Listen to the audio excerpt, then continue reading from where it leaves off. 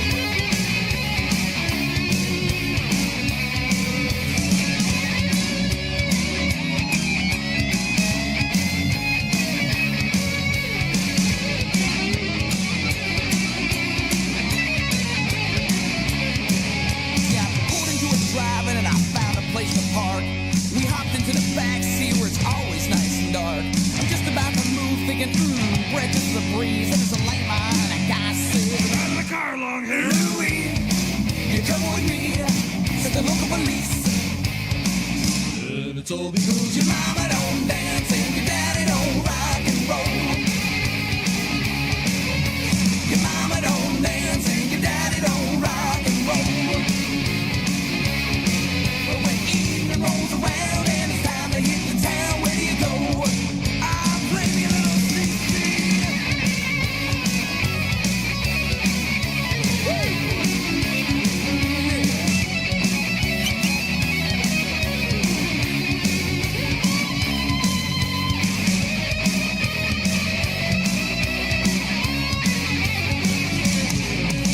Your mama don't dance and your daddy don't rock and roll. Mama don't dance and your daddy don't rock. They just ain't cool and it ain't about to stop. Your mama don't dance and your daddy don't rock. Your mama don't dance no.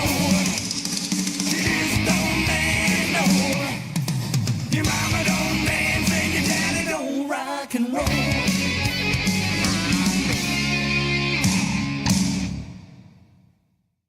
Why do we allow highly processed foods in America? That's a complicated question, but it's driven by profits, but to a food industry that is making money by poisoning American kids, and they don't do it abroad. They make the same products for Canada and for Europe that do not contain many of those chemicals. Thought we could all sleep well at night now knowing that Epstein legitimately killed himself, right? What was that? Did that just come out? It's just two guys that I really like. I mean, I love Bongino, but he's a friend of mine. But you weren't convinced by that? No. Why? I mean, just I've dug into that, and it's just so spooky what's going on with that, and how nobody. I mean, how do you charge a guy with sex trafficking when there's no end users that have been charged? Who did he traffic to? Well, that's a great question. So for 4 years, the president not only had dementia, he had prostate cancer, advanced prostate cancer. He was either A, treating it, or B, chose to forego treatment and die. And people all around him knew it and pretended as if he was functional for 4 years as he ran the United States of America into the side of a mountain. So again, I want to ask, who's going to go to prison? Because it's not a small thing. It's not a made-up political scandal. It's not time to move on. It's not time to focus on something else. I want to know who's going to prison for covering up the mental and physical condition of the man pretending to be president for 4 years. Donald Trump has to work 19 hours a day, trade deals, this, that. The job of the presidency is an endless, brutal grind. And for 4 years, we didn't have one. And guess what? It didn't just magically happen. People did it. People with names. People with addresses. People with faces, social security numbers, birth dates. Human beings lied to the entire United States of America. And the United States of America suffered in unimaginable ways for 4 years, and we still suffer to this day. Again, let me ask, who's going to prison? You play your concerts. Do you ever see anybody with blue hair, armpit hair, female armpit hair? Some of these people we're looking at, kid, I don't know. Man, listen, I was just watching your clips, and you know, we have this low birth rate in America, and it all made sense to me. It just hit me right now, because who's going to sleep with these ugly ass, broke, crazy, deranged, TDS liberal women? I mean, you look at these rallies, it's like a bunch of women that no guy wants to sleep with, and a bunch of dudes that want to sleep with each other. Have you seen what Comey...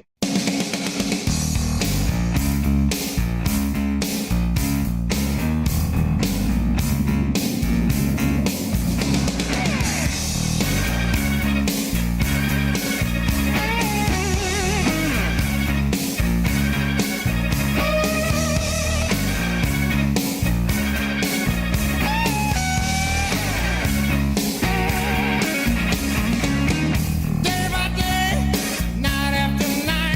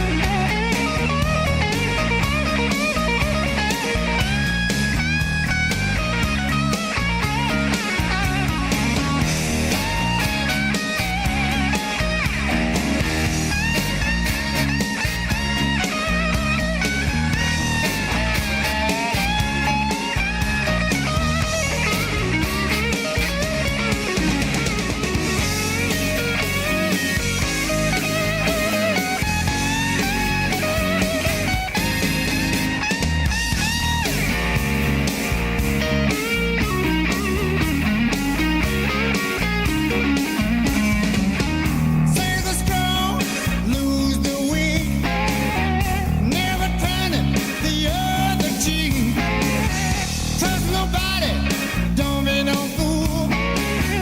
Whatever happened to the golden rule? We got stranded, caught in the crossfire. We got stranded, caught in the crossfire. We got stranded,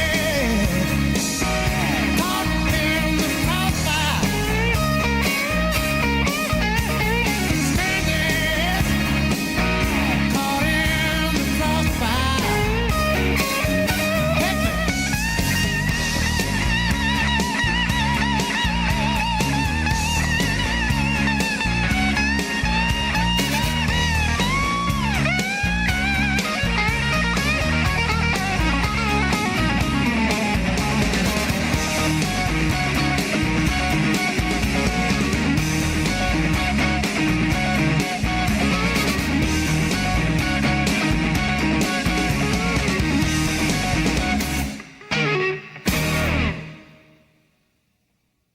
Non-player characters, also known as NPCs, they're playing by the rules of a game that was created for them.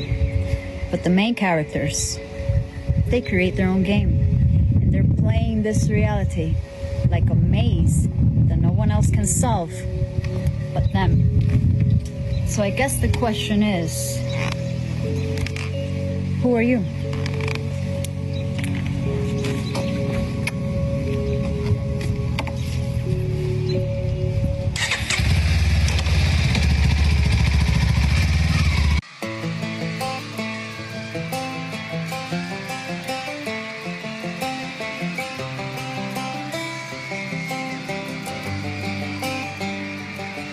It's the guts and it's the glory. 100 stripes, 100 stories. It's the Pledge of Allegiance on the 4th of July.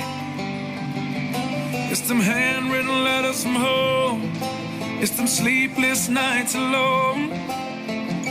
It's his newborn baby he left with his wife. Mr. Red, White, and Blue, lay down.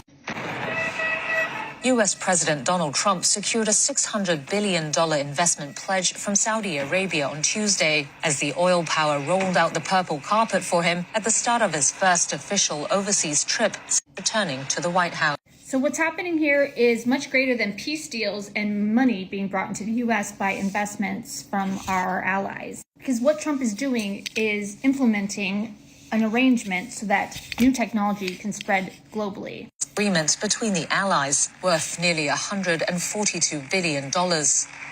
Trump has been joined on his trip by a group of U.S. business and banking leaders, including billionaire Elon Musk and OpenAI's Sam Altman. Saudi Arabia has been seeking to cut its dependence on oil revenue. It's aiming to position itself as a leading center for artificial intelligence outside the U.S. Now, don't let the news twist your mind and tell you that this is the oligarchy bros taking over the world. It's not. It's good business people seeing an amazing solution called greater technology, artificial intelligence, Web3, a decentralized world. And he's trying to bring that into the world. But first, we have to secure our connections with leaders of countries. Because believe it or not, some leaders want to be a dominant force in new technology and AI, but they don't necessarily want it to help the people. In China, they're pretty much banned from certain websites. They don't have social media and they don't have AI. North Korea is a complete blackout. They don't even have internet service. Technology and access to information is so important in creating a new abundant world where the people can live free and where the people can take back power. So he's implementing a lot of pressure on these countries. You need to work with us. Deals, be friendly, we'll protect you, and when the time comes, we're going to implement this new technology that will also help you. It makes sense, it helps everybody, but some of these leaders and countries don't want this new technology rolling out because it means that they lose all power. The centralized power systems, the leaders of the world playing their power games against each other, which is what war is all about. Those days are going to be over once we all have a world where everybody has access to AI and we're building and collaborating together. We'll finally have a global world, an economic system where we can trade and buy, and it'll just be an amazing, fast-moving world where we won't need this we won't even have to make deals like this anymore, because there won't be leaders with this much power where we have to go and hopefully their ego is soft enough to allow greater technology into their country. Because a lot of these leaders are narcissistic tyrants at the top. They just want money and power, and they got a lot of it. It's been going on for a very long time. We want the end of war, and we want the end of hunger. We want prosperity to spread across the world. Trump knows this is going to be great for the world, for his grandkids, for everybody. He's a good guy. But this isn't just give the world AI. It doesn't work that way. You have to make sure that the countries are willing to cooperate. And the first way we do that is saying, hey, are we going to cooperate? Are we going to make fair deals in business with each other? Are you going to work a little bit like that so that we can roll out AI into your country and help your people and help the entire world? We're moving towards a decentralized world. They really can't do anything about it. They can either work with us or get left behind. And these leaders know that. And Trump's not threatening the countries with war. He's saying, hey, we're going to pull back economically and your country's going to suffer economically. It's the most peaceful way to do things. And you saw Sam Altman, the CEO of ChatGPT, Elon Musk, all of these tech guys are trying to get this technology through. They're all there in support, and they're letting the world know we're in charge.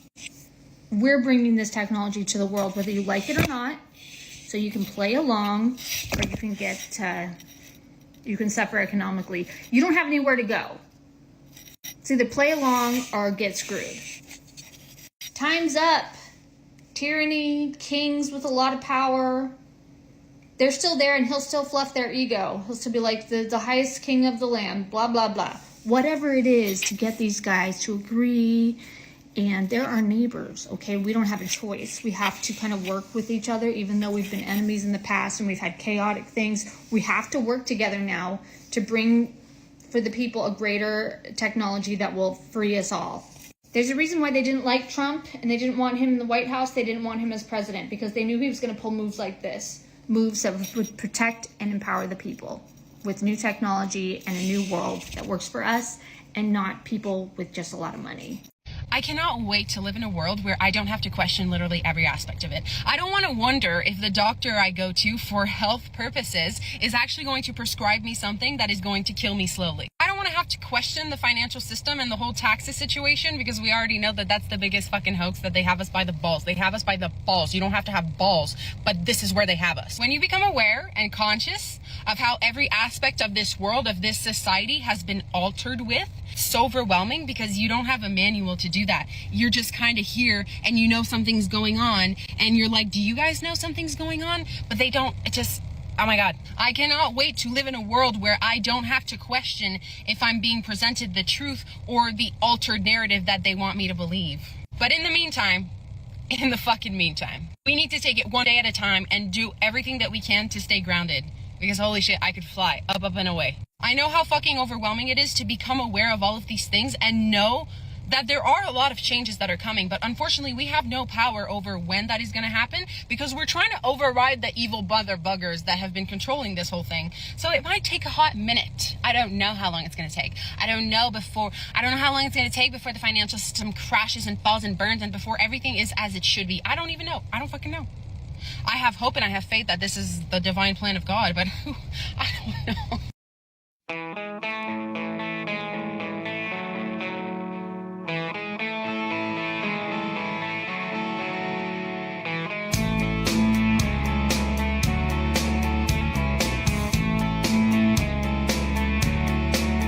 She's a picture perfect child of innocence,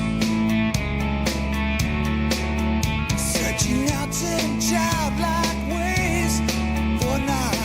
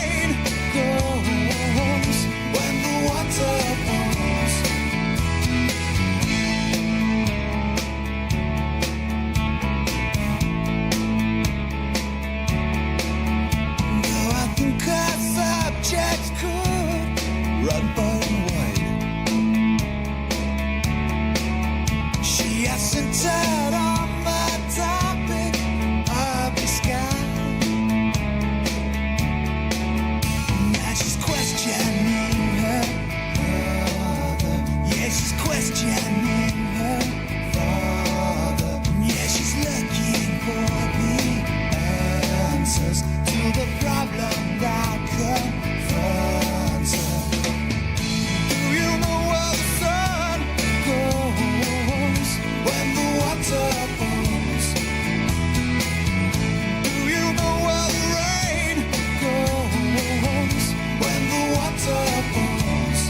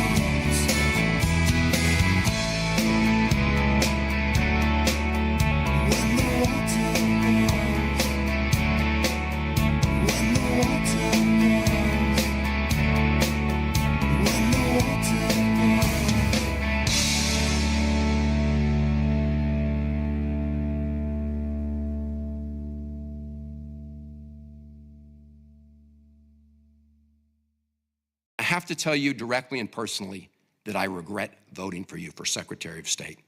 I yield back. May I respond?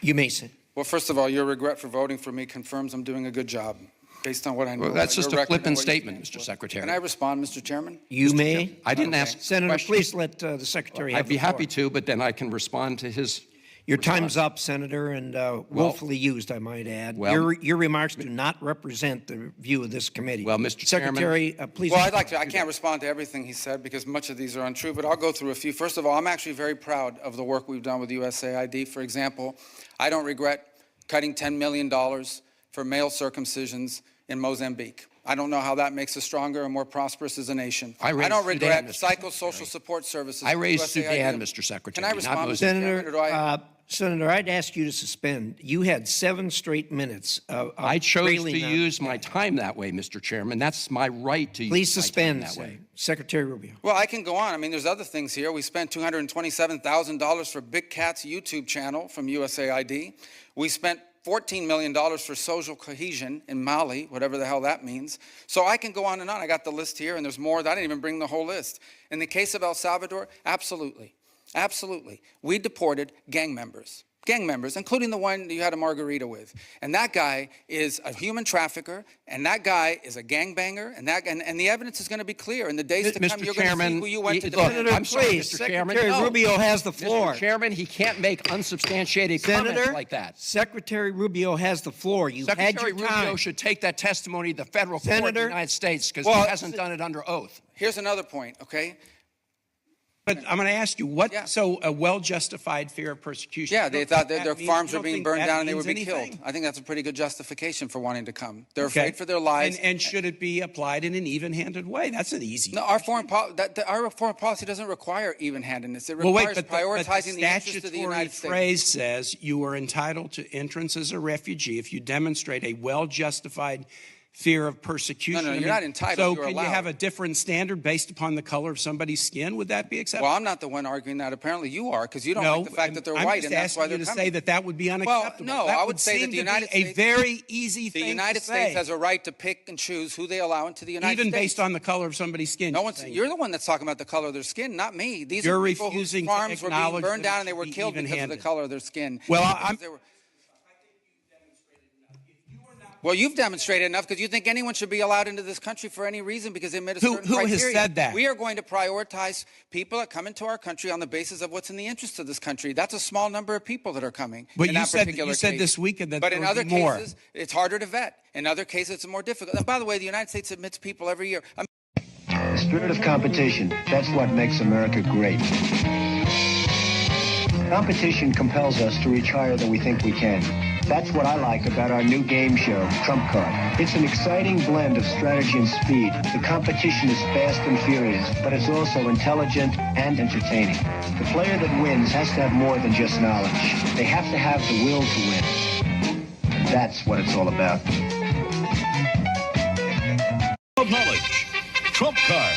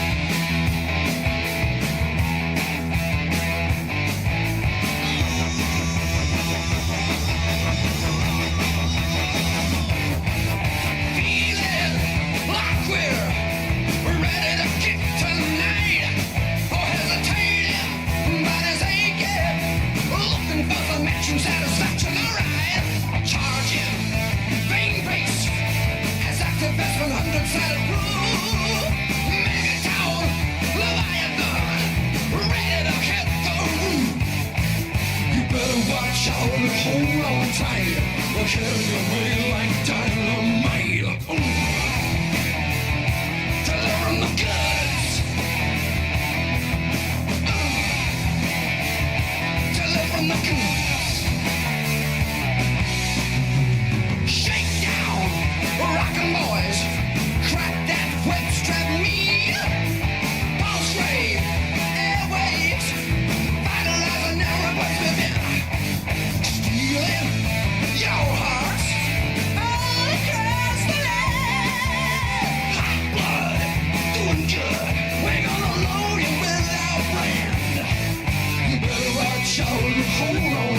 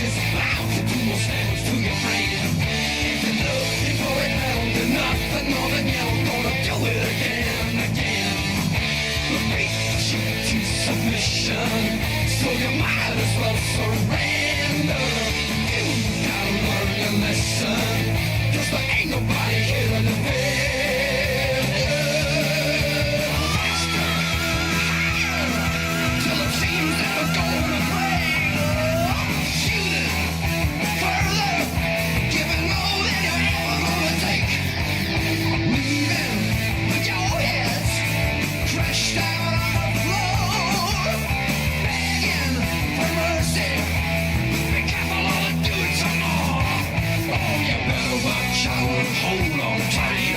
We're heading away in the dynamite. Deliver from the guts. Yeah. Deliver from the guts.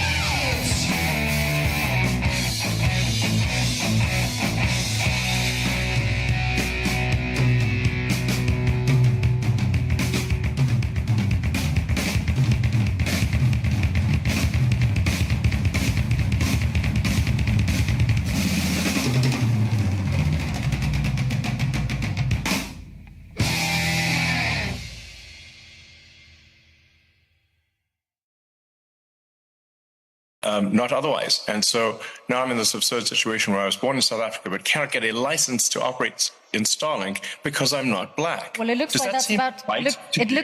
looks like that. Right to you? Looks like that's about to change. I just asked you a question. Please answer. Does that seem right to you? Well, those rules were designed to Does that seem bring. right to you, yes or no? Those rules were designed to bring about an era of more economic equality in South Africa, and it looks like the government has found a way around those rules for you. I asked you a question.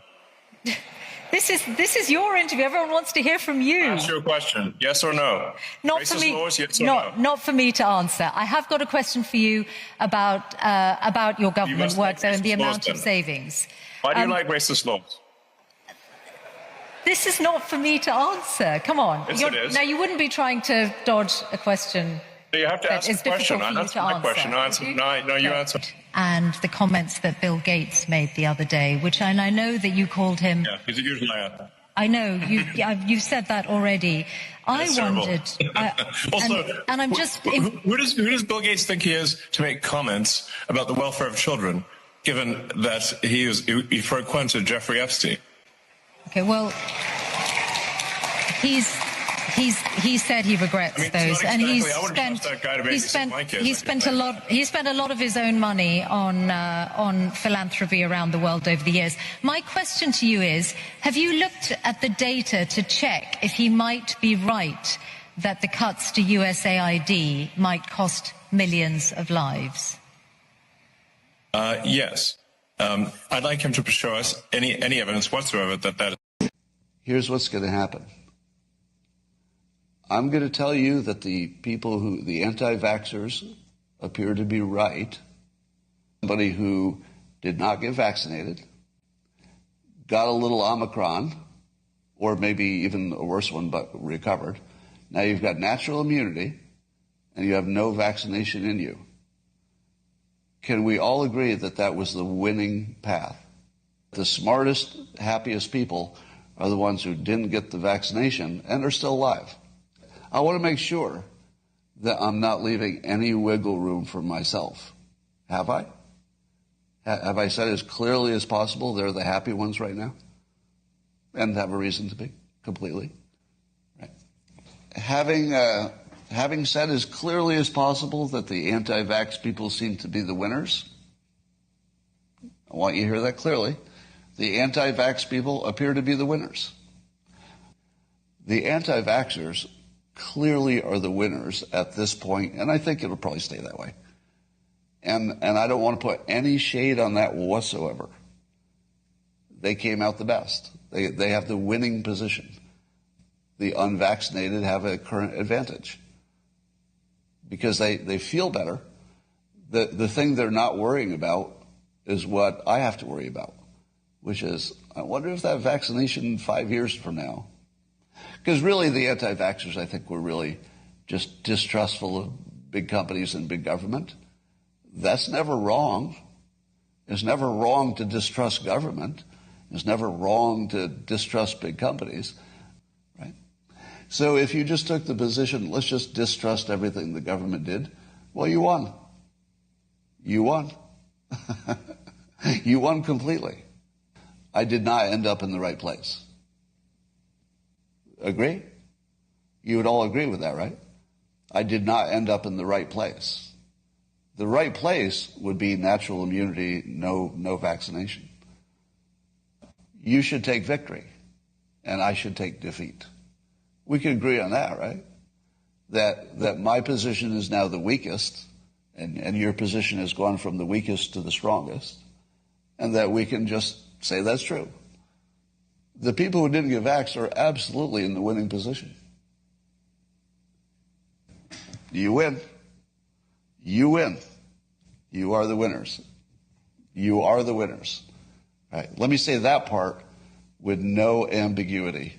You won. You won. All of my fancy analytics got me to a bad place. All of your heuristics, don't trust these guys, it's obvious, totally worked.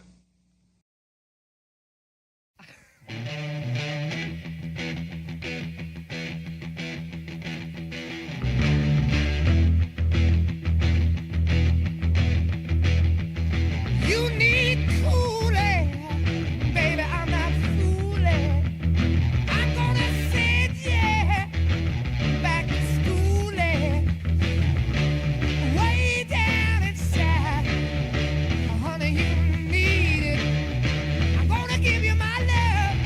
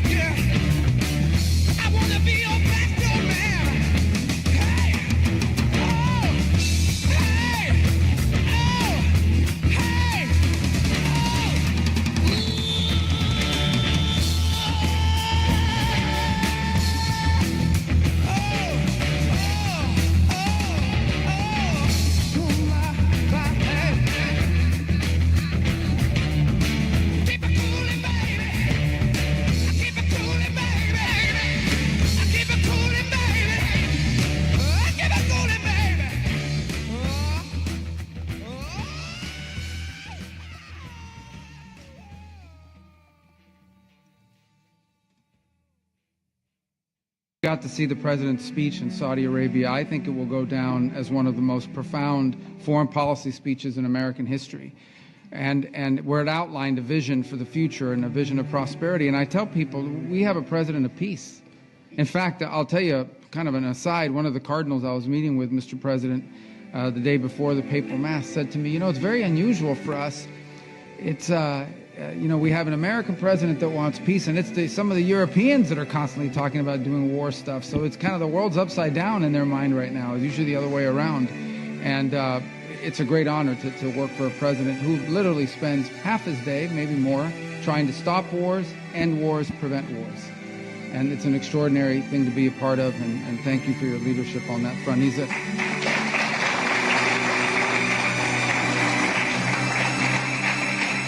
a key part of the speech he gave, and I just summarize it this way. Our president is a builder, not a bomber. He wants to make things. He wants to build things. He wants people to have prosperity and to be happy. And frankly, he knows we have to have national defense because, of course, that's the world we live in. But I think one of the things that troubles him deeply is how much money has to be spent on some of this military and war, because it's just the way the nature of the world is. He'd much rather be spending growing the economy and doing the deals that we've seen, and he's trying to convince other countries of that as well. Millions and millions of dollars, and handed us a budget deficit of $26 million. Can you believe that? In addition, the programming was out of control with rampant political propaganda, DEI, and inappropriate shows. We had some very inappropriate shows, to put it very nicely. They had dance parties for, quote, queer and trans youth. And I guess that's all right for certain people, quote, and I'm just quoting, I'm not saying it, queer and trans youth. That wasn't working out too well. They had a Marxist anti-police performance, and they had lesbian-only Shakespeare, which is different. Who thinks of these ideas, really? It's different. It's different. Oh, we're bringing our country back so far. And we got the Olympics, and then we got through Johnny, who's the boss. He's a friend of mine. We got the World Cup. I got them both, and I said, man, I won't be president.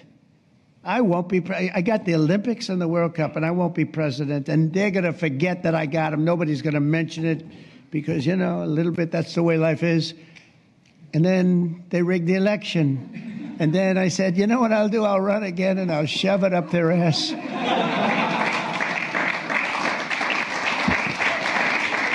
And that's what I did. And all of a sudden, I then realized, I said, you know what? I got the Olympics, I got the World Cup, and I got the 250th. Look at the way this works out. So if they would have left us alone and wouldn't have cheated on the election and wouldn't have rigged it, I would have been retired right now. I would have been happily doing something else. And instead, they have me for 4 more years. Can you believe it?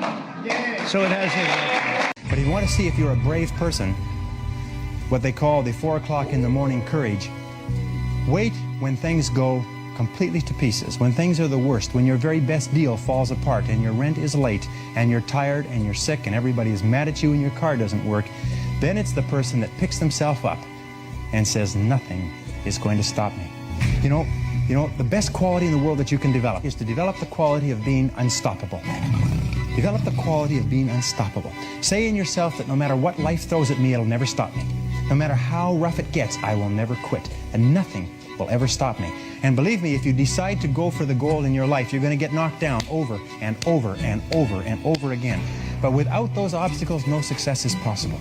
Make the decision that you can be tired, you can be worn out, but nothing is ever going to stop you. Give it your best shot. It's the basis of self-esteem. So I can tell you one thing that a lot of people might not know, that when the sperm goes in the egg at the point of conception, which is a cue and the point, you know, when life starts, a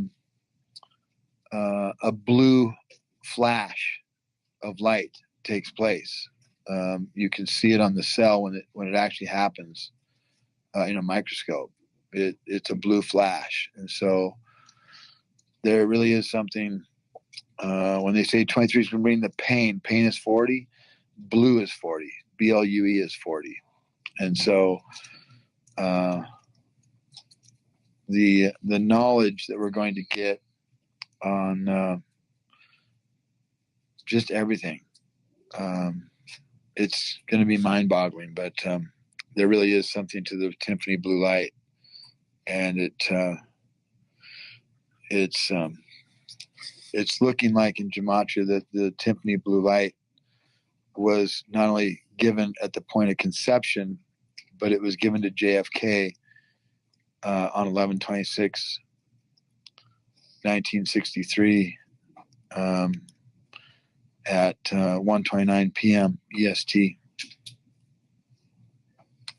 Can you repeat that? I said that at 11/26/1963 at 1:29 p.m. EST, it appears from what I've been finding out in Gematria over and over and over and over and over and over and over and over again, not just one time, that Archangel Michael gave JFK his Tiffany blue light, and that's when he came back to life. So JF in Gematria, if you type this in, if you got your mic open making paper noise, Sabrina. Sorry. If you type in JFK came back on 11/26/1963, it's 1:24 a new beginning. If you add 1:29, the time, it goes to 1:36 Great Awakening 1:36. If you add PM, it goes to 1:65 Resurrection 1:65. If you add EST, it comes to 2:09. JFK is the second coming 2:09. So JFK came back on 11/26/1963, 1:29 p.m. EST 2:09. JFK is the second coming 2:09. And that's the very minute. That's exactly 4 days. And that's what it says on the license plate. GG300. G is 7, G is 7. That's 14. Slide the 3 over from the 300, and because zeros mean nothing. And you have 143, 4 Dark Days, 143. And when I sent the book, 4 Dark Days in History, to President Trump, he retweeted it. And that means there was 4 dark days. And he also tweeted on 4/6/20, when Q drop 4/6/20 was on the board, because 46 is who, and 0 means nothing, so who number 2, but 46 and 2 is 48. And on that day, 4/6/20, he wrote, "There is light at the end of the tunnel, 357." And the only Q drop that looks like a 357 is Q drop 1440, which is an upside down gun. And the bullet is dark to light. John Kennedy, 125, dark to light, 125, and bullet 72, I am alive, 72. And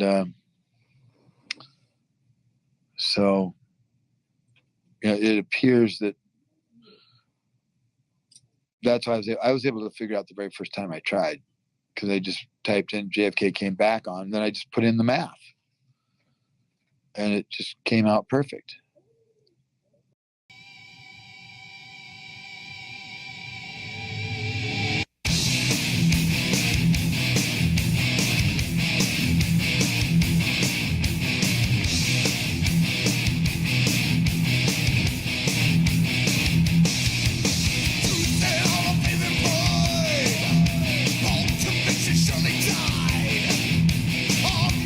Time has passed.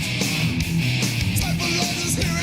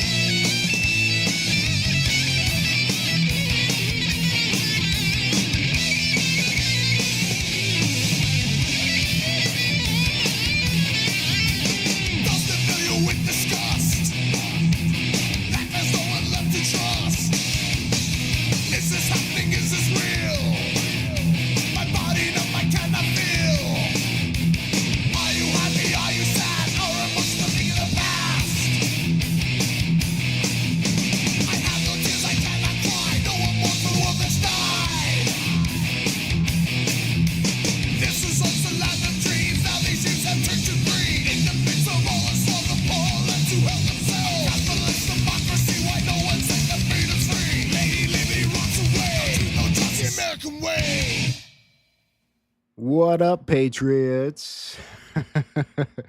God bless you. Welcome to Patriot News Broadcasting. I kind of messed up my microphone stand, but it happens. What do you guys think of that Tuesday wake-up music? A little old, crappy, unheard of heavy metal. You know, what can you do? There's a lot of news today, though. A lot of interesting news. And like always, it's good to see you guys. So let's look at a couple things. Of course, this was in just a little bit ago. George Wendt passed away. He played Norm in Cheers. I'm sure you guys remember that. He was 76 years old. Today was National Take Kids to Work Day, and I just wanted to show you a small piece of this really fast. In this room, and so many future leaders. Hi, Eloise, you look so cute back there. I'm so excited to host this briefing today in honor of National Bring Your Kids to Work Day, and it's great to see so many future leaders here. Welcome to the James S. Brady Briefing Room. My name is Caroline Levitt, and I am the White House Press Secretary for President Donald J. Trump. He is the 45th and now the 47th President of the United States. My job at the White House is to communicate the President's message to the American people and to answer questions from journalists who work in this building every day, many of whom are your moms and your dads. Now, they ask me some pretty good questions, but I'm sure you will all have excellent questions to ask me yourselves.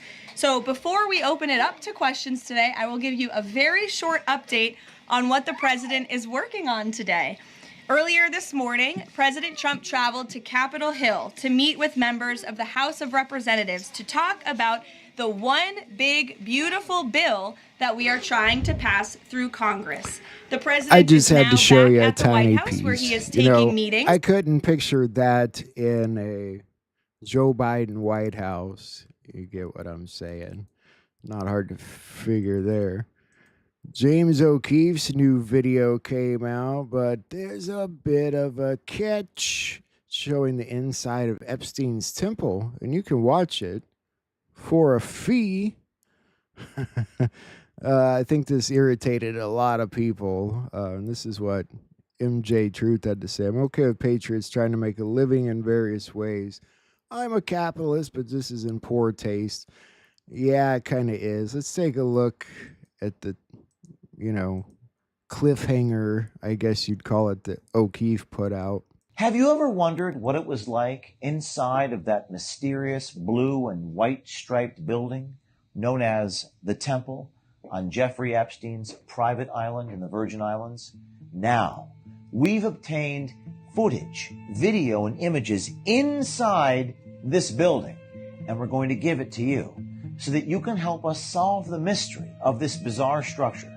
Sources have come to OMG inspired by our reports on the British royal family and have given us footage of inside this building shortly after Jeffrey Epstein's arrest. Now, that footage inside the temple is live right now on our website, O'KeefeMediaGroup.com. Subscribe now and join our investigation. Help us unravel this mystery.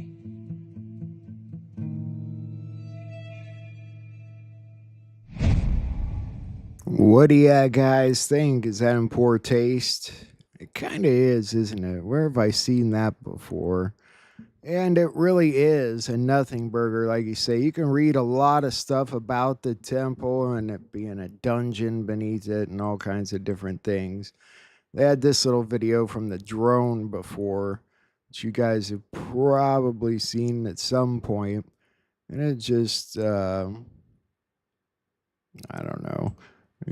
Zoom up a little bit. It just kind of goes over everything. You can see in the windows, but I suppose his video might be a little more interesting. I wonder what the fee is. I'm not familiar with his webpage, so yeah. Maybe time to just stop giving that attention altogether. What do you guys think? I don't know.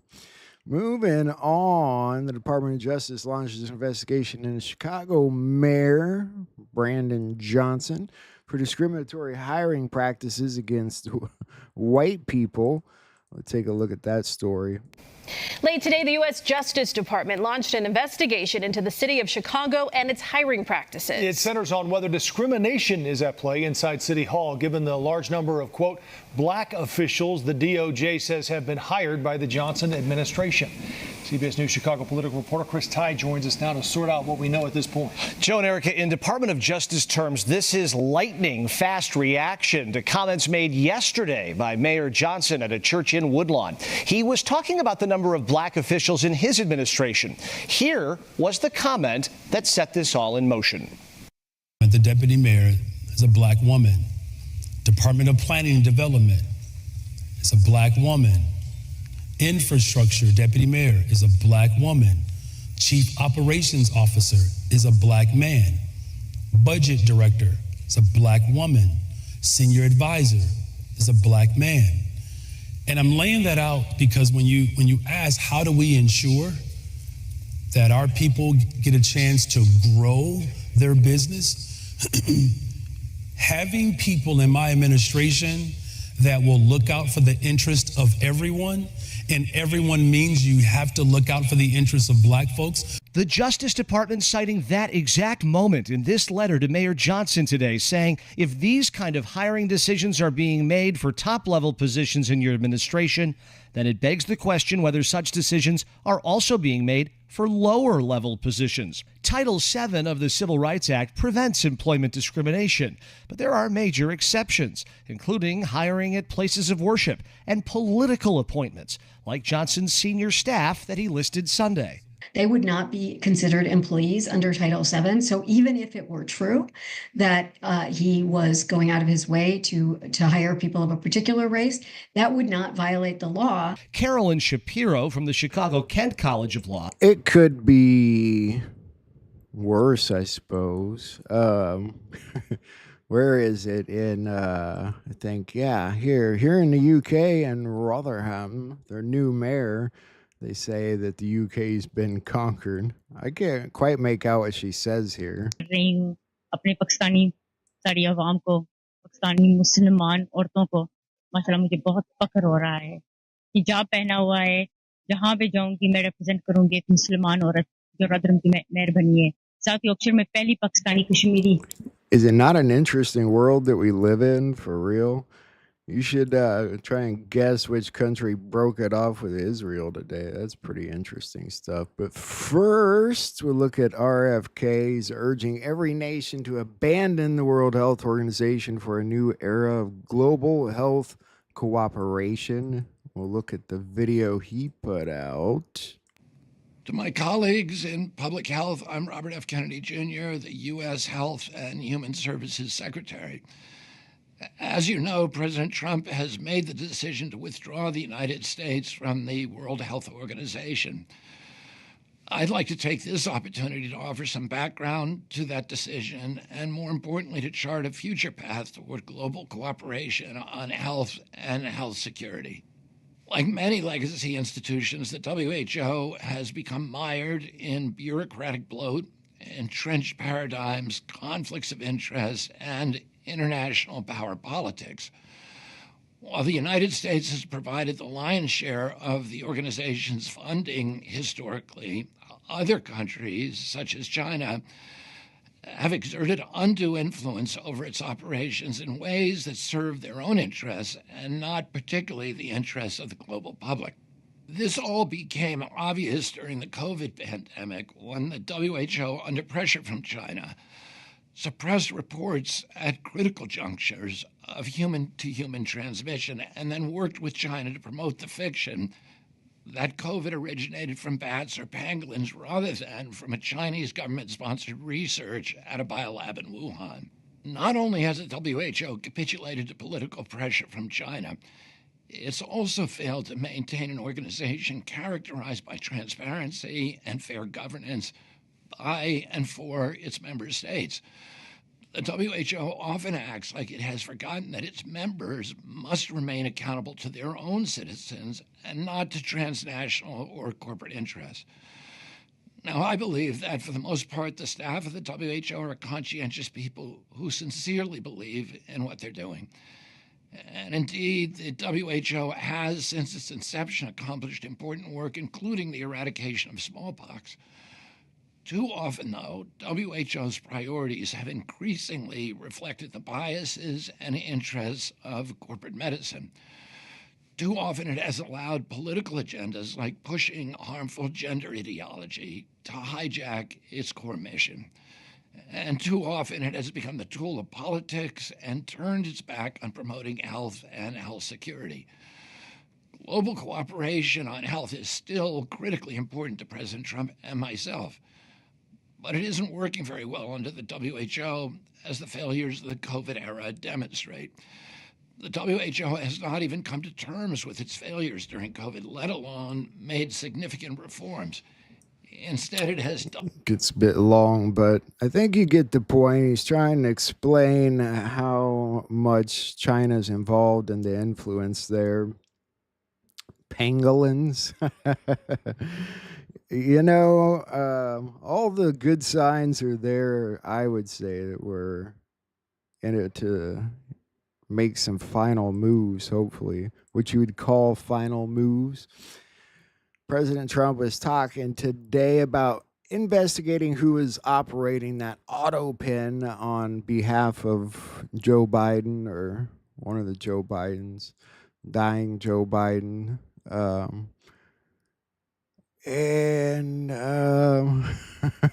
Yeah, that's talking a little bit about the pardons there. I want to look at what they had to say, though. It's a very sad thing what happened, but I believe we're going to start looking into this whole thing with who signed this legislation. Who signed legislation opening our border? I don't think he knew. I said there's nobody that can want an open border. Nobody. And now I find out that it wasn't him. He auto-penned it. Who was operating the auto-pen? This is a very serious thing. We had a president that didn't sign anything. He auto-penned almost everything. He opened the borders of the United States of America. And I kept saying, who would do such a thing? Allowing criminals to pour in from all over the world, not just South America, all over the world. They came in from Africa. They came in from Asia. They came from the Congo. The prisons in the Congo in Africa, these are rough people. The prisons from the Congo are empty. You know where they are? They're in this country. Who would sign this? Nobody would sign it. No sane person would sign it. You know who signed it? Radical left lunatics that were running our country, and the auto pen signed it. And they didn't want him, and they were disappointed in getting him because they wanted Bernie Sanders. And then after about 2 weeks, they said, wait a minute, this is a gift. He'll do anything. We're going to use the auto pen. And they used the auto pen and everything. He didn't approve this stuff because when Joe Biden was with it, he would never have approved it. You take a look, he would have never approved it. Yeah, with respect to all that, he did say that he didn't think Joe Biden would do something like that. He was not for open borders, never talked about open borders, where criminals of all kinds, shapes, and sizes can flow into our country at will. Wasn't his idea to open the border and almost destroy our country. And you know what? He's absolutely right here. And you guys know it. I don't think I just don't think he was in control of anything at that point. But looking a little further. Going on today, and here are two things we thought you should know. President Obama made history by authorizing the first use of the auto pen signature to sign an extension of the Patriot Act while he was in Europe. Now, the auto pen is basically a mechanical pen. Congressman Tom Graves, a Republican from Georgia, is asking the president to confirm that he saw the bill before giving the go-ahead for the auto pen. Reports say the White House planned to fly that bill to the president, but it would have reached him after the midnight deadline. And I think we talked about that at one point, where the auto pen came about and how it came about during Obama's term. Okay, we looked at that. And, you know, Pete Hegseth investigating the military withdrawal from Afghanistan. And I wonder if it has something to do with that as well. And I don't know. They're talking about it's possible that whoever Joe Biden likely had the cancer when they started being president. So we'll look at that. It's in here somewhere. And President Trump's been talking about his big, beautiful bill. I think it is for a little while now. And Kevin O'Leary said something about it that actually makes quite a bit of sense. And it's interesting. I don't know how this works, but You recently said that the president's big, beautiful bill is a disaster for small business. Why? Very simple. You remember the PPP and ERC programs. They were the only bills available during the pandemic to small business. All the other bills, like the CHIPS and Science Act, the infrastructure bill, all of that, there wasn't a dime in there for small business. And there are millions of small businesses in America. And they drew down the PPP and the ERC to stay alive and keep their employees employed. And it worked. Now, we've got a situation in this new beautiful bill, and I don't think anybody reads these things. I read it. I read all these bills through the eyes of small business. And I found a section in there that looks like a cut and paste that says the IRS will get extended powers to audit small businesses for up to 9 years that took the ERC. Now, that is going to cause chaos in valuations. If you have that hanging over your head, it almost seems unfair and un-American to do that to small business. And I'm not sure everybody's aware of this provision in the bill. I'm heading down tonight to the Hill to get a gong and walk down the halls banging it, saying, what are you guys doing here? You can't do that to small business. Somebody should fix this in the big, beautiful bill, because it's not beautiful for small business. That's totally unfair, because if you're trying to do a deal or get financing or raise capital, and you know you've got that uncertainty for 9 years, that's going to cause chaos. Well, look, we've had Kelly Loeffler on this program, the head of the small business, and she's talked all about supporting small business. Are you telling me that there's nothing in the bill that supports small business? No, I'm telling you, Maria, there's a provision in here that hurts small business, and it really will be devastating to them. And I don't know how it got in there. It could have been a cut and paste from a previous bill. But whatever it is, somebody's got to raise the red flag, and I'm going to do it, because this is not good. You know, small business creates 62% of jobs. And every small business in my portfolio has called me and said, what the hell is this? Where did this come from? Of course I took ERC because I had to stay alive, and now they're punishing me for it. I understand, Maria, there was fraud in the ERC, as there's fraud in every government program. But to punish every small business in America this way makes absolutely no sense. And I'm very optimistic that this will get fixed before this big, beautiful bill passes. I don't think enough people know about this, and I thank you for bringing it up, because this is a huge problem. Well, we'll have to wait and see if that gets fixed in President Trump's big, beautiful bill, because, and you know, he's right there. There was a lot of fraud with emergency relief, and a lot of larger businesses that took relief funds too. But I don't know. We'll have to see. He's right. It could just be an accident that it's in there, which is kind of sad to say. They might have just slipped it in there. Yeah, so Democrat LaMonica McIver, who assaulted the ICE agent, and she had been charged with that, she finally made a statement about it. It's hilarious. To have oversight over a facility, and the entire situation was escalated by ICE. They caused the confrontation. Homeland came and, caused this chaos that we see. It was a very tense situation, but it could have been, easily it could have easily not happened. They had every opportunity to not allow this to happen. It was very unnecessary.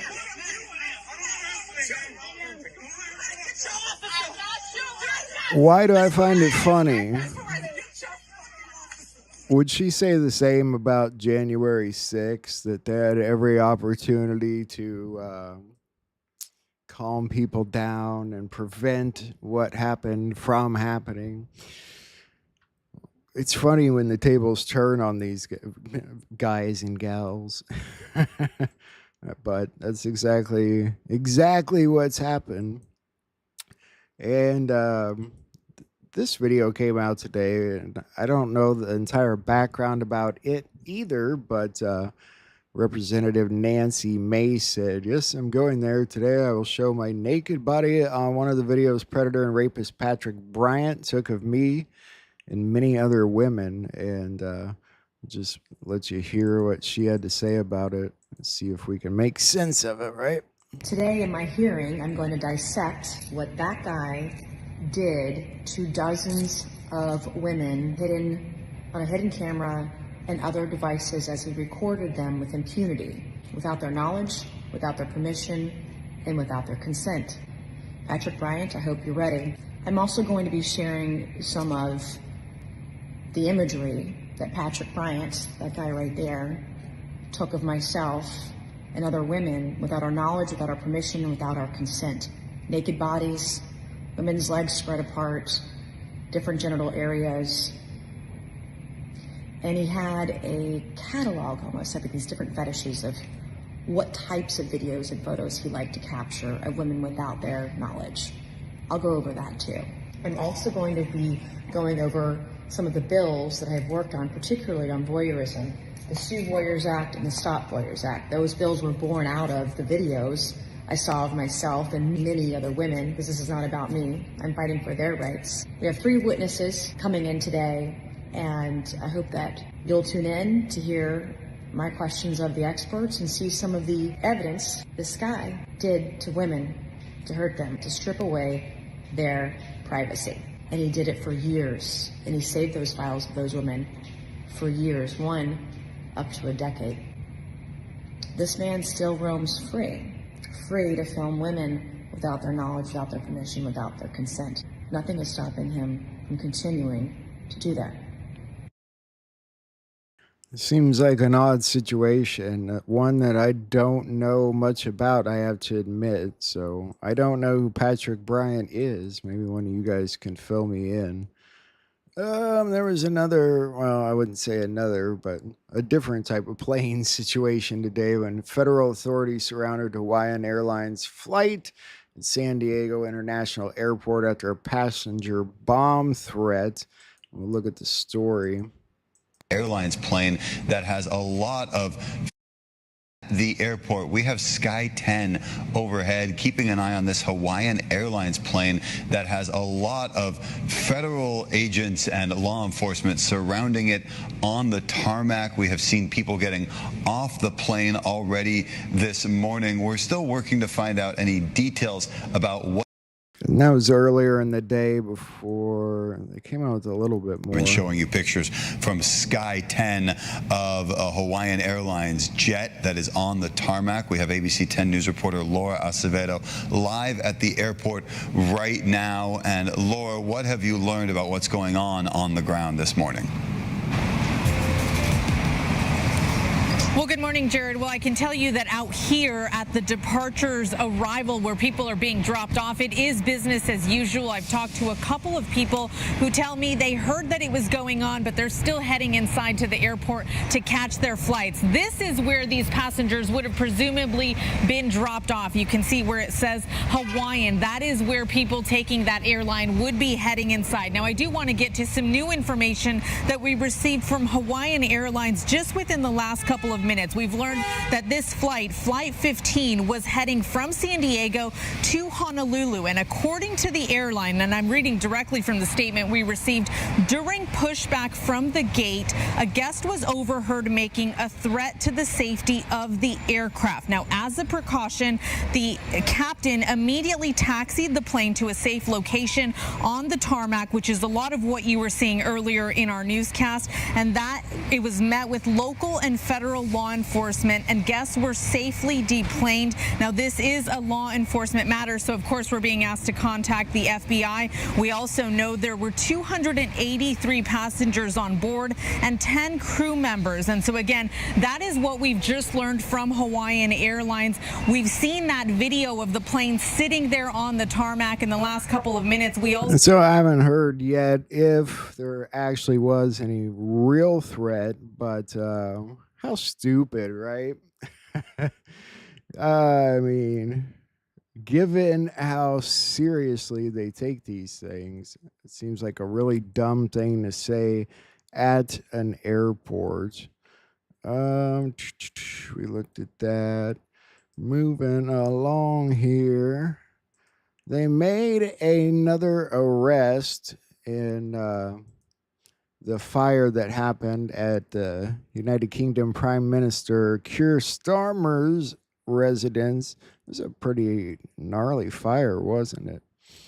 We should be streaming now. Well, thanks for your I time. know we are on the 7 days in the background of your shot. I've just reminded here in there. So you can see here there's like obviously the upper windows of people's. I would tell you how angry the British people are, but I don't want the police to come and arrest me. It's a rough time over there right now. I feel for you guys.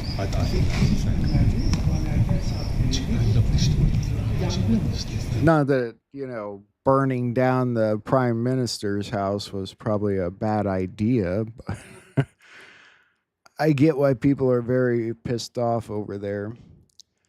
And this whole, peace ceasefire between Ukraine and Russia seems to be unbalanced again, unfortunately. Zelensky says Russia's trying to buy time to continue their war, which seems kind of ridiculous thing to say.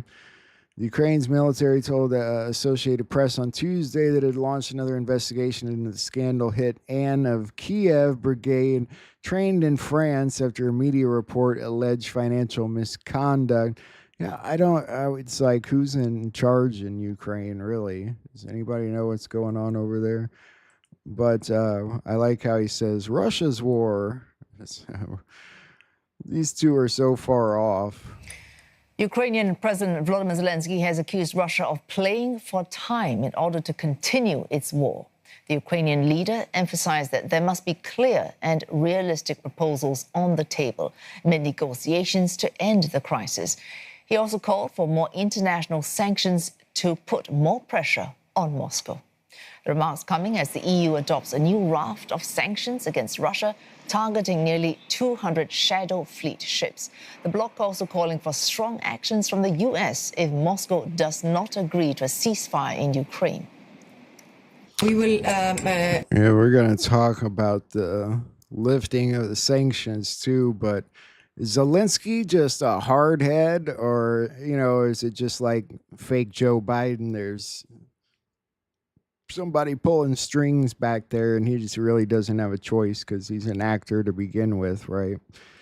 Yeah, so there's that problem. But yes, the EU did agree to lift all sanctions on Syria. It's good to see him trying to help Syria, but are they trying to help Gaza was my question. The answer is surprisingly yes.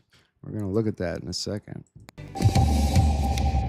Going to bring you some breaking news. The European Union's lifted all sanctions on Syria to help the war-torn country recover following the toppling of the Assad regime in December.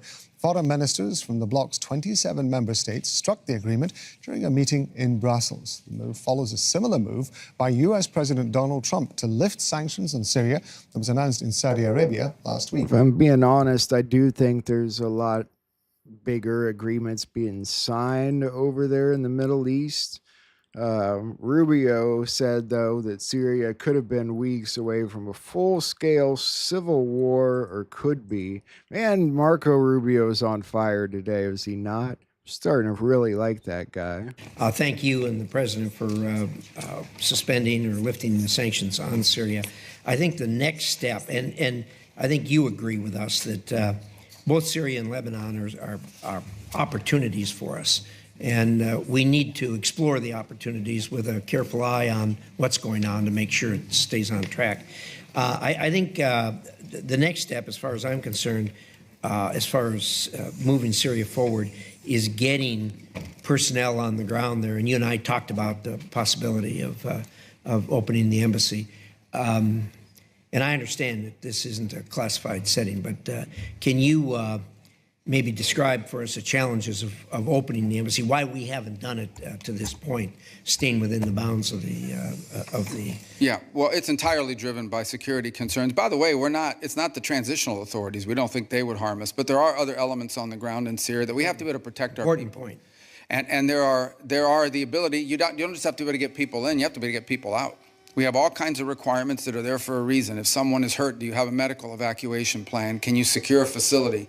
And with all respect, we probably don't even really need our people over there right now. I mean, I think Russia's trying to play a big part in what's going on with Syria as well.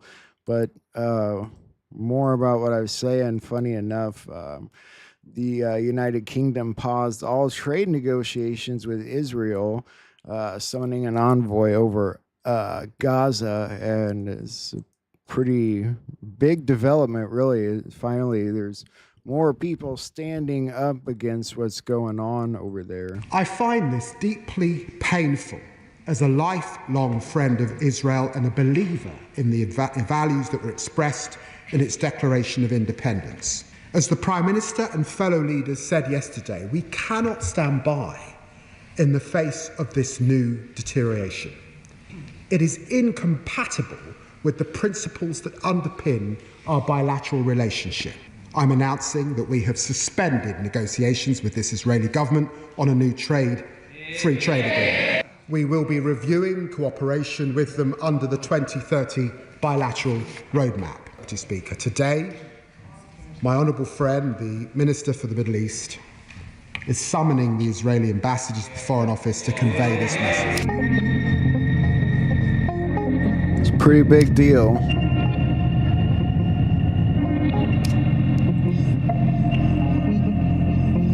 They will have a Palestinian state, but you know, how long is it going to be? At what cost at this point, or is there? I mean, something else going on over there. It looks pretty violent. I'm not going to try and pretend they're like making something up over there, but it looks pretty bad.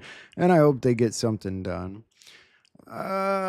Israel's preparing a strike on Iran's nuclear facilities, according to U.S. intelligence. They suggested that, at least to CNN, right? New intelligence obtained by the United States says Israel's preparing to strike Iran. Yeah, and it's not good because talks with Iran and America are already breaking down as it is, and it's probably a bit of Israel's fault. And somebody was saying this: Israel's reportedly planning to strike Iran, clearly not interested in peace, are they? If they attack Iran while President Trump is actively trying to settle this with diplomacy, President Trump might say screw them and let them fight their own war. Yeah, I don't know what will happen with that situation, but we're going to take a look a little bit further here. The Ayatollah Khomeini says talks with the U.S. unlikely to lead to any outcome. And like I said, I think it's probably a bit of what's going on with Israel. Chris, we'll talk more about Iran in just a moment. But first, what are the challenges facing Israel's Operation Gideon's Chariots, this new assault on Hamas? Ephraim, one of the biggest challenges facing Gideon's Chariots is actually moving the population of Gaza and removing them as human shields that Hamas has been using ever since the beginning of the war. What they're trying to do is have these humanitarian areas where people can go to get safety and humanitarian aid. And we know just a few days ago on Sunday, Prime Minister Benjamin Netanyahu began sending in aid back into Gaza. The reason for the stoppage was that they wanted to keep the Hamas from stealing the food. Actually, in the Gideon's Chariots is actually now 5 divisions of reservists and soldiers inside Gaza, hundreds of airstrikes. And as we've talked about before, Ephraim, the goal is to control all of Gaza. They call it clear and control, squeeze Hamas, put the pressure to release all of the hostages, and then and hopefully end the war. Israel has been facing criticism from the United Kingdom, Canada, and France. What is Israel's reaction to that? Well, first of all, what happened, the UK, France, and Canada, they issued a statement on Monday. They were condemning Israel's handling of the humanitarian aid inside Gaza. They also demanded a Palestinian state. And so Netanyahu reacted. He said the state, a Palestinian state, would be a prize for what was a genocidal attack on October 7th. He reiterated what happened on October 7th, that it was a defensive war. Hamas murdered 1,200 innocent people and abducted over 250. He says, Netanyahu, that is, the war could end tomorrow if the hostages were released and Hamas surrenders, and then have their leaders exiled, and then Gaza demilitarized. He says no nation could be expected to accept anything less. He calls it a war of civilization over barbarism, and these was the reaction to these three nations. Also, Gideon Sa'ar, the foreign minister of Israel, said Israel's fighting for its very existence, and it won't accept any dictates from outside with regard to Israel's. It's not fighting for its existence. It's fighting for a different existence if you're on the side of the people. If you're like Netanyahu and his people, it's probably fighting for your lives. But the country of Israel will go on, and the Palestinian people can go on. It just has to stop. The killing has to stop. And if Israel picks a war with Iran, they're going to have more than just the United States and the United Kingdom standing up against them. All of the world will turn their back if this happens. So I hope they think smart about all this. Meanwhile, Trump was unveiling his plans for the Golden Dome missile shield for the United States. Somebody joked, Canada wants to be a part of it. We'll just see what Trump had to say there. And what's interesting, President Trump planned to name Space Force General Michael Gutlein to lead the Golden Dome, his new missile defense system aimed at protecting the U.S. from advanced threats like hypersonic weapons and low-flying missiles. The system would blend existing interceptors with satellite-based defenses. And we'll just hear what Trump says. In the campaign, I promised the American people that I would build a cutting-edge missile defense shield to protect our homeland from the threat of foreign missile attack. And that's what we're doing. Today, I'm pleased to announce that we have officially selected an architecture for this state-of-the-art system that will deploy next-generation technologies across the land, sea, and space, including space-based sensors and interceptors. And Canada has called us, and they want to be a part of it. So we'll be talking to them. They want to have protection also. So, as usual, we help Canada do the best we can.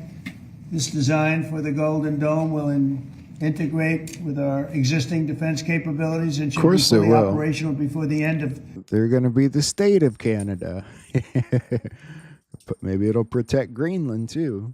My term, so we'll have it done in about 3 years. Once fully constructed, the Golden Dome will be capable of intercepting missiles, even if they are launched from other sides of the world, and even if they are launched from space. And we will have the best system ever built. As you know, we helped Israel with theirs, and it was very successful. And now we have technology that's even far advanced from that, but including hypersonic missiles, ballistic missiles, and advanced cruise missiles. All of them will be... I admit it's pretty cool. It's a pretty cool thing to have. But on the other hand, I know a lot of other countries aren't the happiest about it as we are talking peace around the world. But, you know, it's a defensive thing. Is it wrong to build defense as opposed to offense? I don't know how you would look at that exactly, but either way, it's, you know, odd timing because there was blackouts again today, mainly in Spain and Portugal, radar blackouts and telecommunication blackouts. Even said that the emergency number was down, which is not good. You're looking at a train station in Valencia in Spain that has been hit by a massive power outage that authorities there say is impacting the entire Iberian Peninsula. Let's get straight to our breaking news this hour out of southern Europe. And a massive power outage has knocked out electricity across Spain and Portugal, causing chaos at airports, at train stations and on the roads. The Portuguese national grid operator says all of the Iberian Peninsula has been impacted and that some parts of France were also affected. CNN Salma. Do you think it's the solar stuff? I don't know. I haven't followed this one enough just because I've just seen it today, but I will look into that a little deeper. It's basically somebody's either hacking it or it has something to do with the solar flares. Dog's rocking the chair. Elon Musk confirms that Tesla will have self-driving robo-taxis on the streets of Texas in June. It sounded more like they were talking about just Austin, Texas, but I could be wrong. Brian, thank you. And Elon Musk is here. We're in the lobby of the Gigafactory here in Austin. Last time I was here was your annual meeting a couple of years ago, so thank you for having us back. Welcome back. You got a robo-taxi right behind you. We do? Yeah. Yeah, you can see it right there. And obviously you've been meeting with the Transportation Secretary. Yeah. Are you going to have full autonomous on the roads of Austin by the end of June? Yes. You are. What gives you that confidence? We have cars driving 24/7 with drivers in the cars, and we see essentially no interventions. So now we want to be very careful with the first introduction of unsupervised full self-driving, meaning that the car's driving around with no one in it. Right. So we're going to no one behind a driver's. Well, yes, and sometimes no one in it at all. Right. It's going to pick someone up. So the car obviously has to be incredibly safe. So we're just being, we have thousands of cars that are being tested, which is creating some strange situations where we just drive. There's just a bizarre number of Teslas driving past people's houses. They're like, what's going on? I think we even saw one last night coming from the airport. Yeah, driving at night alone. So it just looked very lonely. It's just, they look a little lonely. Yeah. So it's looking good for Austin next month. Yeah, some estimates have been that you're only going to have 10 to 12 of them on the road initially. I mean, it's going to be a very small amount. Is that correct? Yeah, for the first week. First week. How do you see it ramping up? Well, we'll have to see how well it does, but I think it's prudent for us to start with a small number, confirm that things are going well, and then scale it up proportionate to how well we see it's doing. Right, and what's going to be a judge of how well it's doing? I mean, are there any incidents? Are there any interventions? But we want to deliberately take it slow. I mean, we could start with 1,000 or 10,000 on day one, but I don't think that would be prudent. So we'll start with probably 10 for a week, then increase it to 20, 30, 40. And I think by, say, we'll probably be at 1,000 within a few months. Mm-hmm. And then we'll expand to other cities, so expand to San Francisco, California, Los Angeles, is that San Antonio. A real possibility? How do you feel about that, Texans? So it sounds like he's starting with the area in Austin. It's going to be interesting. I think we're going to see a lot more of these technological advances as time goes on, and I think Elon Musk is excited to make it happen, and I think if it does work well, it'll happen more and more in bigger cities. And surprisingly, I've watched a lot about these cars. They're actually really safe. Maybe in more instances safer than actual drivers. There's been, some small incidents, but maybe like circling around parking lots or something. I don't know. I've seen some weird little incidents, but how do you guys feel about that? I think it's kind of cool, but I don't live in a big city, so there is that.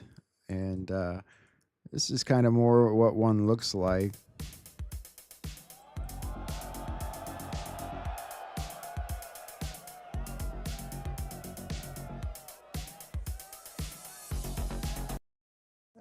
What do you guys think of that? You have to like get online to hail it, or can you like wave it down on the streets?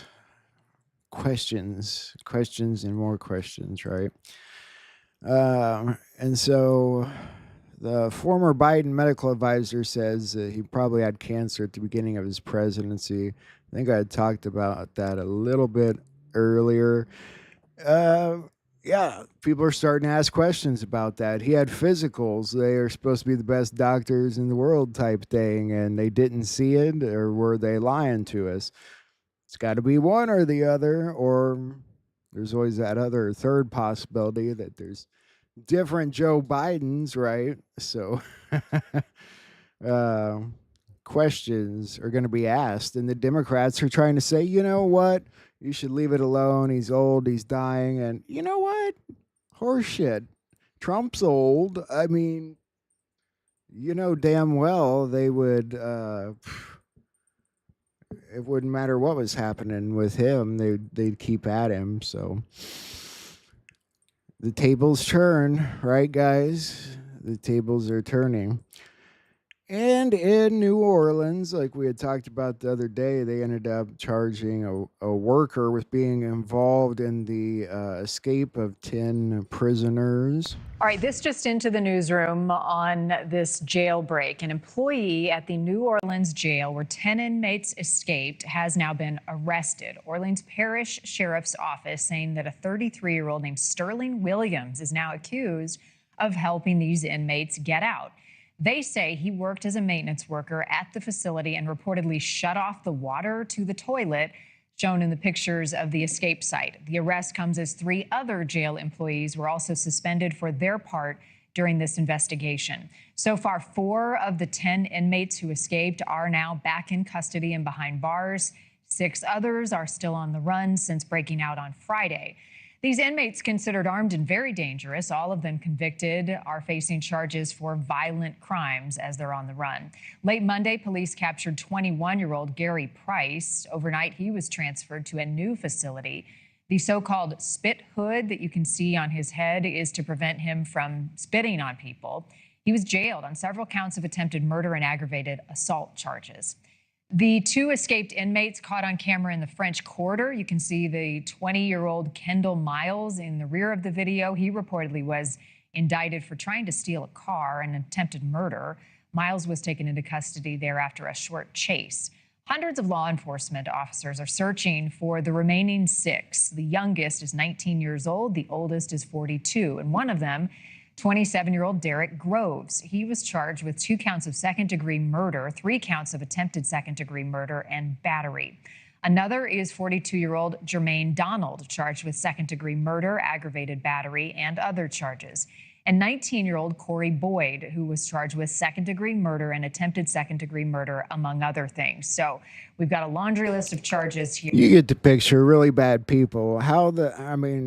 They said the maintenance man turned the water off to the toilets. I don't know how that helped them exactly, but maybe one of you guys will understand that a little better than I do. I want to show you my WTF video for the week, for the day. I don't know. This is a weird video.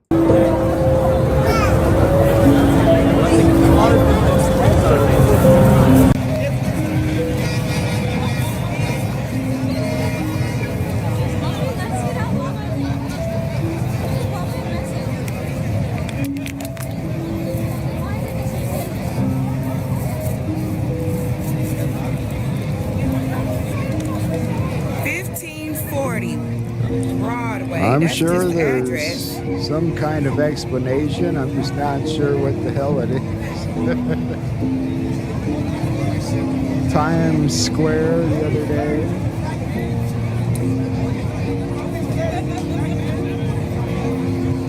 Any guesses? Anybody? I mean, if I were standing there,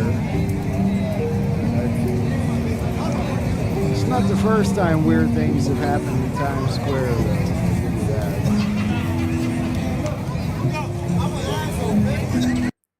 All right, moving on. As far as the Diddy trial goes, Obama's name has started to come up from what I've heard, and I did see this update that they had these Obama-shaped ecstasy pills that were revealed at the trial today. It probably tells you something, right? The testimony was given by David James, who was Sean Combs' former personal assistant and sometimes drug mule. Of course, that doesn't necessarily connect Obama, but there's been some other interesting testimonies. Let me see if I can find it. There was something else somewhere. Not the thing to lose. This was an interesting picture. Not that we would have war with China, but how our militaries square up against each other. They've got about 700,000 more people in their military than we do. And they've got a couple dozen more warships or dozen more. So we've got a lot more nuclear weapons, though. Almost 3 times as many as they do. Not that that's a good thing, again, but I thought I'd show you that picture. I'll have to find the other connection with Obama. Moving right along here. It might be about out of news. He did say in this old interview that he had an island, so there's going to be new questions about that too. Yeah. Very first time. Yeah, I have an island. This is just for inspirational motivation and uses only. You know what I'm saying? You don't know a lot of black men that come from the hood that got an island. I got an island. It's called Love Island. So when I took you to Love Island, and then you realize that the plane landed, and then we had to float to another island. What was going through your head when we were going there? I was like, I'm gonna go to war by this nigga, he mad. What was your favorite time that I took you off the grid? When you going off the grid with me, you got to go to sleep for a week. Yeah, because it's definitely giving no sleep. All right, moving along. This federal employee, Ross Yeager, was busted by a private citizen for going to meet up with 13-year-old girls for sex. He's the head of OSHA in 5 different states. And I want to show you a couple videos related to this really quick. Here we go. Start here. Okay, so did Sorgen see your penis at all? No. Okay, so no, and I understand. I fully understand, but obviously in this case, whatever happened has already happened, right? It's about. Oh no, it's a police. Yeah, did your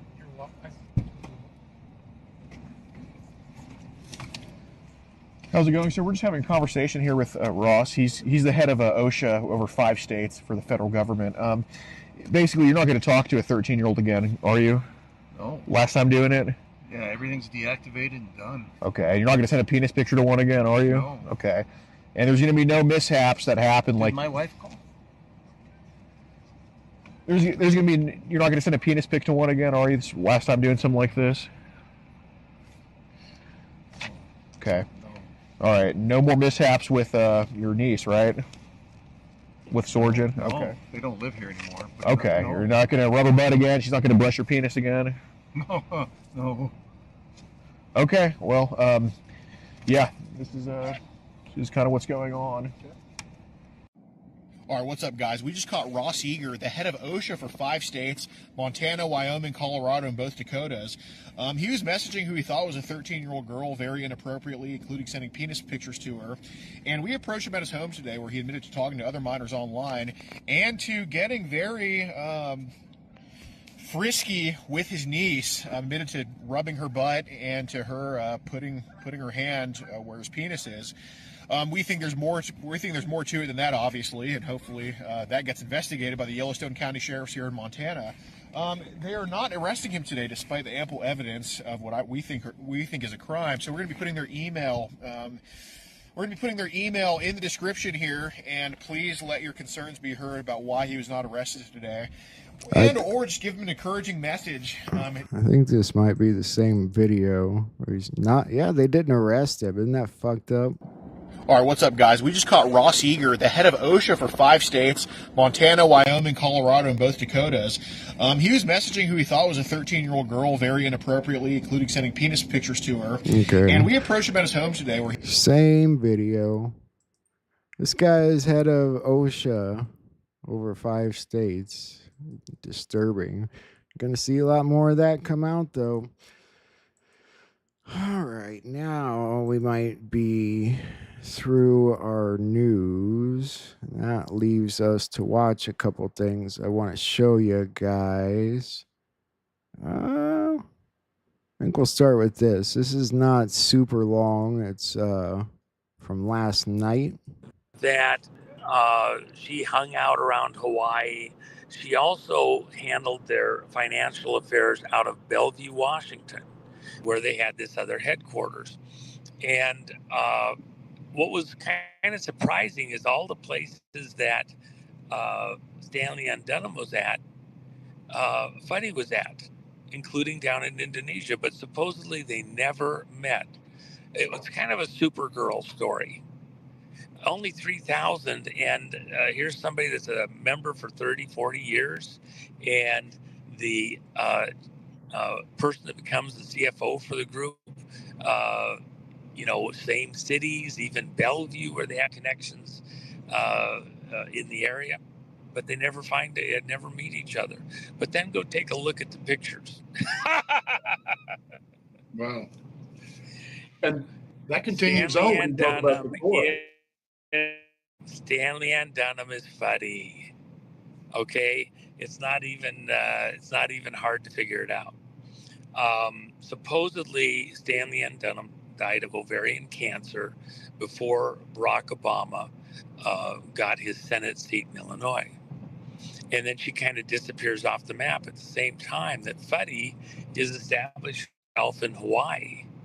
And then miraculously, when they couldn't find the birth certificate, they looked everywhere. They couldn't find it. In fact, the governor who won the governorship, one of his campaign things was for the Democrats, he was going to go find that birth certificate, clear this whole thing up for Obama. And he couldn't find it. And he actually was interviewed by one. I just want to add something to that real quick as far as people faking their deaths all the time, including John F. Kennedy Jr. I was reading something very detailed today about Jacqueline Kennedy not dying when they said she did, which I believe is in 94, maybe. It was pretty interesting. Maybe we'll talk about that another night. The local press people and said, man, we have looked everywhere. We cannot find this thing. And we're trying to sort it out. Well, a short while after they couldn't find it, the governor called a news conference. And the director of the Department of Public Health in Hawaii, who was a doctor that had clinics all through the islands, a very well-known doctor, he gets a call that morning. Hey, we need you to come in for a news conference. Okay, just be there. He gets to the news conference and he gets told, you're retiring and stepping down. And he's like, why? Why you make me step down? Well, you just are. Well, they alleged that he had some problems with Medicare and Medicaid filings and for some of his patients. And so there was an investigation pending for his clinic, so he needed to step down. Well, he had no idea this till he was at the news conference. In the news conference, while the reporters are asking questions, one of the reporters asked him, why are you stepping down? He says, I don't know. No idea. Then the governor appoints an interim director, not a doctor, Loretta Fuddy, who supposedly has all the right schooling. Somebody manufactured. Supergirl gets the job, and then a short while later, just a couple months later, miraculously, somebody moves the safe, picks up the drawer, looks behind the heater vent.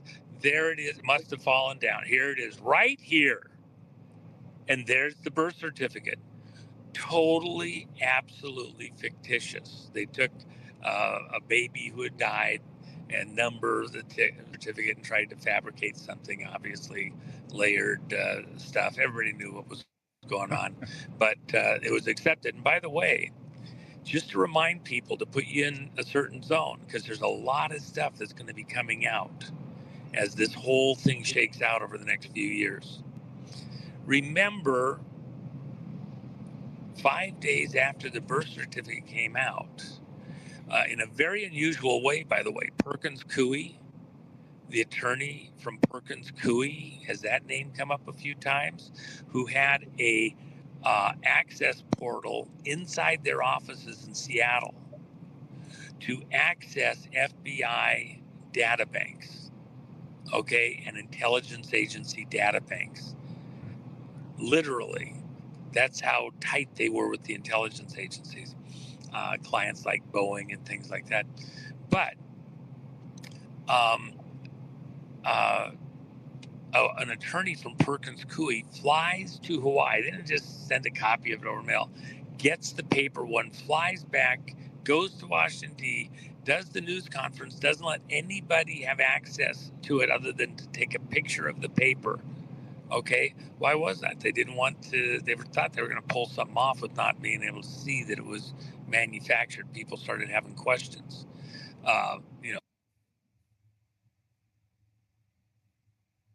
African on the birth certificate, that wasn't even a term 2 years, 3 years later before the first time it was ever even used in any regular way. So there was all sorts of questions. Well, miraculously, 5 days in, anybody remember what happened? Osama bin Laden. He'd been saved for just a moment like this. We have no idea where he's at. Suddenly, they've been tracking him for months. They've got it. They're going to go in there and get him. They send a team. Miraculously, they get him. And then they do all sorts of weird stuff like bury his body at sea so you can't verify the DNA and other stuff. All sorts of oddities. But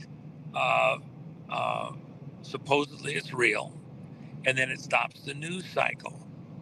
These people are masters. And then a year and a half later, remember all the Lahaina stuff with the fires and the odd things that happened there in Lahaina? Well, that wasn't the first time you had oddities at Lahaina, because in the Maui County is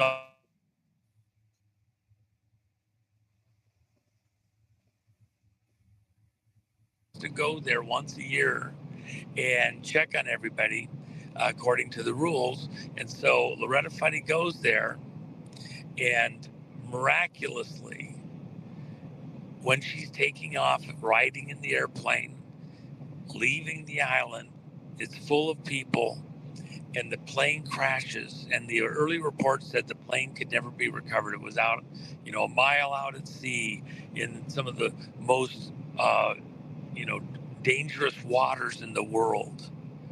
And so the plane would never be able to be recovered.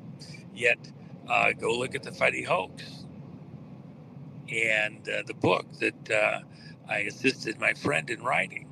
And you will see that the plane was actually, I think it was 14 wing lengths from the shoreline. Literally, you could swim back if you were dog paddling. It was a staged crash. The guy that was the pilot of the plane also did stunt flying, but he worked for this particular company. There's a lot more we could say about him. And I think that's going to come out. People that were associated with need to think about their involvement, because all the military information that was suppressed, including divers in the water at the crash site, just a little ways offshore, it was all a ruse.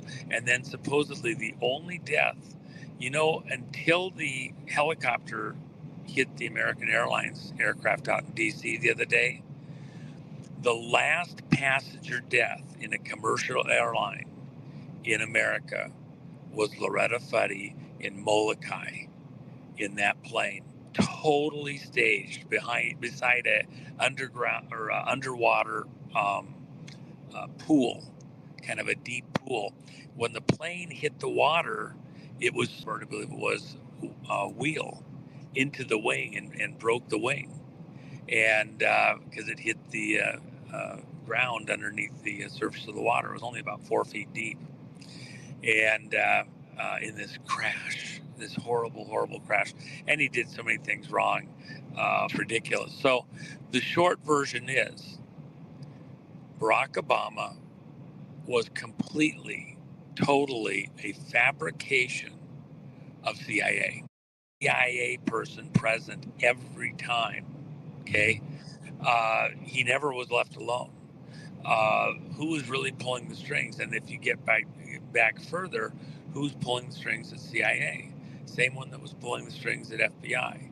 What you're going to learn, what you're going to find out, what's going to be very difficult pill to swallow, is that SES, Senior Executive Service, has been running all of these three-letter agencies, Homeland Security, everything, and doing it remote control.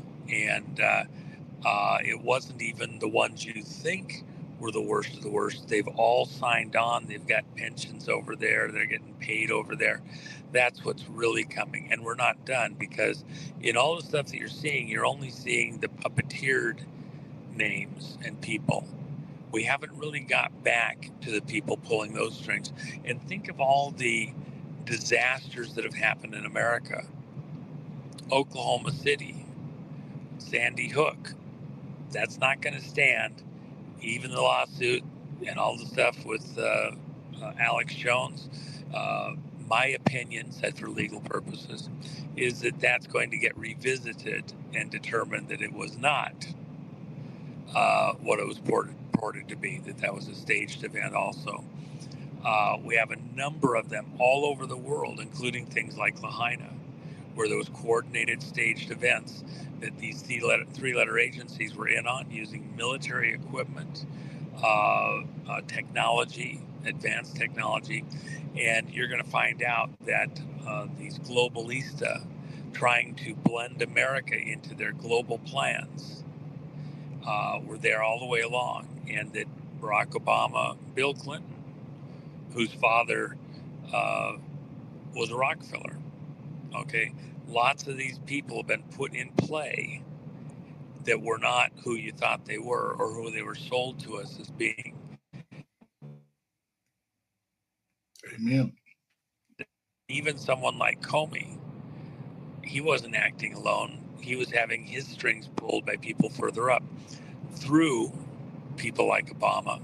But Obama wasn't his own man. He was placed there. Remember, in his first term, we talked about the fact that he was good at reading teleprompter.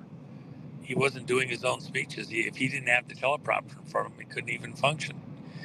He just was very good at reading good teleprompter. So we're about to learn all sorts of things, including the hidden history of Obama, including his trips to Pakistan and Indonesia and other places, and who was really running him, and through his early life, what they were preparing him to be. He had a couple of alternatives. He could have been an Osama bin Laden, but they ended up deciding to run him to be, first a black senator, and then, gosh, he was awfully good at that. Let's change the history again. Okay, because if you remember, part of the selling of him for the Senate in Illinois was he was a Kenyan.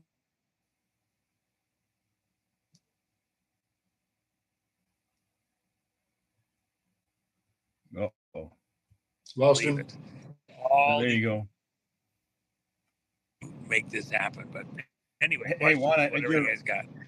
I know as you're going through cell areas, we're picking up and you're losing a little bit. But I was going to ask you, with all you just said to the context, what do you make now about Trump's getting much more vocal? Even today, he was basically said people need to go investigate Walter Reed, Biden's doctor, he goes, the auto pen, that's getting a lot more significant. He goes, who was actually being the president? So you're seeing Trump getting more assertive on bringing stuff to bear. And you saw Dan Bongino and Cash yesterday saying, stand by, give us a week or two. What do you see what's coming? Well, you're not at this point. All you had to do was roll over a few rocks. These truths were not that deeply hidden, and Biden, was he capable of running America? No, somebody else was remote controlling him. But he had to have controllers that were in the room with him, and then controllers that were remote from him. I believe it'll be very obvious. You're going to see that Obama was running Biden through most likely Hunter. He had the access, who had the control the auto pen, etc. And so let's see how that breaks out. Even Hunter, being kept viable through this portion of the presidency. Look, Jill had access too. So it's not going to turn out to be a Secret Service agent or somebody like that. It's going to be somebody close to him in the family. I wanted to get your comment on something real quick, Juan. I was watching it's a clip from it was today. It was Alex Jones, and he had, I know you know him, and certainly his wife Shemaine, Ted Nugent, on, and Jones was instantly talking about, and I guess Ed Martin is, behind this, or not behind it, but helping to craft this in order to get around, the 1968 gun rule that the Supreme Court has ruled is unconstitutional. Evidently, and this was Alex Jones, and again, take it for just for data point, but he had Ted on there, Ted Nugent, and he said Jones was talking to folks in DOJ yesterday, and they plan mass pardons for non-violent felons in order to get their gun rights back. What do you think about that? Well, I think may very well be appropriate. Look, in the old days in the West, 1800s, even into the early 1900s, if you were convicted of serious crime, even a bank robbery, and you served your time and you got out, as you were they gave your guns back. They gave you your gun back. It'd be in the property room, and you'd get your gun back. You needed to be able to protect yourself. It was a rough and woolly world out there. It was considered that was a bridge too far. If the guy did his time, paid his dues, give him his guns back. And for people that were clearly not, dangerous, some of these other things that they've. But Ted talks about a friend of his, Juan, is a farmer up in Michigan. He said, literally, I am not bullshitting you. He said had the wrong muffler, an inappropriate muffler, on his tractor, and was convicted of a federal felony by the EPA for that. Yes. Well, I had somebody that was doing farming, and he was sneaking some of the farm fuel into his car because they lived so far out that it's 100 miles to town, and he was struggling a bit at one point, back in that era when Willie Nelson and everybody was trying to do farm aid and all that. He's barely getting by, so he's putting the tractor gas into his truck, diesel, and he got caught because it has a purple tinge to it, and they caught him, and so he got a federal fine of some type, which may be similar to what Ted's person had. And then he was later on, 2 decades later, they told him he couldn't have a gun anymore, and because of that conviction when the law changed. So there's a lot of bizarreness out there that, for a guy that, that he hunted, fished all his life, that was devastating. He's passed now quite a long time ago. I remember hearing bits and pieces about him, and it was just devastating for him. So Yeah, I think so that's Alex, probably true, accurate. From his context, this is about a month out when this is likely going to occur. So be interesting to see. Just it was an interesting data point today. And then Warren, I was going to ask Juan, and then I'm sure you got about 9 minutes. Any follow-up questions? But what do you make about the election in Romania? I mean, George Simeon, he won the last one. The EU gets in there, and Macron visits, and they said that was unconstitutional, and they threw it out. He was the clear winner. He just loses this one, although all the polling had him up, and he loses like 50 to 46 or something. What do you think's going on there? The deep state, the global deep state, trying to stop populists from around the country, around the world? Well, of course, we have the guys that flipped the election for us 2020. They essentially all but defected is probably the most accurate term, but we've got them now in U.S. custody. But that doesn't mean that operation was stopped. And by the way, they weren't helping in 2024, but the facility in Serbia that was being used and was going to try and flip the election in 2024, had it not been for military intervention at the very last second by U.S. military to shut down the internet communications in and out of that area through 3 different lines, you might have had your vote flipped here in the U.S. So that operation is still live. It was also live last April in Korea, South Korea, where the election was flipped there. We're done and gone. This is still an ongoing threat, and people need to realize that it's not over yet. They're still trying to do it anywhere else in the world they can, and fight's on. I think Warren ergo why I think more EOs, as we've been hearing, are going to be coming regarding elections from President Trump, because this is still to get Tom Clancy, it's still a clear and present danger. Well, it hasn't changed at all. And of course, the executive orders, the proposed executive order for the hand count paper ballot, Tulsi Gabbard in the cabinet meeting several weeks ago, saying to the president, it's just like you told us, we're going to have to go to a hand count paper ballot. So the president has clearly discussed where he intends to go at the same time. So we all need to be kind of aware of what is happening. Fight's on the elections, and it's far from over. And I was, saw several different groups with the same headline: 2020, it's not over. Amen. And that story with Obama can go on. Just so everybody knows, Juan could go on forever. When you talk about Sotoros and his ties to maybe the Bushes, there's a lot going on there. So if you haven't dove or you haven't gotten into that, you need to. It's something worth looking into. And by the way, Juan, the other day on the show I was watching, you were talking about. I'm putting your website, Jennifer's site up here, and I wanted you had talked about one of the jackets, and were you gonna hold off on doing those, or was there something else that you had said about that? Money, they're in danger of printing more money when they've already got too much printed.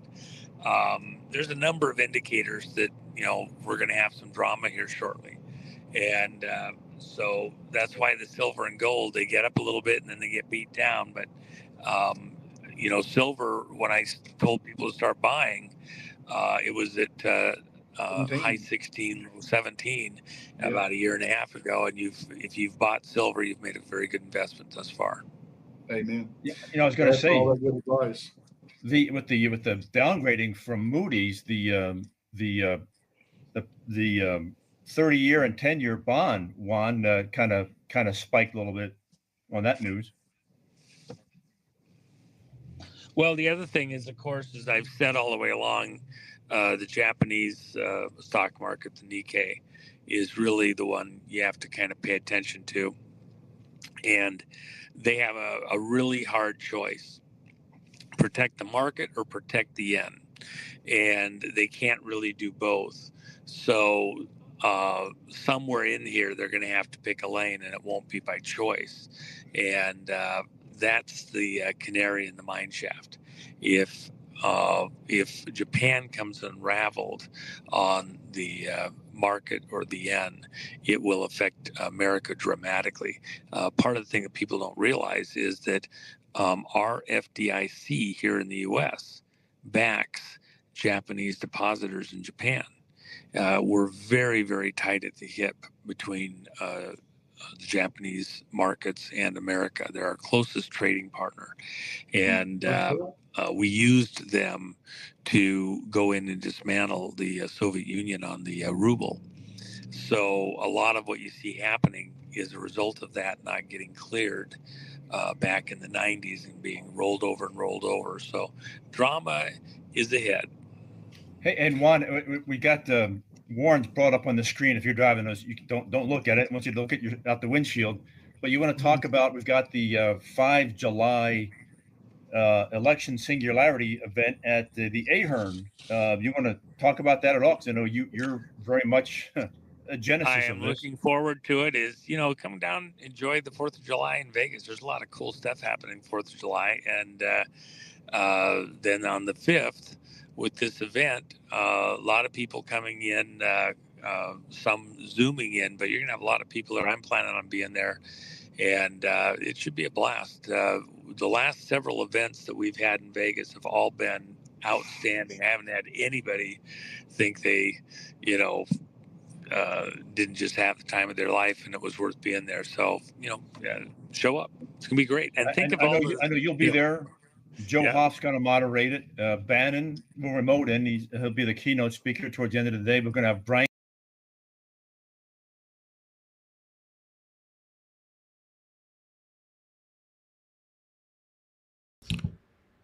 All right, so I think that's the end of one. We'll move on from that. What I want to do now is take a look at a perspective of what might be going on over the next few days with Bo Polney. And then after that, I think we might take a glance at Captain Kyle's interview with Carrie Kay. So let's jump into it. Welcome to Flyover Conservative Podcast with David and Stacy Whited, where we break down current events and examine culture through the lens of conservative Christian values.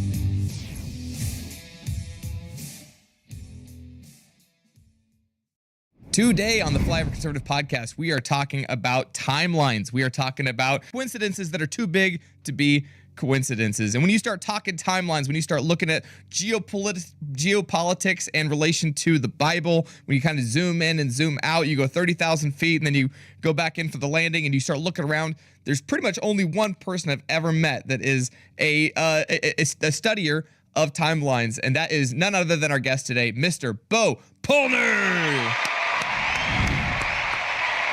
Welcome, Bo. Welcome to the show. God bless you, Colton, your family, and everything you guys are doing over there. So thank you for not backing down and standing on the word of Jesus. Thank you, Bo. I'm so excited. One of the first times I got to see you, actually saw you on Elijah streams. And my dad's like, all right, everybody, we have to watch this show. And it was you and Steve. We all sat down. We were in front of the TV and you were talking biblical timelines. You were showing these slides and they're beautiful slides. And you're going through all this information, this data. And I didn't understand a lot of it. I was trying to wrap my head around it, but I loved how excited you were about it. And then now we've had you on our show probably a dozen or more times. And every time we have you on, I just get so excited. And I love the information that you give. For those of you guys that haven't watched Bo on a show before, he has these beautiful slideshow presentations that he goes through. And you can actually get those slides if you text the letters BO to 40509, BO to 40509. You can get these slides, but we're going to be going through them today, Bo. And I'm so excited about how things are lining up. And whenever times get really confusing, one of my first thoughts is, what does Bo think about this? Whenever there's a lot of big geopolitics things going on, I'm like, what is Bo saying about the timeline we're in right now? So Bo, take us away. Tell us what's going on. Yes, absolutely. It's been years that the Lord's been revealing much to me. And, it's just like God reveals things in his timing. But a lot of the essence of what he revealed to me years ago is the timing of events and end of days, and to understand it. And every year, I've had more revelations. So specifically, again, you saw me in Elijah streams a few years ago. Yep. God revealed to me a long time ago the calculating time into the end of days. And so there's two windows that we're seeing. One is the horsemen. We're seeing all of these things begin, but then it's the stage that's being set up for the tribulation. And so God's revealed to me the timing of things. But again, when I was on that show several years ago, it was the knowledge that he's revealed to me now, specifically starting as of September, October of last year, to what I knew then is night and day. In other words, God gives everybody a lane to speak in, and mine is the anointing of time. And so I want people to understand, we don't have 100, we don't have 200 years to go.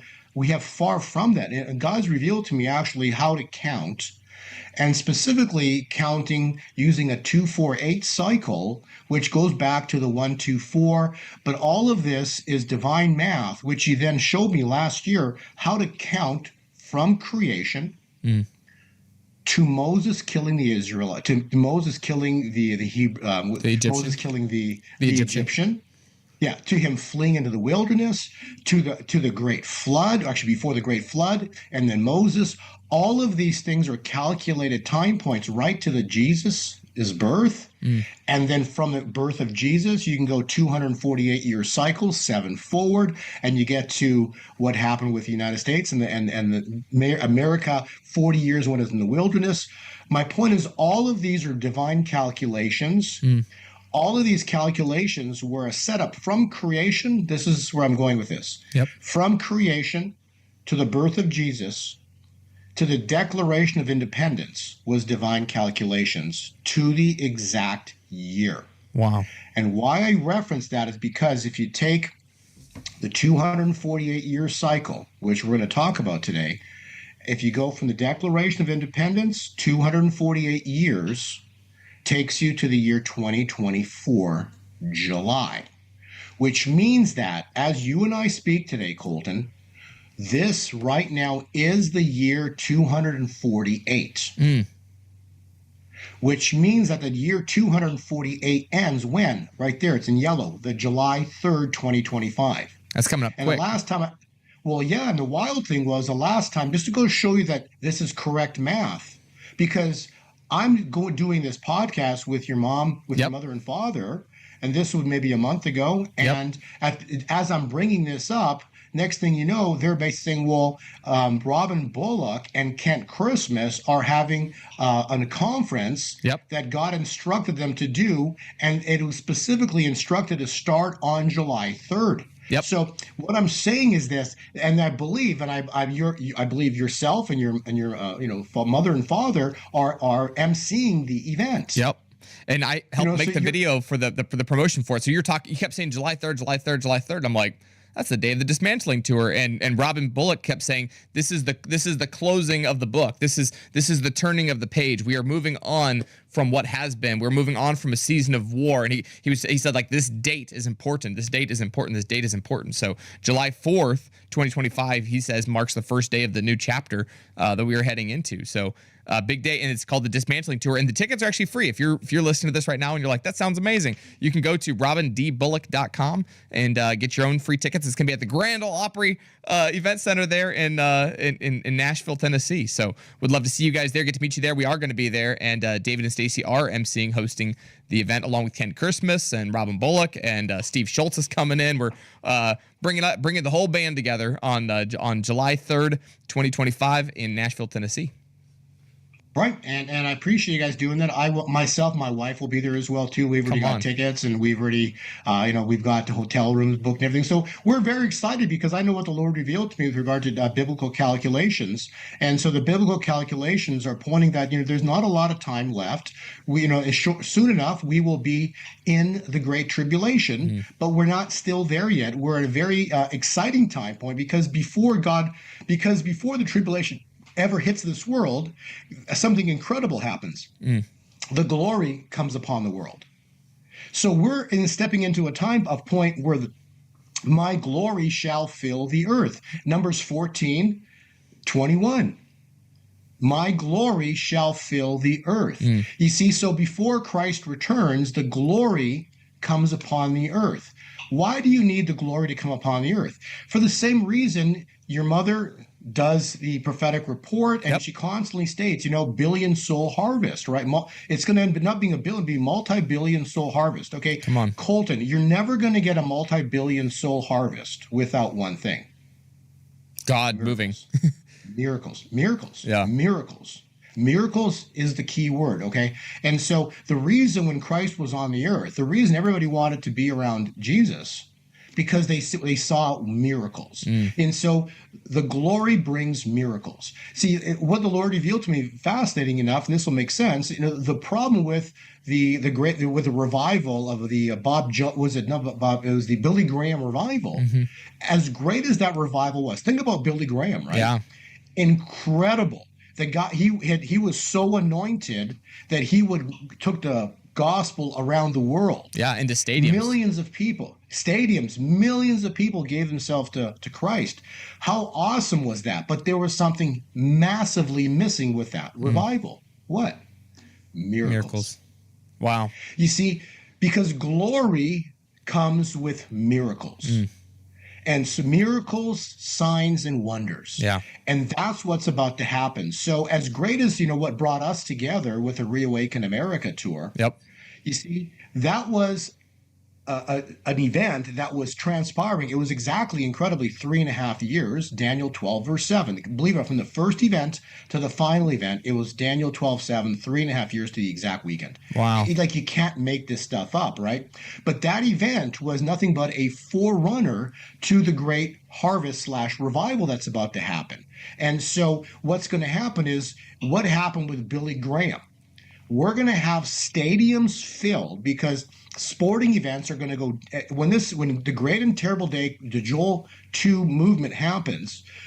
It's going to be the great and the terrible day. People are going to be shocked of what God does, and they're going to know that there is a God. And because they're going to be shocked and they know that there is a God, sporting events are going to become so unimportant. They're going to be or so much less important. And what's going to happen is, and these stadiums are now going to be empty of sports. So guess what's going to fill them?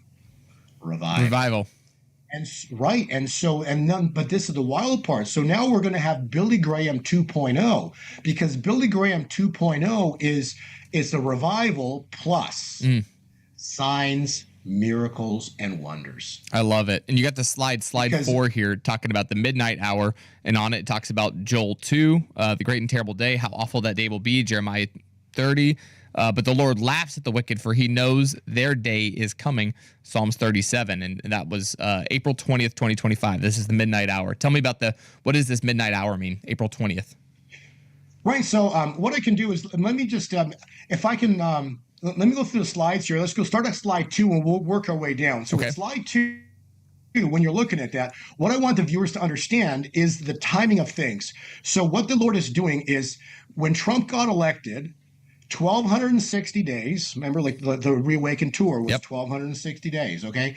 1,260 days to the exact day, oil collapsed to negative $38 a barrel. Why this is important? Because the financial system, the Federal Reserve note, is how they're controlling everything and everybody via the puppet master system. They basically create money out of thin air.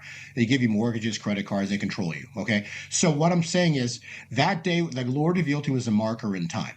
And so if it's a marker in time, he specifically stated, correlate that with what happened with the Great Flood. So it rained for 40 days and 40 nights. 40 days and 40 nights was May 31, 2020. Okay. George Floyd riots occurred, pieces taken from the earth, and specifically Paris riots, Brazil, London, Argentina, Black Lives Matter, Portland riots, Chicago riots, Minneapolis riots.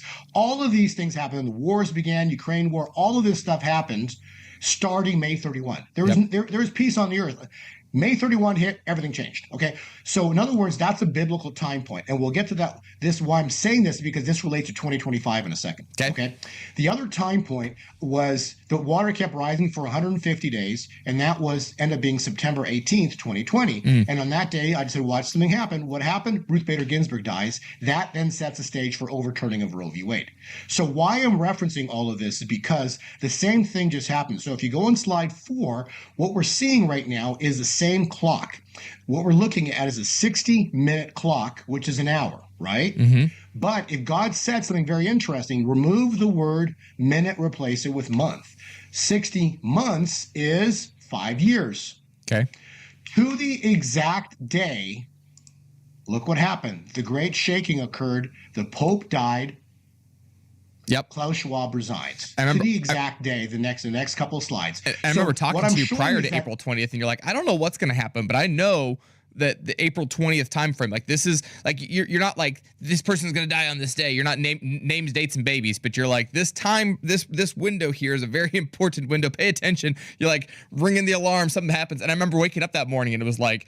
The world was like crazy that morning. Like Klaus Schwab had retired, the Pope had died, like all in the same day. I'm like, oh my goodness, I bet Bo's got to be freaking out today. And it was the exact day that you were talking about. That was the exact window when you're like, something very important is going to be happening here on this day.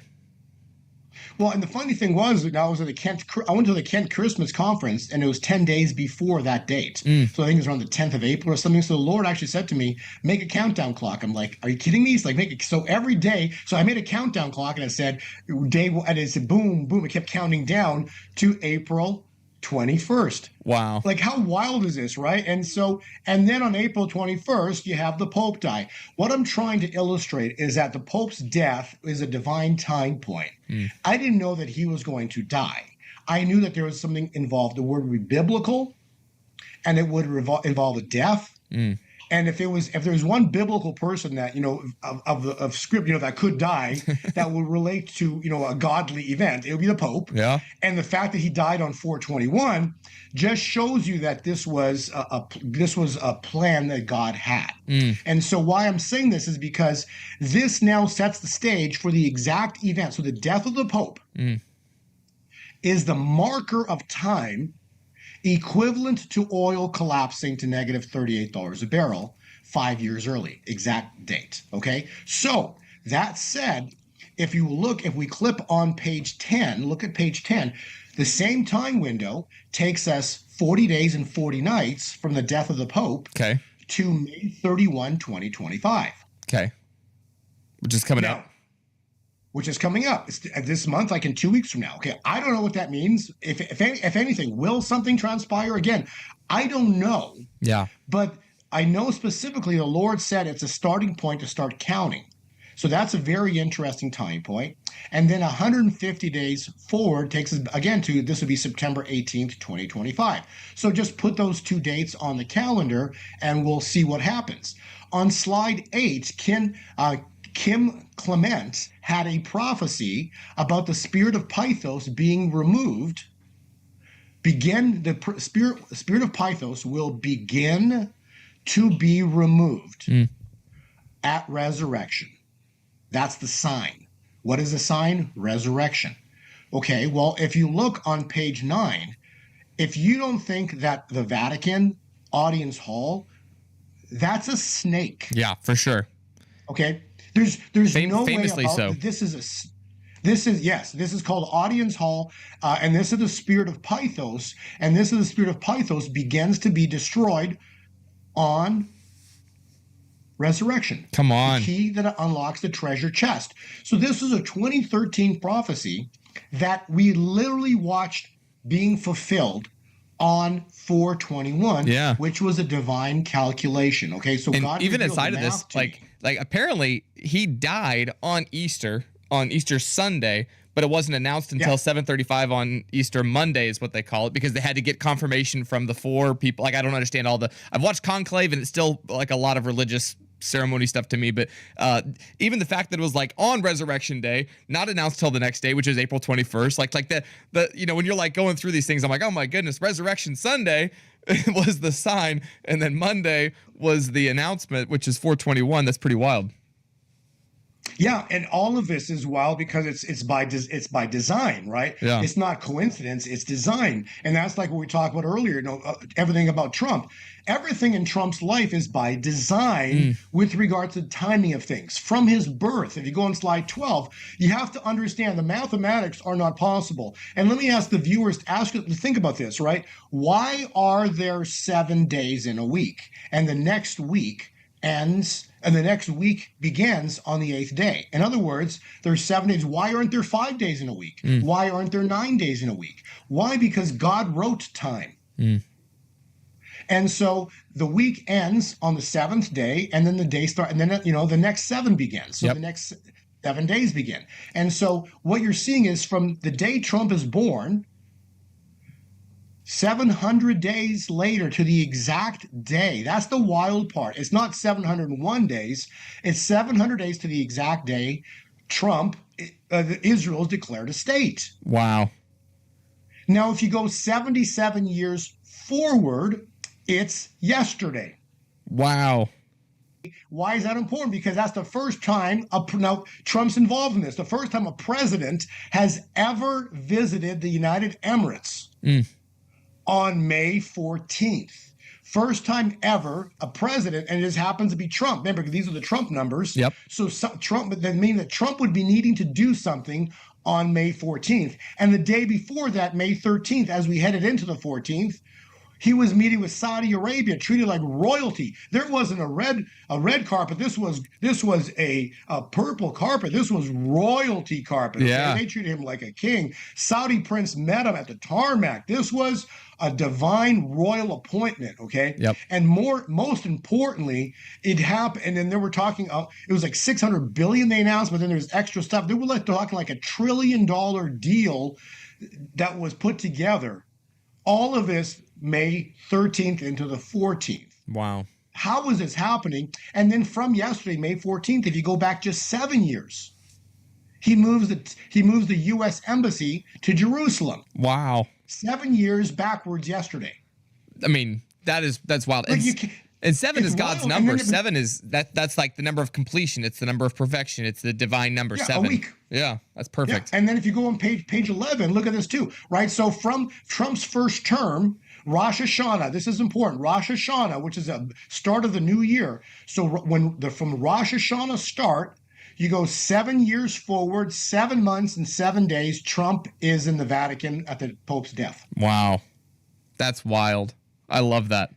Can we go back to slide 7 real quick? You got the Back to the Future tip of the hat there. What is the deal with 88 miles per hour here? Yeah, that's just interesting. But when I looked into this, so 8 is so the week ends at 7, and then you step into the 8th day or the first day. So in other words, you're stepping into something new.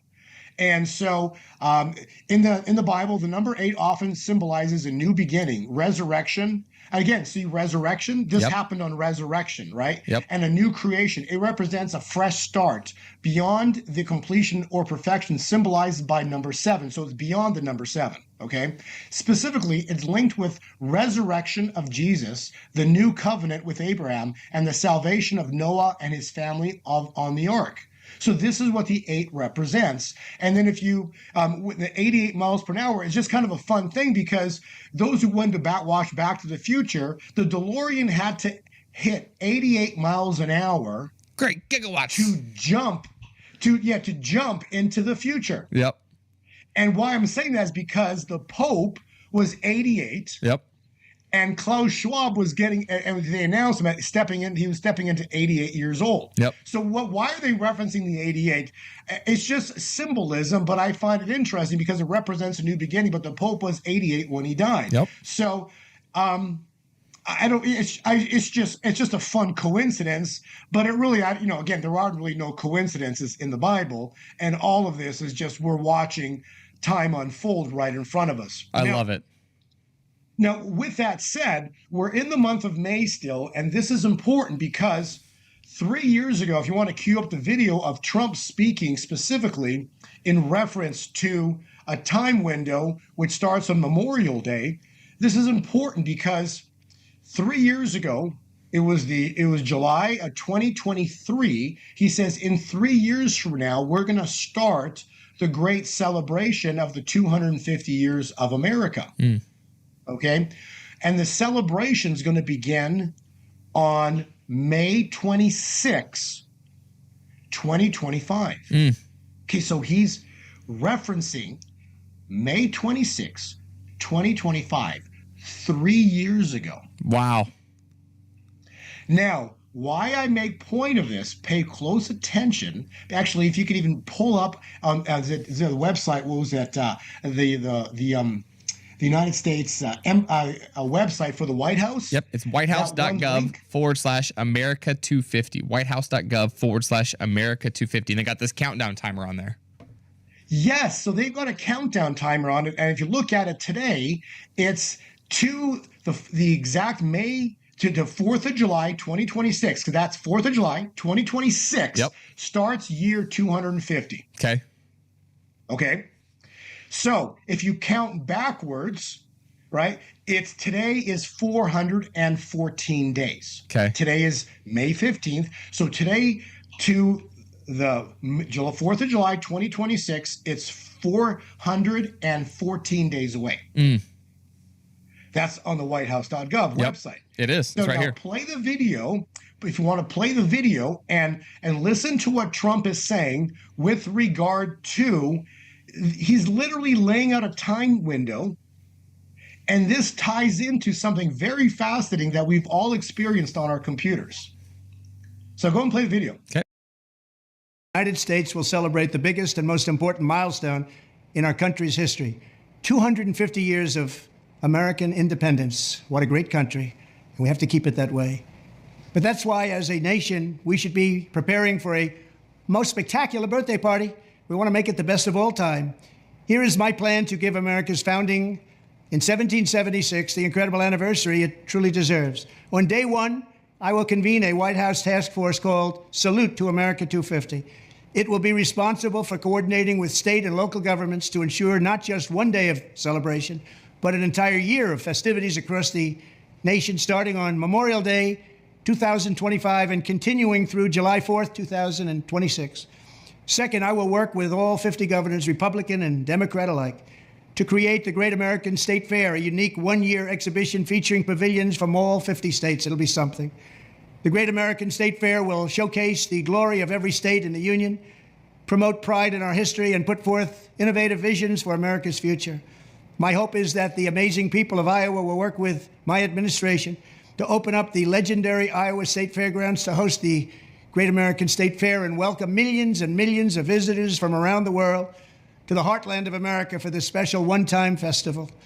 Together we will build it and they will come. Third, alongside the Great American State Fair, we will host major sporting contests for high school athletes. These are great athletes, wonderful athletes from fantastic high schools all around the country. These Patriot Games will allow young Americans from every state to show off the best of American skills, sportsmanship, and competitive spirit. Fourth, I will sign an executive order to bring back our National Garden of American Heroes, which we want to build very badly, commission artists for the first 100 statues to populate this new statuary park honoring the greatest Americans of all time. Fifth, as president, I will invite the leaders and citizens of nations around the world to visit the United States in honor of our 250th anniversary. It's going to be great. America's tourist industry should get ready because we're going to have a lot of people coming. It will be a record year. And finally, and most importantly, I will ask America's great religious communities to pray for our nation and our people as we prepare for this momentous occasion. From the very beginning, America has been a country sustained and strengthened by prayer and by our communities of faith. As we chart a course toward the next 250 years, let us come together and rededicate ourselves as one nation under God. Thank you. Dude, that is awesome. I love that. So the wild part is Memorial Day, May 26th. Like, this is wild. Memorial Day, May 26th, that clock is going to say 404. What it means, I don't know, but we've all seen the 404 error every time you try to log into a website. Does things shift then? Like, what's about to happen. We're waiting for precious metals to explode. I've said specifically, when silver blows vertical, it's going to get beyond chaos. It's going to go crazy. We're going to see it just leap up, go to $70. It's the bank killer. But why is that important? Because this is the takedown of Babylon, the Babylon's financial system. All of this is triggering. So it is just very interesting that, where does 404 specifically come from? No one really knows. Yeah. I did some research. It relates to CERN. So there's something weird going on there. Right? Yeah. And then why is it from Memorial Day to the 4th of July exactly 404 days? So it's very interesting, and all of this is coming together beautifully. And I just find, again, all these little pieces are little nuggets, but I do believe that something's about to trigger in May yet. Okay, so there's been prophecies of Mayday, Mayday, Mayday. Your mom has referenced that as well to several prophets. And so I'm still waiting for something to trigger, because something's got to shift in the world to change the trajectory, because otherwise, there's going to be nothing but speed bumps and uphill battle for Trump. This has got to shift. So the second term is a downhill. There is no battle. It's just downhill. And Trump will be there to repair, because America basically went through a great and terrible time point. So, and furthermore, slide 17, Kim Clement spoke specifically of joy in spring. Okay, so I believe silver ties in with that prophecy, because Kim Clement in this prophecy stated, he goes, the key that unlocks the treasure chest. Well, what the treasure chest would mean finance. The key that unlocks the treasure chest is given and released at Resurrection Sunday. Okay, so that event's transpired, and Klaus Schwab is now not there anymore at the World Economic Forum. And so that key that unlocks the treasure chest brings joy in spring. Spring ends on June 21 of this year. In other words, summer begins. So I would highly expect silver to explode and gold still this spring, because this is going to tie in with prophecy, not opinion, prophecy. So let me ask you a question, Bo. Something still has to happen. Go ahead. It talks about the end times being like in the days of Noah. When you look at the story of Noah was ringing the alarm for a long time about, turning around, about, as he's building up his ark. We have the opportunity in Branson. They have this theater called the Sight and Sound Theater, and it's this beautiful theater. Like, the whole theater looks like you're inside the ark at one point when they're doing the story of Noah, and all these animals are coming on board. So it makes it really come alive, and you can hear the pleading in Noah's voice for people to turn their ways, to change their ways as he's building the ark, and then eventually the doors close,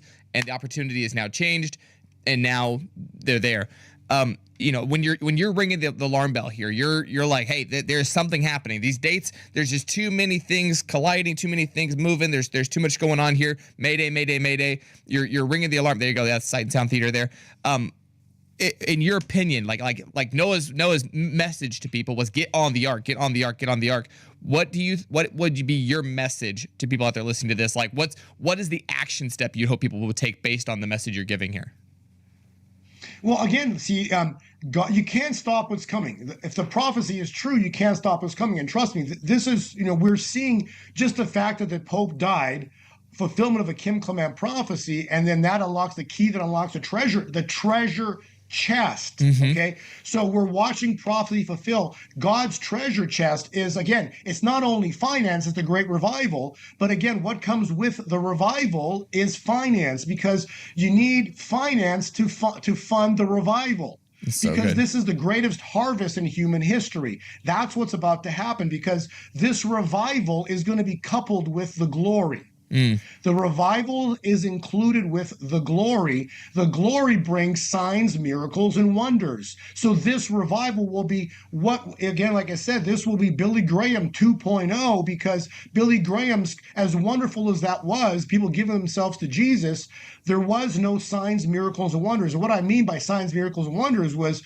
people came into a Billy Graham revival in a wheelchair, and they left in a wheelchair, okay? Yep.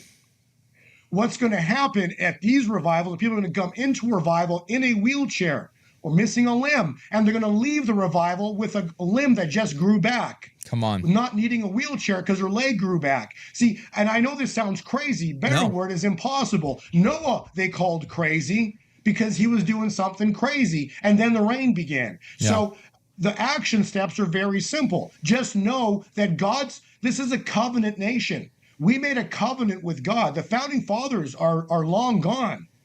But God didn't forget that covenant. We dedicated America to God. Okay, Kim Clement had a prophecy specifically that covenant is immutable. Yep. Please Google the word immutable. Stands the test of time. Cannot be broken, which means God's going to step in and restore the covenant. One nation founded under God. Trump just said it. He actually said it right in his last words. And so the action steps are very simple. The financial system is going to flip. Simply, bank accounts, when this event goes down, bank accounts will close. People are going to lose millions and billions of dollars because the whole system's a fraud. The digits in your bank account is not money, they're digits in a bank account. If you study history, every single money ever created by man goes to zero. Not overnight, okay? But in time, the Federal Reserve note that you believe is money is going to go to zero. There's specifically what's called Operation Sandman. No one really talks about this, but it is a real thing. This is going to happen. I truly believe it's on slide 23. But Operation Sandman is specifically was, when I wrote this, at that time, it was 142 countries worldwide will repudiate, means dump the US dollar currency on the same day, and from that day forward, they will refuse it as payment globally. Think about that. So the US dollar will so no one in the world will no longer accept the federal, because it's not federal, reserves. There are no reserves. They just make money out of thin air. Yeah. And note means it's paper. No one globally is going to accept the Federal Reserve note as payment. Wow. And that's going to cause in a single day. And that's going to cause a collapse shortly thereafter, within a few weeks, maybe a couple of weeks, of the bond market. When the bond market begins to implode, the only thing that's going to happen after that is interest rates spike, probably overnight. That's going to collapse the real estate market. So understand, everybody who thinks that they have wealth, they got a bunch of money in the bank, they've got real estate holdings. When this event goes down, within a few months, those real estate holdings are going to collapse between 70, 80, 90%. I know this sounds crazy. No, but this I believe it. What will happen? The bank accounts will close, and so people, and this is all idol worship, okay? Owning real estate, owning these things, all these things that people, they're all idols. And I know it's important to have finance, but the problem is the world now takes all of their time, and this is the key here. It controls them. They're spending all of their time chasing more finance. That's when money controls you. It's okay to have funds. It's not okay when it controls you. And the entire world right now is chasing finance. It controls them. They want more and more and more. And God's going to rip all that away. And so when God rips all that away, one of two things are going to happen. You're either going to find God, you're going to find Jesus, or you're going to curse him. Okay? And the long answer, the preparation is Haggai 2, verse 8. Okay? You can't stop what's coming. Whether you believe me or not, if you don't even have 1 ounce of silver, 1 ounce of silver, you don't understand history. History says I'm 1,000% right, because history says every currency ever created by man in 5,000 years, everyone has gone to zero. So it's not my opinion. History says that I will be proven 100% right. Kim Clement said, you can knock the prophet, but time will prove him correct. 100%. And those are Kim Clement's words, okay? So what I'm saying is that the financial system, history states that every single money instrument goes to zero in time. The Federal Reserve note is no different. That's going to happen to it, okay? So if you don't own even 1 ounce of silver, you simply don't understand history. And you will therefore be subject to what history brings. And if you know what history, go study what 1929 happened, okay? When that event happened in 1929, the ones that knew it was coming were buying at the bottom.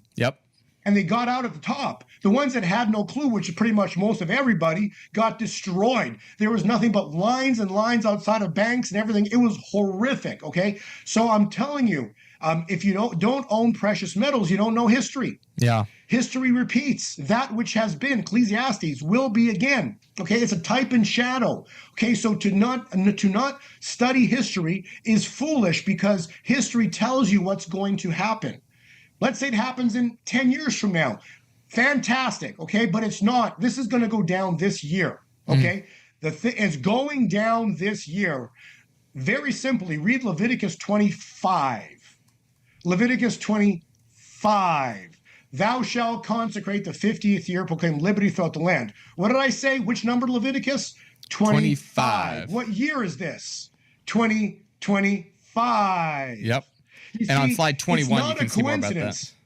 Yeah, this is not a coincidence. God's doing all this. And then number two is, so the petrodollar, this is, remember we said 71 to 74. 71 started, started with Klaus Schwab and the World Economic Forum, and then you had abortion, and then 73 was abortion, and then 74, this is key, 74, June 9th, 1974, Kissinger meets with Saudis to sign the petrodollar contract. Very important, because now we're no longer backed by gold, we're backed by oil. Yep. Petrodollar contract. Now, this is wild because exactly 50 years, Leviticus. Okay, so this Leviticus is telling you how to mark time. So Leviticus, 50 years, so slide 22, 50 years later to the exact day, the Saudis on June 9th, 2024, last year, they refused to re-sign the contract. Yep.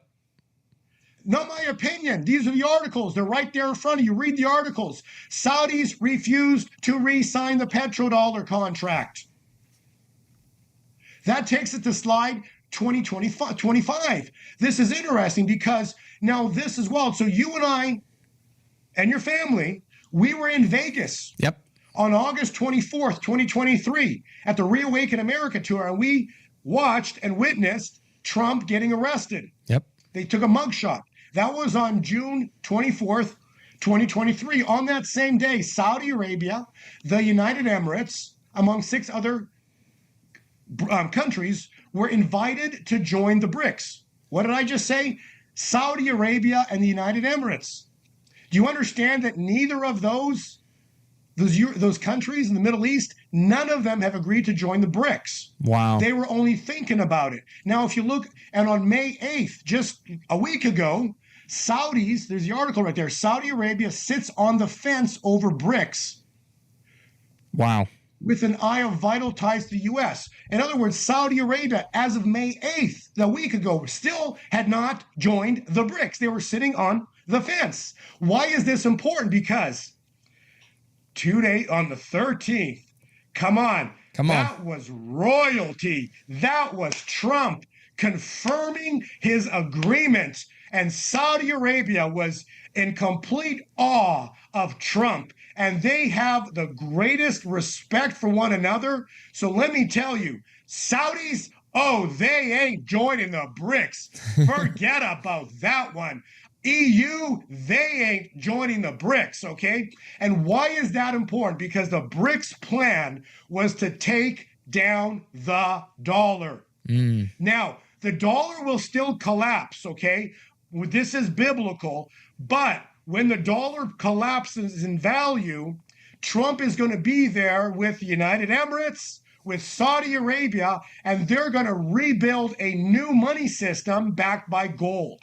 Wow. And this is why it's called the Golden Age. So after Operation Sandman, nobody's going to accept the US dollar as payment globally. However, Trump's got allegiance, alliance, and a beautiful respect and friendship with the Saudis, with the EU, one of the most richest nations in the world, and that relationship is going to flourish. And what's going to end up happening is Trump is now going to be in there when the takedown occurs in the financial system. Trump's going to be there for the rebuild of the financial system, but he's going to rebuild it. Yep. I'm going to repeat, Trump is going to rebuild the financial system that's going to be backed by gold. Come on. Silver out of the United States Treasury, which will have zero zilch nada to do with a Federal Reserve System. Okay. Come on. So United States will end up having 2 currencies for a short window until the Federal Reserve System just dies off over the next, years to come, okay? But the United States will have a treasury-backed system backed by gold and silver, and that system of finance will be the most powerful finance in the world. The United States will be the most powerful nation in the world. So why is it important to hold gold and silver? Because if you hold it today, you're already in that new system that Trump's going to bring live in the golden age. Yep. All of this is you can't stop it. And back to the time window of things, this is crazy because remember I said on June 9th, 2024, Saudis refused to sign a petrodollar contract. So when does the 50 years end? On June 8th, 2025. Which is slide 26, Pentecost. Pentecost, yep. You can't make this up. How is Pentecost landing on June 8th, the last day of the 50-year petrodollar contract? Trump is meeting with the Saudis on May 14th, 15th to secure financial. This was financial relations. That's what that was, securing financial relations. It's incredible. This is the takedown of Babylon. Babylon's about to come crumbling down. And that leads me into, so we talked about May 31, very important date, May 31 of this year, because it's 40 days from resurrection. Okay. 50 days is Pentecost. Okay. So both of those are important. Okay. Very important. But May 31, remember, on May 31, 5 years earlier, peace was taken from the earth. So 5 years later is May 31 of this year. So is peace restored? It's a good question. My question is peace restored? But let me ask you, just go look at what happened with Saudis right now. You don't think Trump is creating peace out there in the Middle East right now? Yeah. Come on, okay? That was the main focus of his last administration. It ended with the Abraham Accords and pulling them together and creating that peace as much as possible. Was one of the marking moments of his last term. Absolutely. So so this is getting into a time point where we have a critical mass here at the end of May and into Pentecost. Critical, okay? Okay. With May 31 being a very important time point. And then also, we'll see what happens with Pentecost. That's 50. And then beyond that, we get into 150 days, which is September 18th. And if we want to prep that video, there's a video that I sent you, and that video specifically ties in with that time point. And the video is, let me see which video I sent you. That video is titled September Fall of Kings. And so that's a very important video because it ties in with, I believe, what's about to happen. Because Kim Clement stated, beginning in September, and this is critical, listen to his words, moving into the fall. Okay. This is very important because September 18th is still summer. Yep. Fall begins on September 22nd. I like it. Let's check it out. September 18th, very important. September 22nd, fall begins. And play the video. Everything's coming together beautifully. Go ahead. A day to remember is coming. It is rapidly approaching as the summer is ending. As the summer is ending. This day will change everything, and your life will never be the same. It will be a marker in history, and everything in your life will be different before and after this day. This is the day you have been praying, hoping, and believing for. Fear not, as there will be much confusion, and much will happen in one day. I am the great I am, and there is nothing that I can't do. But this is for you, says the Lord. The tide is turning for you. A very strange thing shall happen in September. Moving into the fall where there shall be a great fall. Fall of the enemies, fall of kings, fall of princes. Watch and see, for God says beginning in September, I will turn everything around, and my people shall see an intervention of a kind that they have never seen before. This day will change everything, and your life will never be the same. 3 years from now, the United States will celebrate the biggest and most important milestone. All right, so Bo, we're coming in on a landing on not only this show but also in this little window here. We got May 31st is an important day. The end of summer going into the fall is an important time period. Kind of wrap us up here. How does this all connect? I would finish on slide 19 because honestly, this is the stepping into the Joel movement. Because if you read Joel 29, your sons and daughters will prophesy. Old men will dream dreams. Young men will see visions. Joel 2:31 talks about the great and the terrible day of the Lord. He says, before the great and terrible day, we'll see a blood moon. The moon will turn to blood. That happened on March 13th. March 29th, the sun turned dark of this year. Okay. So those two things happened before the great and terrible day of the Lord. Then April 21 hit and we have the great shaking. The great shaking is still the setup for the great and terrible day of the Lord. If you listen to the prophecy I just played, okay, is it going to happen? Is that great and terrible day going to happen in the spring yet as we step into summer? Or is it set for Rosh? Because that's Rosh Hashanah.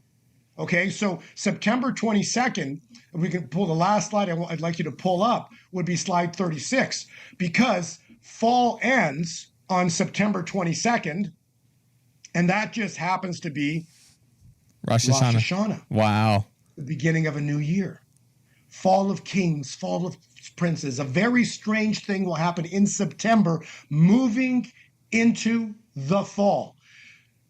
2025 is going to go down in history as the greatest year in human history. Come on. Joel 2:31 talks about specifically the great and terrible day of the Lord. It's great for the church because we know it's coming. Yeah. We've been preparing for it.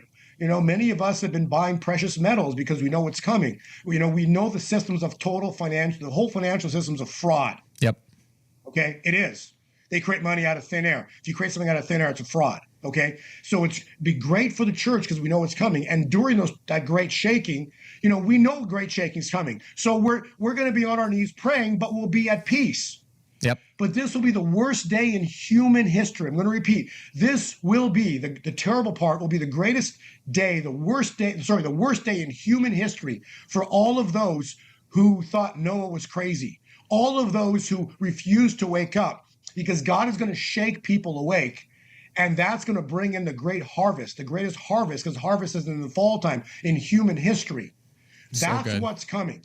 So good. We're stepping into the greatest harvest in human history. The harvest comes with the greatest financial event in human history, the great wealth transfer, because the wealth of the sinners is stored up for the righteous. We become the head in finance and not the tail.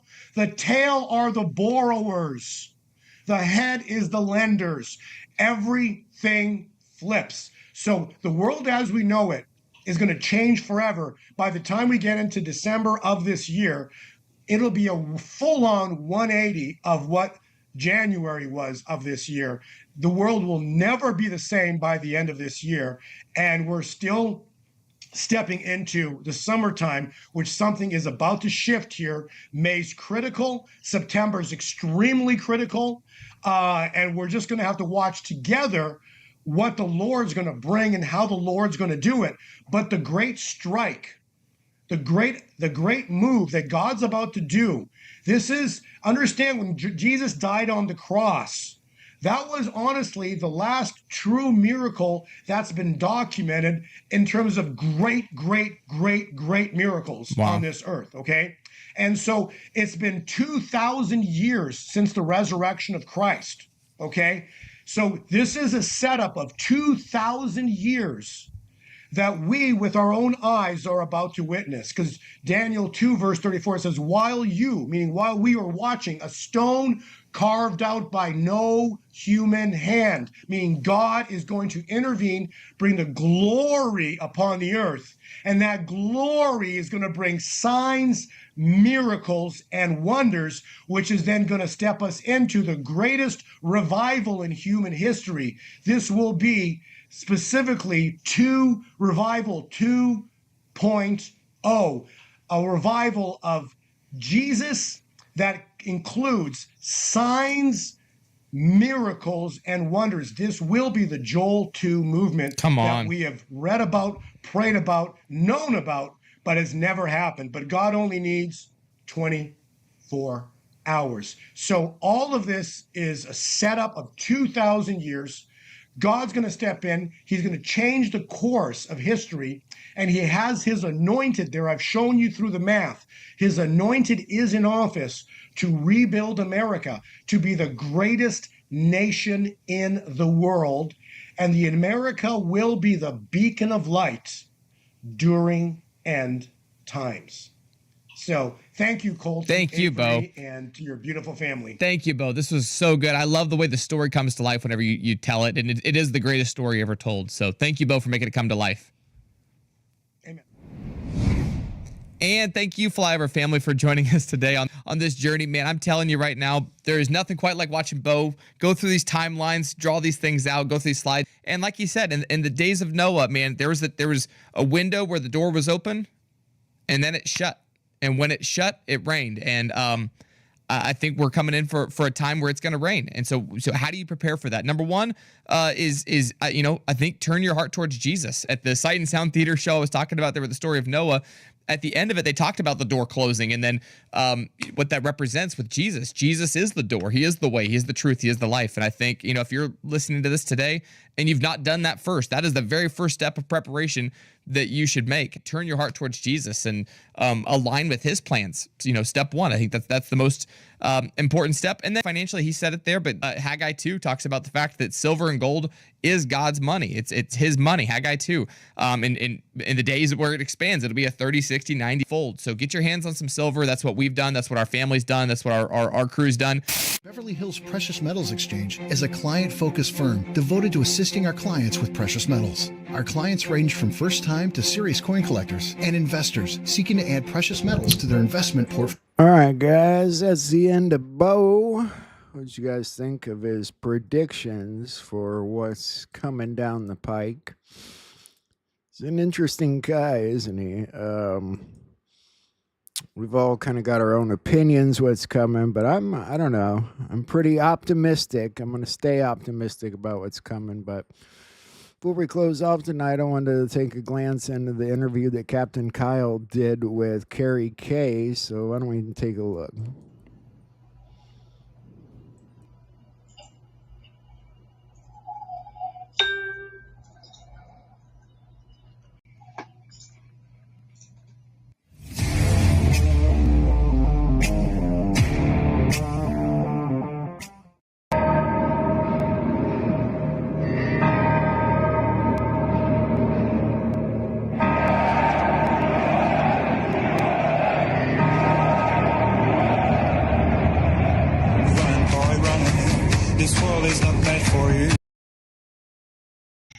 But outside of that, before we get started, I'd like to pray. So,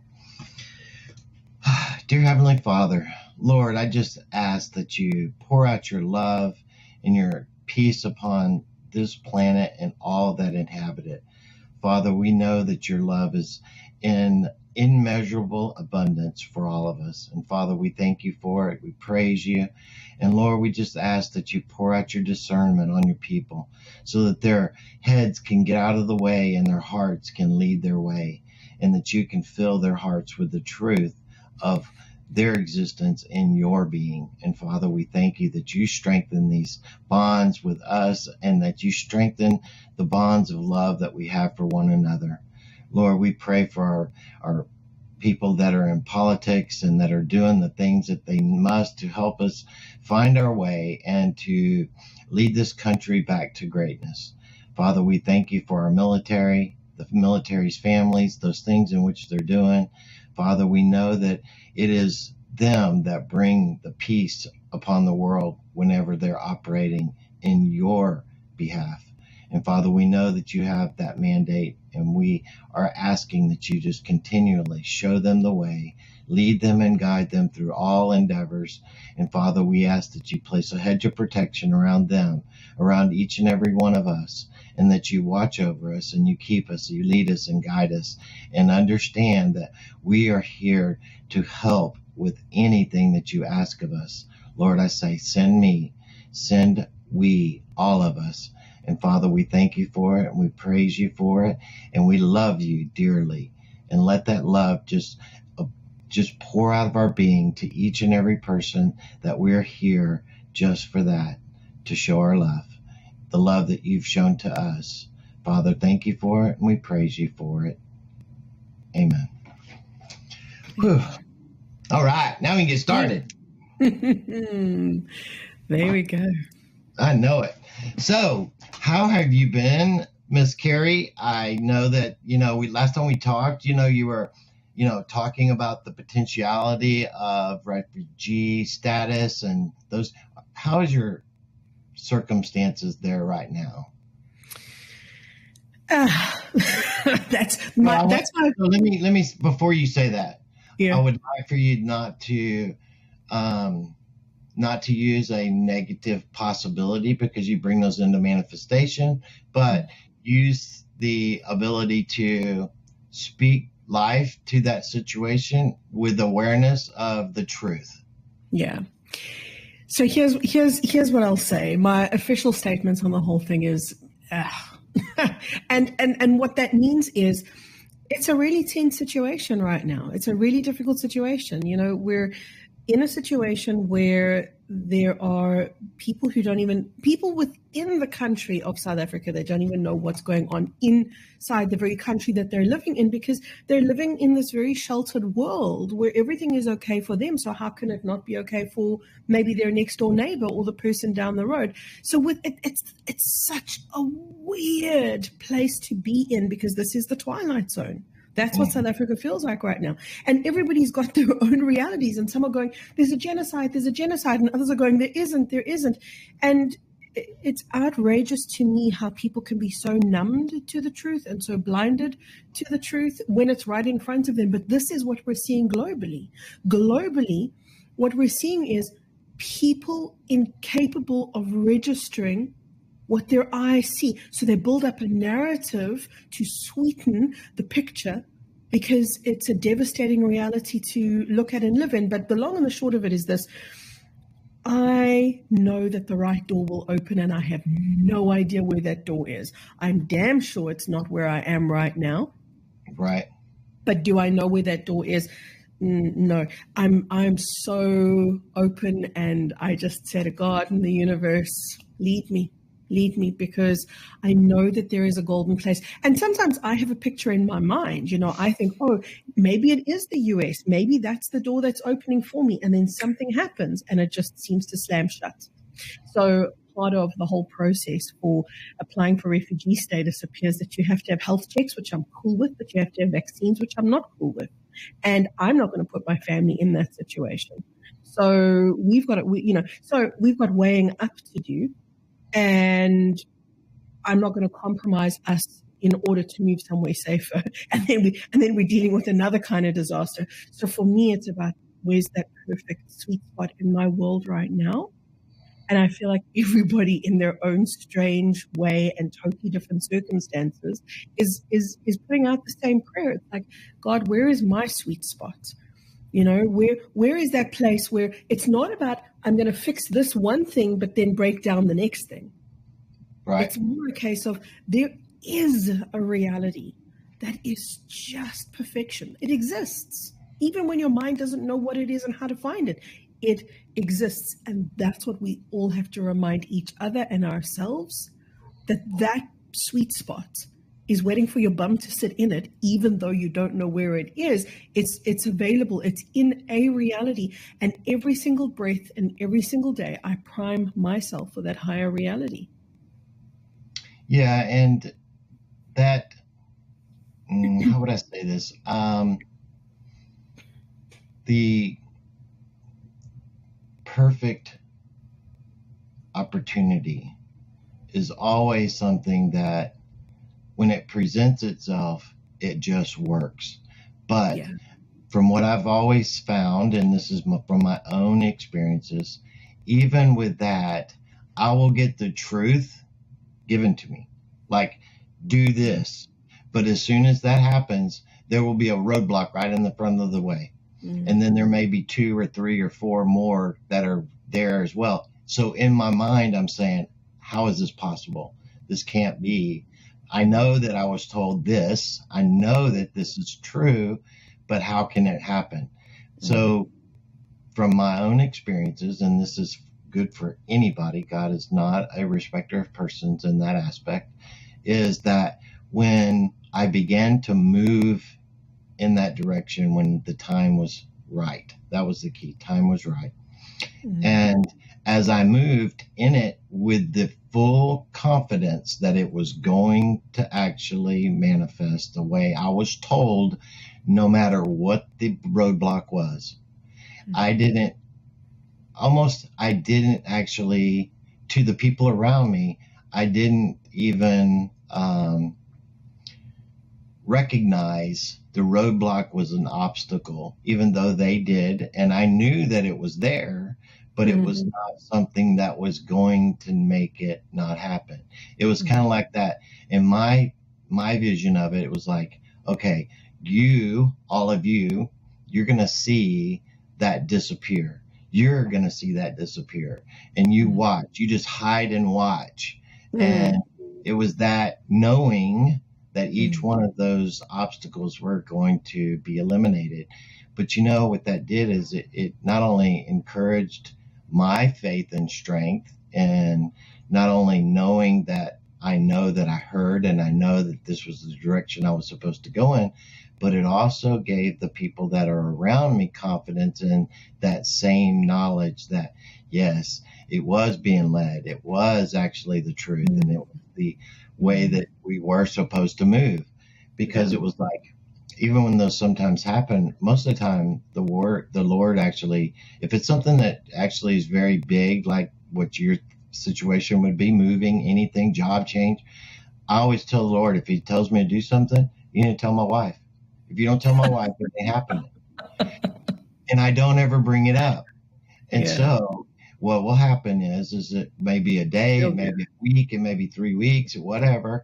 And then she'll say, you know what? I kind of have it on my heart. And I'm like, well, I just been waiting on you. So that told me weeks ago about the same thing. And she does the same thing. So she'll actually tell God the same thing, tell him, like if she wants to, give some money to somebody or to bless someone or do, and then talking about a large thing, right? Not just, $100 or something, but I mean, really do something. Then she'll do the same thing, and then she'll wait for me. And that's how God has confirmed the things between the two of us that concern the two of us that happen to him in that aspect. But are we on two completely different, paths as far as our journey of enlightenment and what we understand and believe? Oh, absolutely. I mean, she hears and sees, and she's, operates within the spirit a lot and in her own way. And I do mine in a completely different manner. And so sometimes that religious spirit actually rears its old head up at me and then wants to cause a division and a fight between us because it doesn't want to let go. It just doesn't. And I feel like that's a place that we're in right now, more so than ever, on that veil becoming thin, because this is something I want to talk to you about, is the veil becoming very, very thin and what the veil is. And in that process, the controllers that have basically programmed the mindset of people and how to kind of flush out that old programming, because we're an organic computer, whether people realize it or not. You got to get rid of the old so you can place the new. It was kind of like what I was talking to you about the last time we talked, is about you got to kind of, if you're going to move, you got to pack your bags, you got to put your stuff together, you got to start moving in that, even if you don't know what's happening. It's like you're making the way. And until then, you're like, well, I'm just waiting. Well, waiting is not active. Active and waiting on is and a form of an act. It's not passive at all, right? And so this is kind of, I think, where we all are right now. in trying to figure out what is our own individual responsibilities as well as what our responsibilities are collectively with that veil and its thinning of reality. Yeah, very much so. I mean, there's so much change on the planet right now.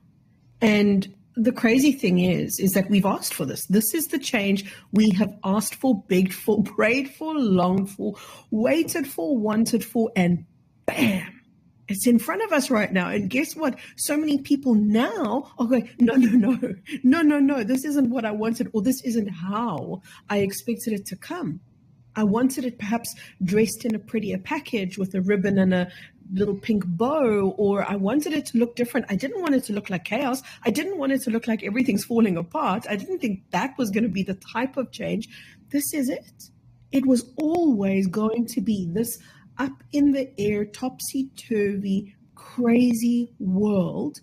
And it's going to feel like we've lost gravity. As in the planet that we're on, we're all just floating up into this reality, and we're looking at each other like, what is this? Where is this?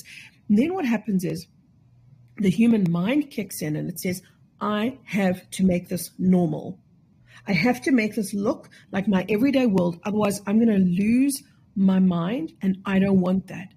And this is where we start harming ourselves, where we will not allow ourselves to just acknowledge, man, I'm living in a world where unprecedented divinity is upon me, and I do not understand it, and that's okay. How can we? What arrogance to imagine I'm going to understand this whole journey of ascension. I'm going to understand the great shift of the ages. No, you are not. You're going to feel like you're out of your mind, because that's the entire purpose of this shift in consciousness. It is to relieve you from the grip of the mental realm so that you can sink down into your heart and begin the process of reconnecting with the real you.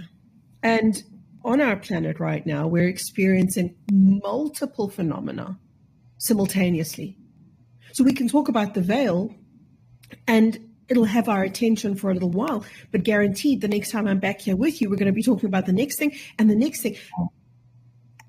And it's all concurrent though. We can only deal with one thing at a time. We can only deal with one piece of information. And so the piece of information that's coming through right now is, hey guys, let's just acknowledge this part of our reality. The veil is thinning. The veil is getting weaker. For some people, it's completely dissipated, not even there. For other people, it's paper thin. For other people, it's threadbare. So what I'm saying is different people are having different experiences of this thing that we call the veil. So shall I start with explaining what the veil is? Yes, because I think that without the understanding of what it is, then there's no real way to perceive it.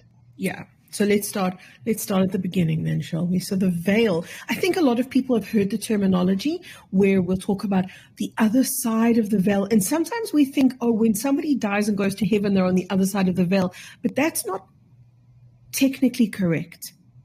What is correct is we've lived in a quarantine zone. Planet Earth has been a hijacked realm. And that realm has been encapsulated in what we call the veil. And there are multiple ways that you can see the veil. You can see it as a wall, and I think that's probably the best structure to visualize if you're thinking about what the veil is. Because if I say the veil, you're going to think about something that's billowy and something that's light. The veil was more like a prison cell that we couldn't move beyond. And specifically, when I call it a prison cell, it was a frequency net that kept us encapsulated here in the false matrix. It kept us from ever rising above, which ironically, when I talk about rising above, is actually sinking into the heart. That's what it means. When I say rising above the mental realm, it's actually reconnecting with the depth of the love and the truth that you originate from. So we were living in a world where we were programmed to stay small, to stay separate from ourselves and each other, and that was the purpose of the veil. The veil was put there by the architects of the matrix that we lived in I'll say it in another way. The architects or the engineers of the false matrix reality. And I call it the false matrix reality because this was never part of the original creative template. That means this was never God's creation. So let me jump in right there, because there's a part of this where I want people to truly understand that we have been misled in our perception of those things in which are, meaning where did we come from, who are we actually, and who is or what is God, and what are gods, plural. Because this is something that has been intentionally hidden from us to keep us in a submissive, downtrodden, basic mentality from our first birth and just the entirety of our life, right? And taking that into right there. So let's go to Genesis chapter 1, where it said God created the heaven and the earth. Well, in Hebrew, that was Elohim. Elohim actually in Hebrew is gods, plural. And they actually have understood this and have always known that. So when you see gods, because that's what it is, plural, in the God phrase of all of Genesis 1, we created God in our image and likeness. We blessed both male and female, and to have them replenish the earth. Okay? They made God in their image, because God doesn't have an actual image. I'm talking about the God, source. They are the gods, which they had the rule and dominion over this realm. This is what I believe you're talking about specifically when they actually came in with the archons to actually design the spheric frequency net to keep this experiment, so to speak, I believe that's what it was, as a closed off from the divine matrix, and keep it as the false matrix, which is everything inverted. So in duality that we all receive right now. So with that, and you can look it up, you can look those things up that I say, that Elohim does mean gods, and that they have intentionally allowed that to be used as a singular godhood instead of an actual real terminology, which that is what it means, is gods, plural, small g. Okay, go ahead. Yeah, so there's actually a book, sorry, I just sidetracked myself now. There's actually a book, I don't know if you've ever read it. It's a very, very old book by an author called Eric van Doniken, and it's called Chariots of the Gods, I believe. And he was the first, I think that he did this book like in the 1980s perhaps, and it was exactly that, where he was the first person that I ever heard talking about he referred to it as the gods in plural. And he figured this out because he was translating biblical text. I think it was from Aramaic to Greek or Greek to Aramaic, one of the two. And he noticed that there was this plural. And if we look at the Bible, what we see is that there's two streams, there's two narratives that are sitting side by side. The one is that there is a loving God who's patient and tolerant and kind, and the other is that there's a vengeful God. And a God of love that we come from is never going to punish, is never going to take pleasure in punishing. There is some kind of distortion that's been woven into what was once something truly beautiful and sacred. So there's a mishmash of energy. There's a purposeful, coordinated confusion sown into the hearts and the minds of humanity, so that they're trying to make sense of the world through this veil of confusion, which is why we can't make sense of it. We have so many things that don't make sense, that we're kind of it's like being asked to swallow a pill and just the whole, take everything because it's all good for you. Well, maybe there's parts that have been inserted that are detrimental or distorted. And this is exactly what happened, not just in biblical text, my God, everywhere in our realm. There's seeds of truth and seeds of distortion. So with that right there, this is something that I spoke about just a couple of days ago, is that when the fundamental truth is a lie, even a small lie, all truths that are put upon that now become a lie because they're based off of that fundamental truth. And that's where I think that people are going to have the hardest time on getting out of the head and into the heart, because the word tells you cannot come to the Spirit of God through your logical mind. You have to come as a child. And in that childlike, that is that little baby child that you still got inside of your heart, that you've got just completely tethered up, that you've got to be an adult, you got to be this, you got to be that, you can't do this, you can't do that. And that was the beatdown of becoming an adult and leaving that sacred childhood existence in the past. And when Jesus said, "Let the children come unto me," there was more meaning in that than just what was being said. And that's what I try to have people understand, is that you have to make peace and love that inner child that is inside of you, hiding somewhere. You need to find that person and let him out.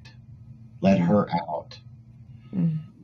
Yeah, absolutely. Because we've been born to a world where the head, talking about the heart, this is what for me is the most fascinating part about the veil, is first of all, it was initiated.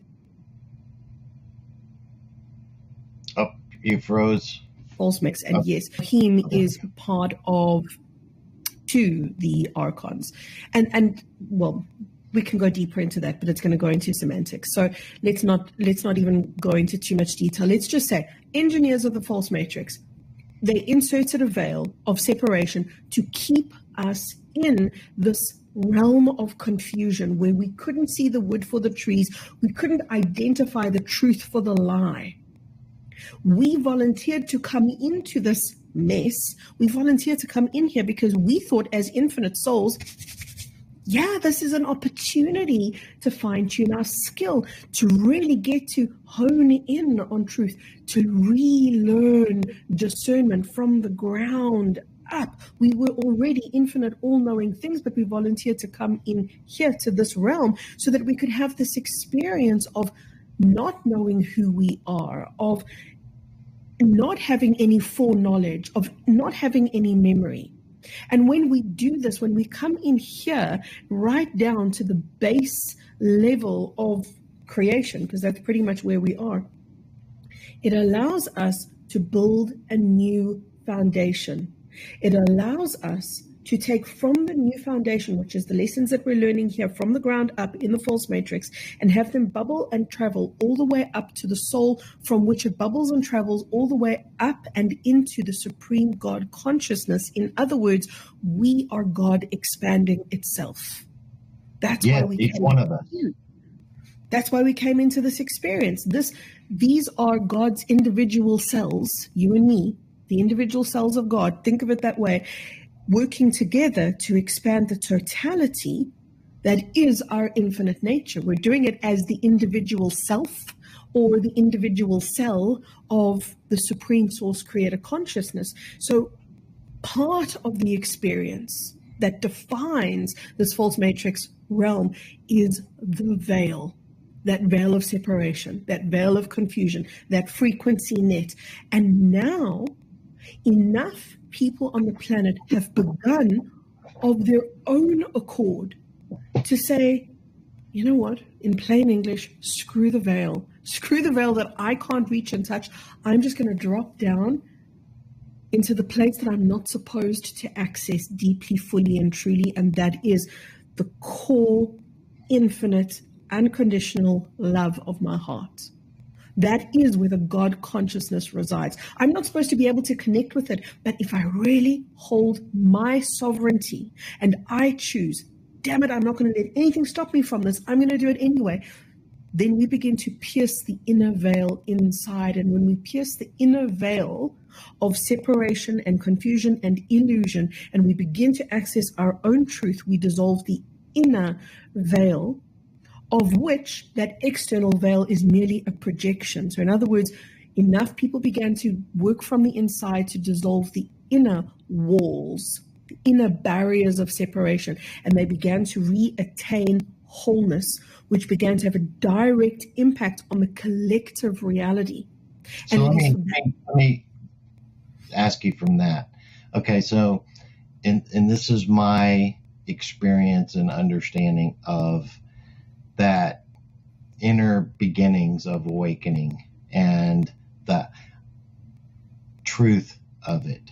Okay, before the frequency generators and system was removed, there were enough individuals that we're not taking this anymore.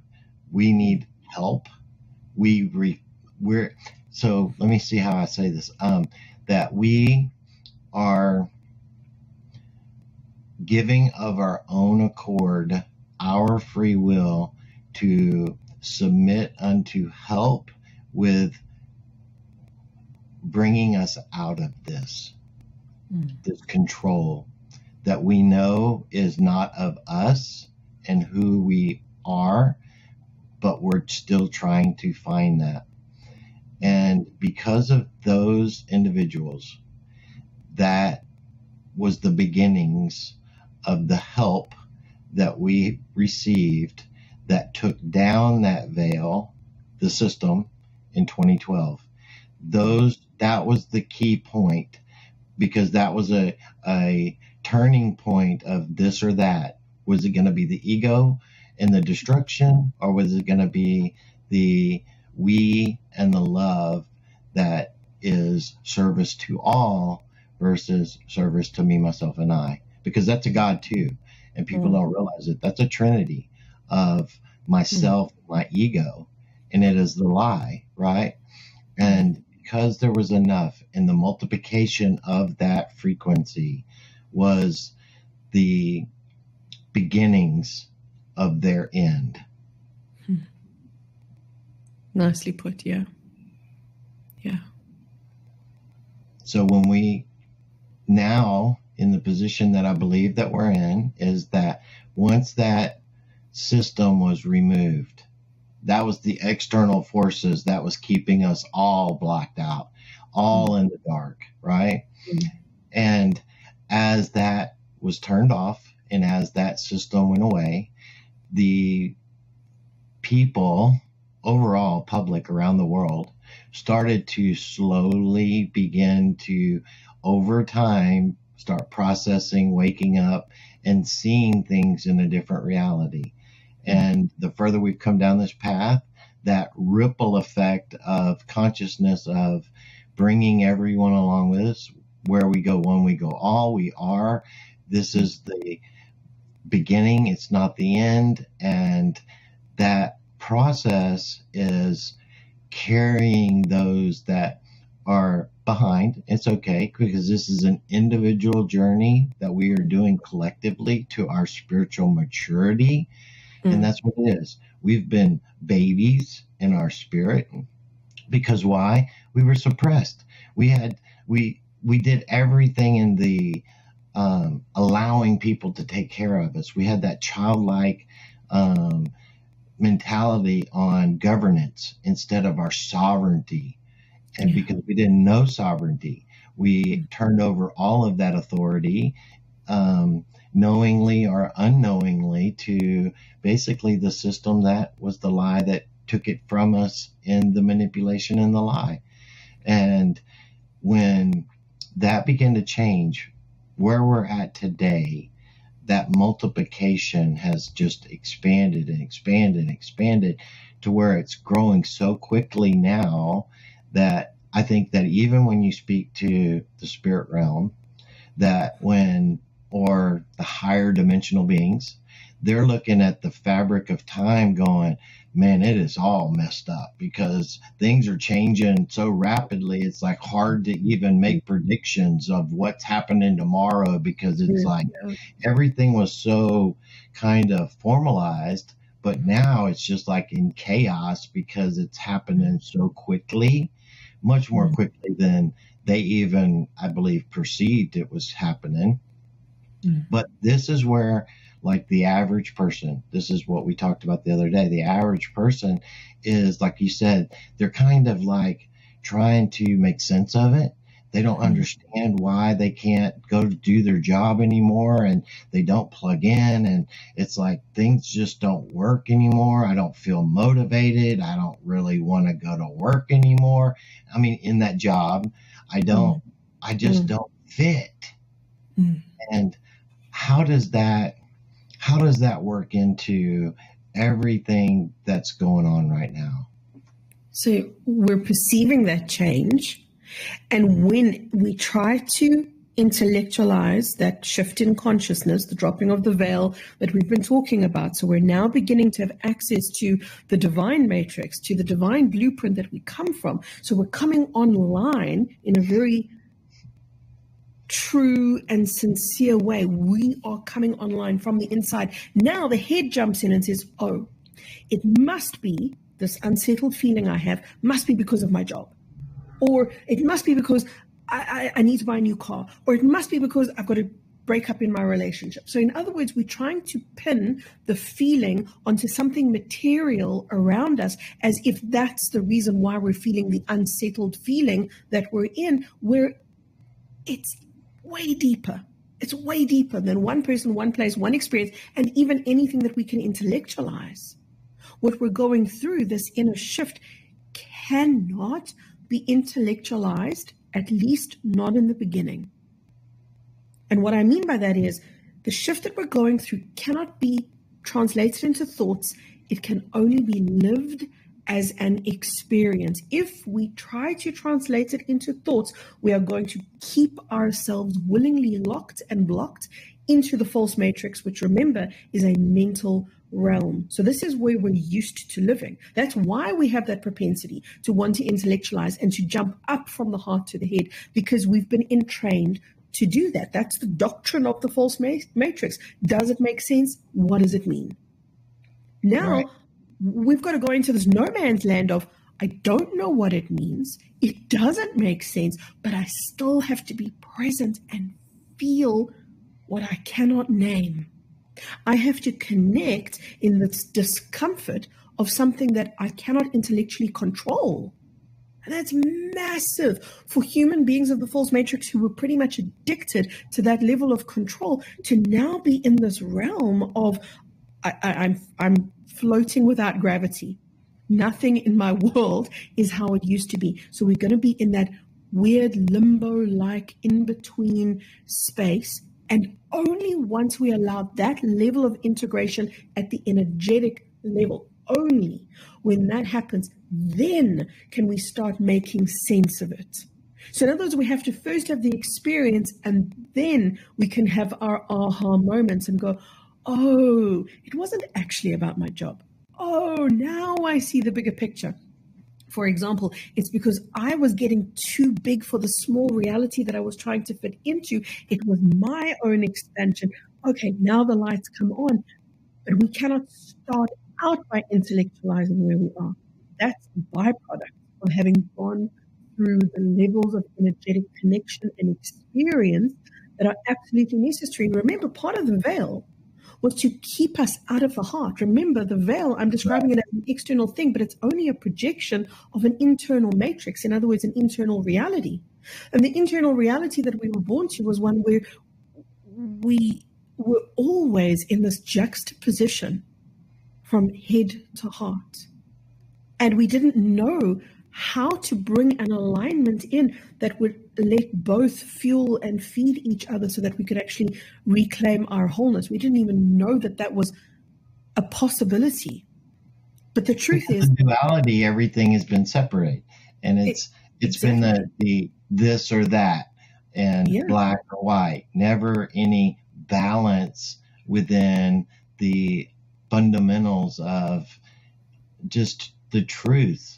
It's like as soon as you, it's almost like, you know, there's a lot of fundamental biblical truths that operate because of universal law that you don't really understand why they actually work, but they do.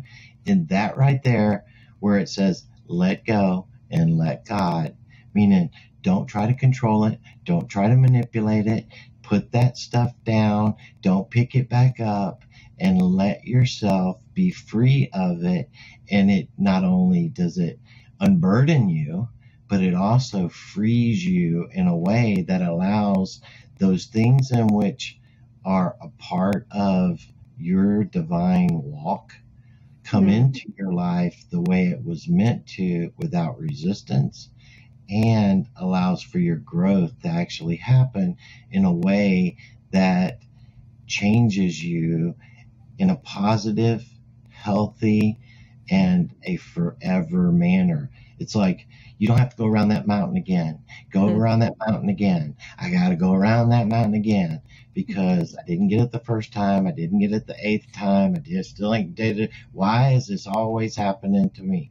Well, it may be because you're trying to control a situation that you really don't have any control over. You're meant to grow from it and learn from it so that you can move on. And it's like, even with people coming into your life, that circumstance may be for you, it may be for them. And things happen for a time and a season. Sometimes seasons are forever, but those things are purposeful. Everything has purpose. Even the good and the bad, all those things, when you collectively look at them, they all had the purpose of the divine on the overall outcome. It's like, you know, the dark power, it doesn't have any actual power. It's only the absence of light itself. That's what darkness is. But as in a whole, that's the other equal side to light, which is all coming from source. They're not opposing each other. It's just a balance of one and the other. And this is, I think, what people are beginning to learn more and more, is that this is not happening to you, it's happening for you, exactly the way it's supposed to. And when you begin to quit fighting it and judging it, then it will actually manifest in the way that you can receive from it, in a way that allows you to grow. And this is what we're all doing. This path that we're all on right now is an individual experience that we're all doing collectively, and we're all doing it to end up in the same place. That's what's so beautiful, you know? Yeah. And you can call that place by many different names. Some would call it heaven, and others would call it home. And it's not even somewhere outside of us that I we know. are to, It's so funny because we are living a real duality. I mean, the most difficult duality that is in the spiritual realm, which we are living a finite and an infinite existence at the same time, and trying to understand how they work. Yeah. So we're trying to bring the cosmic self online while still in the human flesh, while still in the human form. It's the magnificence of what happens when we abandon the world of duality.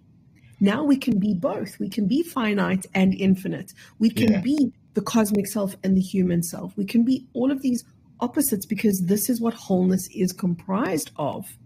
And what happened in the false matrix is that division, the duality and the division, which is part of the nature of the veil, was to instigate the duality and the division, is becoming so hard for people to uphold right now. So what we have is people who, for example, still want to adhere to race politics. Like, for example, this color is right and this color is wrong. This color has been wronged, and that race group or whatever it is, there is all of this divide and conquer technology. And I call it a technology because that's what it is. Do you know why? Because it's not our nature. Our nature is to look at each other and not even see anything except, oh, look, there's another human being in front of me. Kind of like whenever you were like 4 and 5 years old, and you didn't boy, girl, black, white, yellow. It doesn't matter. It's like, this is, hey, you want to go play? Exactly. This is that wholeness that we're returning to, and it's so multifaceted and so multidimensional, and it seeps into everything that we will eventually stop seeing even ourselves through all of the layers of division. This is my age. This is my identity. This is my country. We're going to start seeing ourselves as the cosmic being, and when we see ourselves as the cosmic being, then we can start seeing each other in the same light. I cannot perceive somebody else in a way that I'm not able to perceive myself in. So if I see myself as divided, and then somebody else dares to have the audacity to say, no, you're whole, I'm going to be offended by that because I want to uphold my separation. And this is why earlier I said, we've got the veil, it's dropping, but everybody's having different experiences of that veil dropping. Some see it as threadbare, some see it as fully intact, some see it as completely gone, because this is what it boils down to. Where is your inner reality? And if your inner reality is dissolving division within you, you will not be able to see it in others, even when they're convinced of it in themselves. You can listen to them, but you can go, that just doesn't make any sense. That just doesn't resonate with who I am. So you become the wholeness. And then the gorgeous thing is your wholeness becomes a ripple. And the ripple of your wholeness is an infinite light that cannot be contained. It is and you so don't even powerful. have to say anything. It's just the presence of it. Exactly. And that's where people think that you have to, project all this, and you have to say it, and you have to be the loudest, and you don't have to do anything. What you have to is just be. That's the thing. Be. And when you become what you are and the understanding of who you really are, that unlocks the reality in so many ways that you don't have to speak to any of it, because your being actually does. You walk into a room and that presence is automatically felt. They don't even have to say nothing, and neither do you, but you can actually, if you were to put cameras on people's faces where they could actually get their reactions, you can tell those individuals that walk in with that presence because they walk in it. They don't have to say anything. Yeah. Most of the most powerful people are those that say almost nothing. Correct. Because they don't have to. And that's where I'm trying to help people understand right now, because we all have a circle of influence. And in that circle of influence, you don't have to convince your partner, your loved ones, your friends, your family, your kids. You don't have to convince them. Your being convinces them whenever theirs actually will align with it. And until then, it's actually being repulsed by it. It's being pushed away because they are not in line frequency. And what will happen is that positive frequency will wear down that negative frequency to the point where all of a sudden it will be attracted.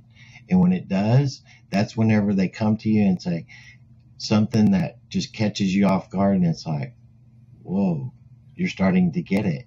Yes, because that negative is going away, and they're not ready for it. So don't go giving them the bombardment, because now you'll throw them into a loop.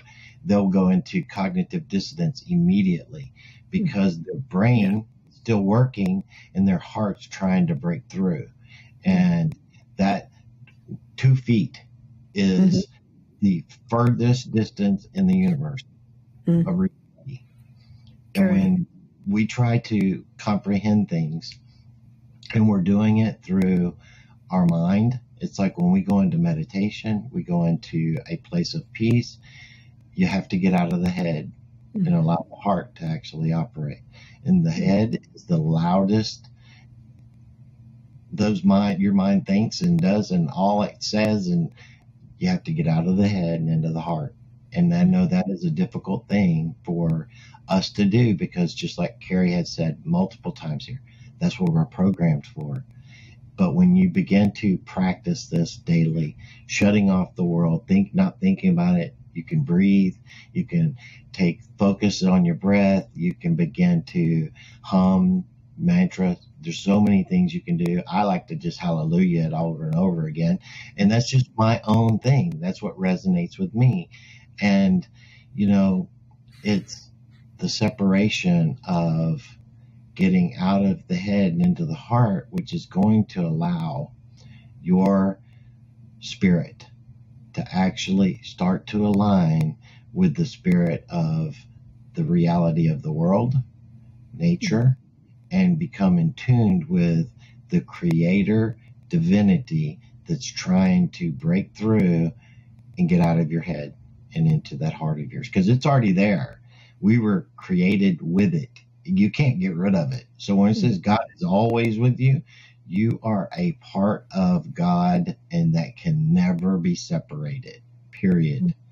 And so right now we are basically having a lot of influx of help. And I know that this has been something that we've divinely called for, and that we want and we need, because it's only a larger amplitude of eliminating that generated negative frequency that's been trying to push back on the world and this realm. Is it going to work? It's not. But it's also kind of like cornering a wild animal, and that's when they're most dangerous too. But when we begin to understand that we are infinite and that nothing is ever going to harm or kill you. Hey guys, you want to see the bird for a minute before he goes to sleep?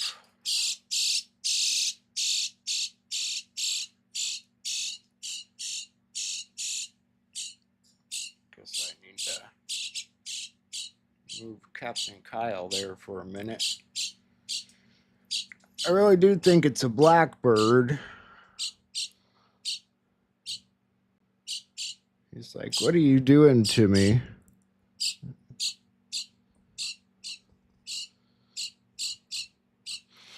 And so the tree came down. I was surprised there wasn't more out there with him, but I've been feeding him. I don't think it takes that long to keep him going, a few weeks. He's loud, all right. He's a chirper. The main thing, though, is I was looking at blue jays. See how his beak is kind of yellowish orange? I didn't see that on baby blue jays, but I did on blackbirds. And so I think he's a blackbird.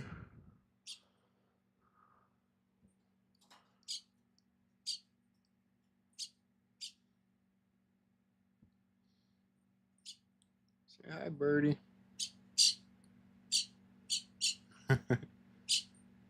He says, feed me again, feed me. It's like he forgets that he just ate. Every 3 minutes he wants to eat. I actually had this old cage. I've had parakeets before, and I ended up getting the parakeets a bigger cage a long time ago, and I just kind of had this one laying around. He's looking pretty good, though. He looks really healthy. I tried to give him a little birdie bath with a water dropper. The funny thing is, now I think he thinks he's human. He lays down when he sleeps like a human instead of sitting up like a bird like he did originally.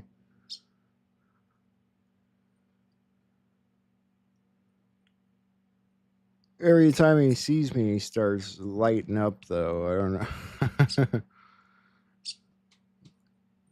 Birdie bird. I didn't know. I mean, what do you do? I mean, if you leave him out there on the ground, there's so many cats out there. If you leave him on the ground, they're gonna get him. Say hi, buddy. I'm trying to see him. There you go. But that yellow beak was the thing that really made me think he's a blackbird. Birds are so interesting and so different. The things they do, the things they eat. Blackbirds can actually hear worms beneath the ground. They can actually hear them moving under the dirt. It's crazy. Yeah. I'm a bird daddy now, right? I mean, I don't know. Even my dog's a little jealous of, yeah, he does think I'm coming in with food every time. He does look like a starling, but I think he's just way too big to be a starling.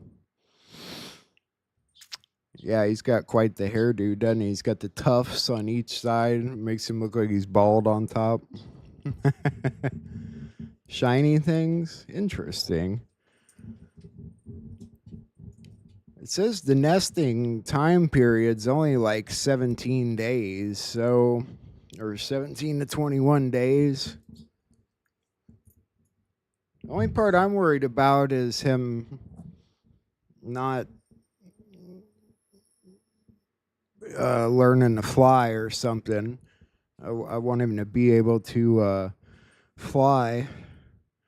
Crows, we've got crows. We've got these towers around town, like sort of like cell phone towers, but they're more like cop antenna towers, but they're pretty tall, like a couple 100 feet.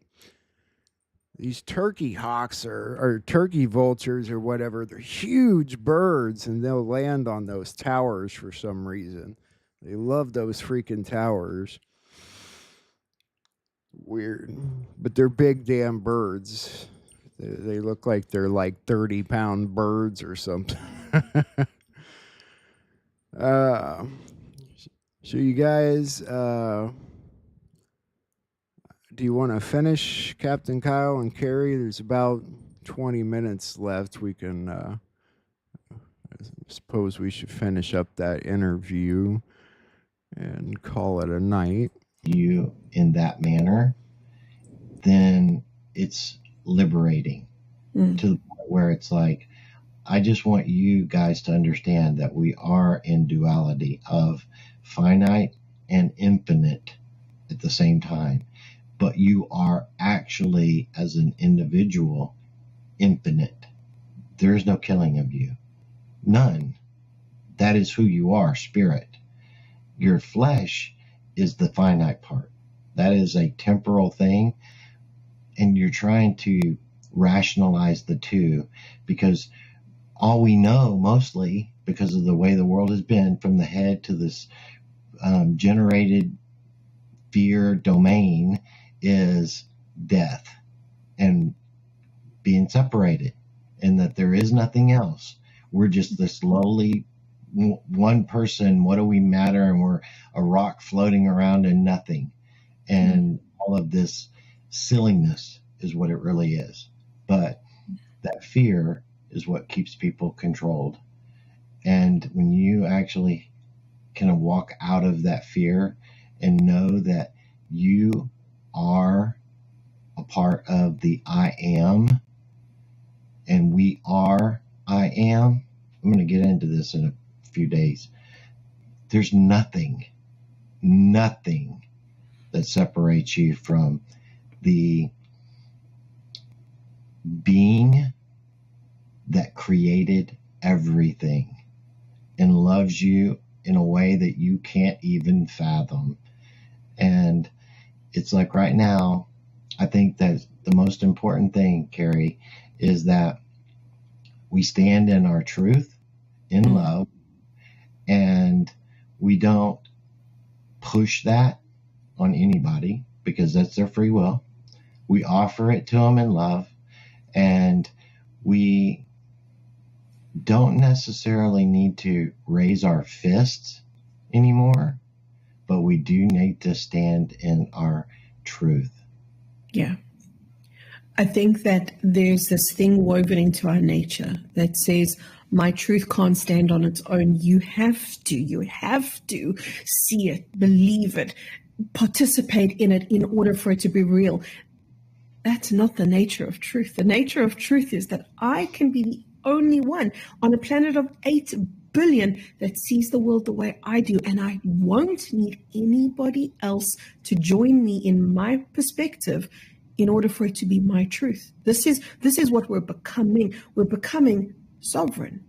Mm-hmm. And something that I thought about a long time ago was, why do we have this tendency among humanity to force our beliefs on another, even when we know this is my truth? Why do we want to force it on another? Because we tend to want to change their world without empowering them to change themselves. Isn't it also potentially validating of your own? Oh, absolutely. It's like we want them to validate our own reality. Yeah, that's what I mean. Yeah. Yeah, we want. So we have to do the work is, can we validate our own reality? Yeah. Can I validate my truth? Can I sit in my I amness, as you so perfectly said earlier? Can I be with myself? Remember that we're operating under a program. We've lived under a frequency net that has had us behaving in a way that is totally contrary to our nature. Our nature is that of pure love and us being in the stillness, in the love. And then if somebody walks past us and they're not in the love that we're in, that's their reality. That's their choice. This is mine. And their choice is okay. And my choice is okay. So we're learning. This is a big learning curve for humanity, to allow our truth and to even trust our truth, that our truth can stand on its own, even if nobody else agrees and sees.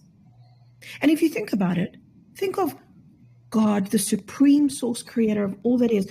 God doesn't come to you and say, you're seeing that wrong. This is how it actually is. You're not allowed to have that belief. You're not allowed to have that viewpoint. I'm going to punish you. I'm going to smack you. No, this isn't the way it works. God has infinite trust in who we are, and infinite and unconditional love for where we are, knowing that the reason we came here was not to fall to our knees and say somebody out there must save us, but rather, I'm here to stand in my power and to allow the supreme creator of all that is to witness me, to support me, but not to do it because I can't. Be my support and be my ally. And I can only access that support and that allegiance when I start standing in my sovereignty, which includes I'm becoming more personally responsible. More personal responsibility is one of the biggest keys to our own enlightenment and to the shift of consciousness that we've all come here to participate in. But if God doesn't come to me and say, Carrie, that belief of yours is wrong and I'm right and you're not. If God doesn't do that to me, why would I do that to anybody else? So instead, what I do is I say, here's my truth. And if it resonates, I'm so happy. May it open up a door for you. But if it doesn't resonate, just walk away. Just walk away. Scroll on by. You're allowed to do that. And it's like in that world of division that we once lived in, we need to make sides and we need to make teams, the good guys and the bad guys. I know. That's a part of the reality crazy town. Yeah. So this is a very, it doesn't sound like a confrontational thing, but it's a confrontational thing for each human being to take that step into themselves and confront their inner world and not somebody else's external world. And then the penny drops and we go, oh my God, I actually cannot save anyone else. I cannot rescue anybody else, and I cannot wake up anybody else. But I can do something more. I can be the love. That's right. Be the awakening. That's more powerful. I can be the truth. Yeah. And then I start trusting light. It's like we think that the only thing that has power on our planet is our mouth and the words that come out of it. This is not power. This is me trying to convince you. If I were just using words, then I would be reliant on my ability to convince somebody of my viewpoint. That is not what I'm here for. When we become the light and let that light be interwoven into our words, then we trust that whoever those words land on, they're going to sit there like a seed and ripple and awaken them if that person wants to be awakened. And they're just going to fall away if that person's not there. So what a world we could and we are in the process of creating, that world of respect, where it's absolutely valid for you to perceive and see things and feel things in a way that is so unique to you, and maybe in a way that I can't understand, but I'm still going to allow you that freedom. This is a very different world, and that is the world that we come from. That heaven, that home that we spoke about earlier, that's how it operates. That's part of the fundamental principles. It's part of the universal law that's woven into the organic matrix that we come from, or the divine matrix that we come from. It is things like do no harm, do not impede the freedom of others. Because, it's like if I do actually impose my will on someone, I'm actually in violation of their soul contract and their free will.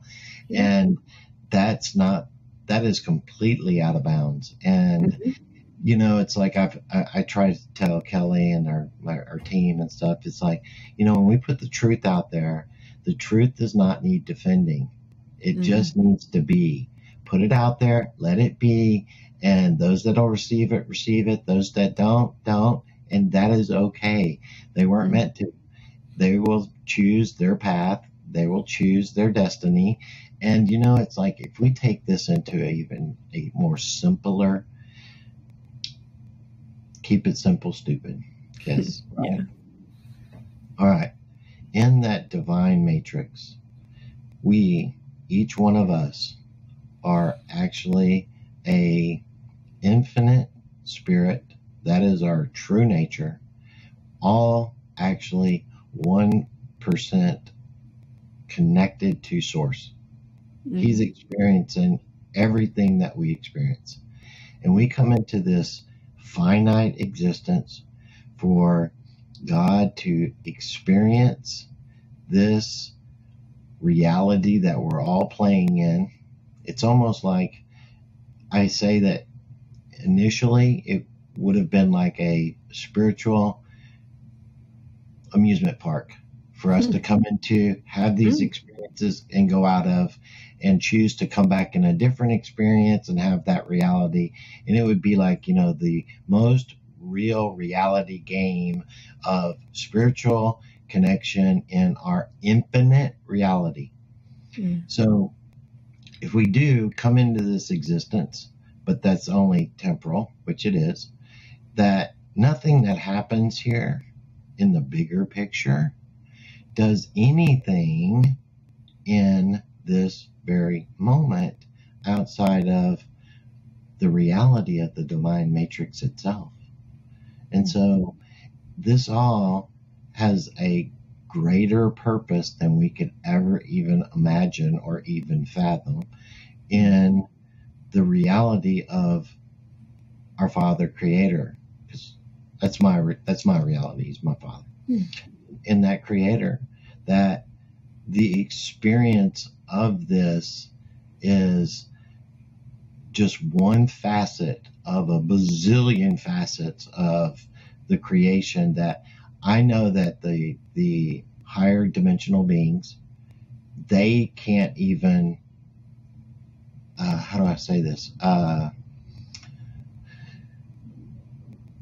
They don't even try to define source, because there is no way to define source. And they have a incredible perception of reality, of capacity, of knowledge, wisdom, understanding, and eons of truth. And they can't even, they don't even try to make an attempt to do that. Mm-hmm. And that's what we try as people. We're at the bottom peg in physical reality. We're like just getting off the bottle. I mean, really, seriously, people. We're like just getting off the bottle.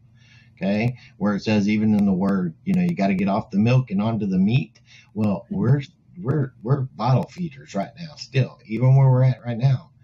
And even when we go into our 5-dimensional reality and have our crystalline body and our DNA reactivated and our 100% mental capacities and all of our remembrance and our abilities of telepathy and everything that has been basically just, you know, suppressed away from who we truly are, right then, we're basically just adolescent teenagers. Absolutely. That's still the beginning. Yeah. Yeah. And so that's why it's so hard when people try to figure all this out. They can't. Yeah, exactly. We can only feel all this out. We can only feel our way through where we are right now. And that's an act of courage. You know, in the past, we used to think that it was courage to take someone on, but now it's a whole new different experience of courage. It's the courage to face ourselves, not to face someone else.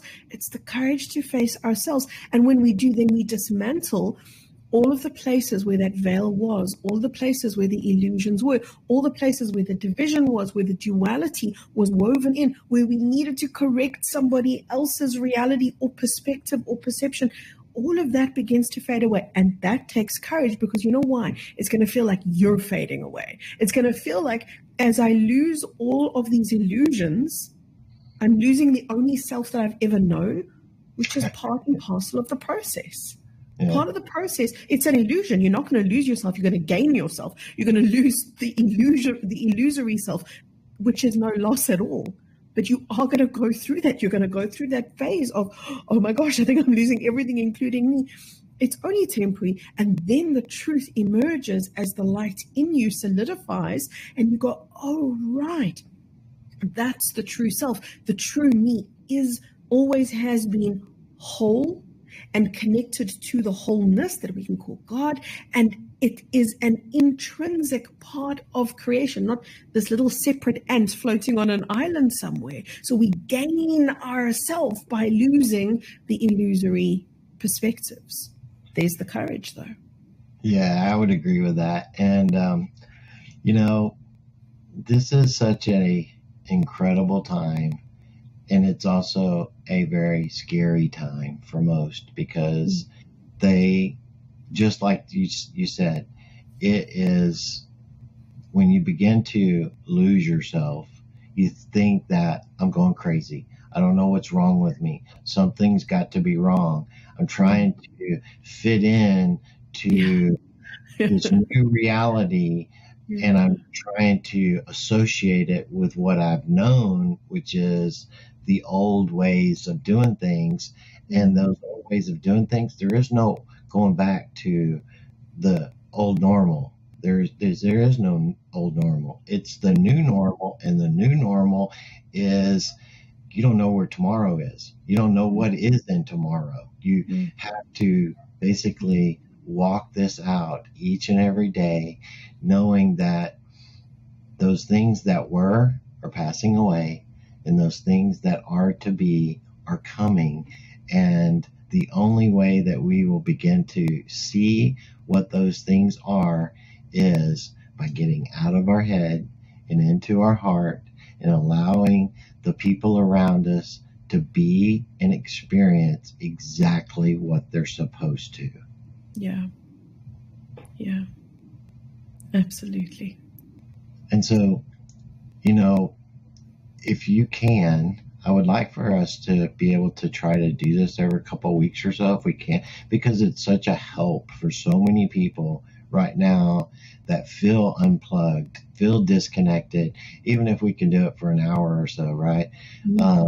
Just so that we can help people try to make this understanding through this connection of getting out of the flesh and into the spirit, and understanding that that's really what's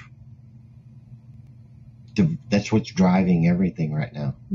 And the higher realms are helping us on a daily basis, even though we don't know that to a for sure. I mean, I do, you do, but soon people are being prepared right now for that reveal, which is coming. And when it does, all of your reality that was, it's going to get turned on its head, because all of that is going to be completely upended and completely reorganized for the way that it truly is, and not what we've been painted into this picture of our history and our reality being, right? And at that point, I think right now is so important, because the hearts and minds of men and women are being prepared for this complete upheaval in their perception of who they are, where they go, what their being is, and why are they here. And in that, if it happens in the wrong way, people can lose it. And it's not what this is about, because it is overwhelming. It is. But everyone's presence, like your presence, my presence, everybody listening, your presence is a gift that you don't even know that you're giving to somebody on the planet whose name you will never know. You're giving the gift of the ripple of your light by simply taking the moment to breathe love in. And you're the first recipient. You're the first recipient. You're the first beneficiary. Isn't that beautiful? And this is why we are switching away from self-sacrifice. Remember, we used to give to other people through depletion of self. Now we're learning the only way that I can give is from fullness of self. And I give to myself first. And then I become the infinite unconditional ripple in somebody else's reality that they really, really, really need. Part of why we came here was to learn, yes, but another part of why we came here was to support. And it's a beautiful gift that we're able to provide the stability for somebody else when they're in their topsy-turviness. So don't underestimate how imperative your role is, because sometimes we think of ourselves as one piddly, insignificant little thing. What difference can I make? But everybody listening, the difference that you make is incalculable. That's right. It's unquantifiable, because light is unquantifiable. You have to be the light now and trust that the light that you are is everything you came here to be. Yes, that's so important. Well, Carrie, I love you dearly, and I love you too, look Kevin. forward to each time we talk, because it's like our spirits are connected in so many different ways. I think that from somewhere else to right now, we've had such a historical past that I can't even explain. That's all right. I feel the way same. it is. I really believe that. And like I said, it's I just got that connection from you from the very first time we ever spoke. And I look forward to it each time. And I really think that it would help a lot of people the more often that we can do this. I know it's difficult for you to do when you do. But just stay with Kelly, and whenever you can, we'll make the arrangements. And I know it's a blessing to the people, and that's the only reason we're here, is to bless and to make a way for people. So with that, you in South Africa and us here in America and the people all around the world, we love you dearly, and we will see you guys soon. Okay. All right, Patriots, that's the show. God bless you guys. God bless Captain Kyle Patriots and Carrie Kay for that interview. Before that, Bo Polney and 107. So, yeah, we will be back on at the same time tomorrow night to see what's going on in the world. I'm getting pretty excited as we near the date of the Jubilee, which is about 6 short days away, give or take. It's going to be fun. It's going to be interesting. That's all I can say. I know we've all got some opinions where we're going, but sometimes you just got to sit back and enjoy the ride, right? I think good things are on the way. We're just going to hang in there and keep doing what we do, guys. So, everyone, God bless you for showing up tonight, and much, much love to you all. I hope you all sleep well and have a good night. And I hope to see you all back here tomorrow evening. So, God bless you. Take care. Don't do anything I wouldn't do. Night, everyone.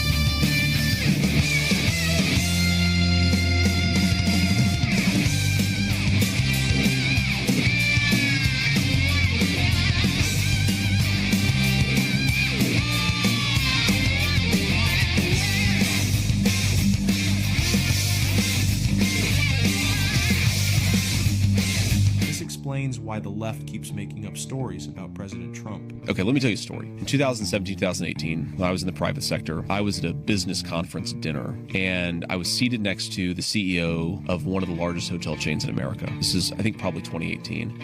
And the guy is going on and on about how much he hates Donald Trump. And I'm like, oh, that's interesting. Like, why do you hate Donald Trump so much? Because I was sort of a Trump skeptic in 2015. And at this point, I was kind of, starting to really get on the Trump train. And he said, well, the reason I hate Donald Trump, he says, is because Donald Trump's border policies have cut down the number of illegal immigrants. And because I can't pay illegal immigrants under the table anymore, I have to pay American workers, and they want much higher wages. And I was like, this guy just admitted it. I was like, holy shit, this guy just admitted it. That's a crime. That is like straight up monopoly man evil shit that this guy admitted to. Brother, the devil doesn't need to kill you.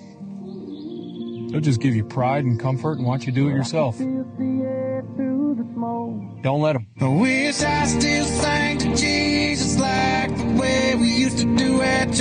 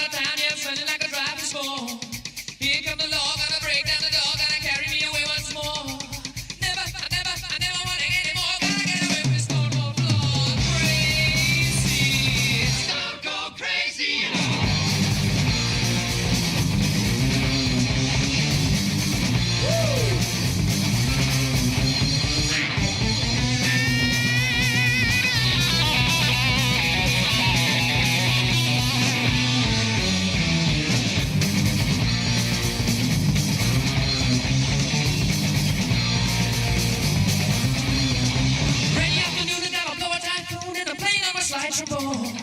Anymore, can't I take it anymore? Gotta get away from this storm or crazy, I'm going crazy, you know.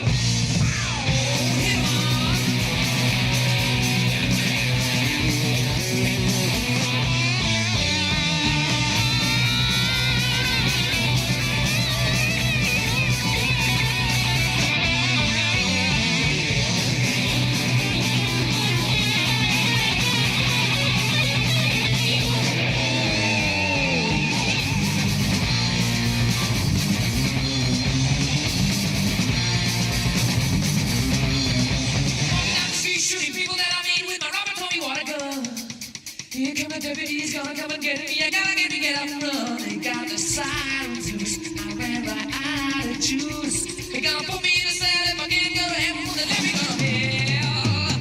Crazy, don't go crazy, you know.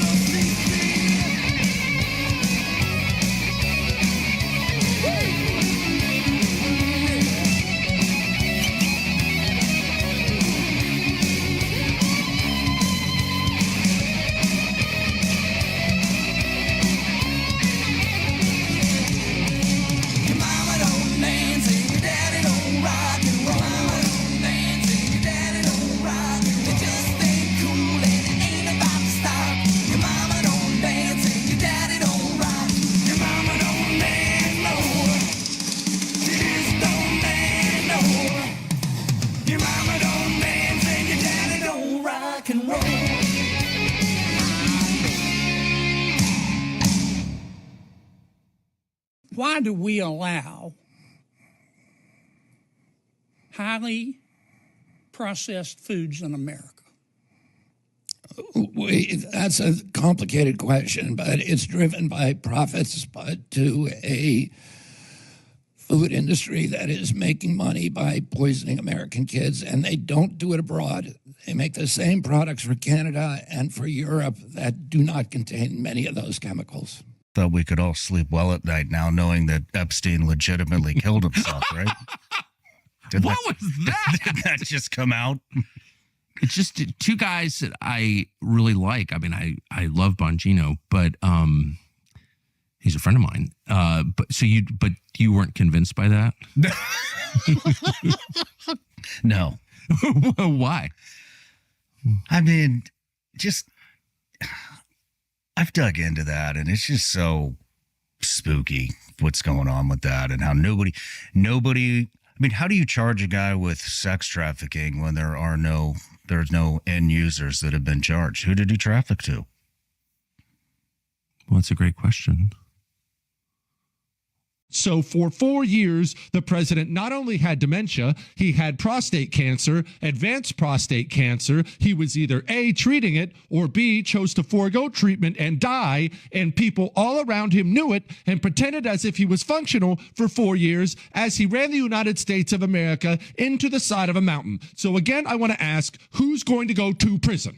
Because it's not a small thing. It's not a made-up political scandal. It's not time to move on. It's not time to focus on something else. I want to know who's going to prison for covering up the mental and physical condition of the man pretending to be president for 4 years. Donald Trump has to work 19 hours a day, trade deals, this, that. The job of the presidency is an endless, brutal grind. And for 4 years, we didn't have one. And guess what? It didn't just magically happen. People did it. People with names, people with addresses, people with faces, social security numbers, birth dates, human beings lied to the entire United States of America. And the United States of America suffered in unimaginable ways for 4 years, and we still suffer to this day. Again, let me ask, who's going to prison? You play your concerts. Do you ever see anybody with blue hair, armpit hair, female armpit hair? Some of these people we're looking at, kid, I don't know. Man, listen, I was just watching your clips, and we have this low birth rate in America, and it all made sense to me. It just hit me right now, because who's going to sleep with these ugly ass, broke, crazy, deranged, TDS liberal women? I mean, you look at these rallies, it's like a bunch of women that no guy wants to sleep with and a bunch of dudes that want to sleep with each other. Have you seen what Comey...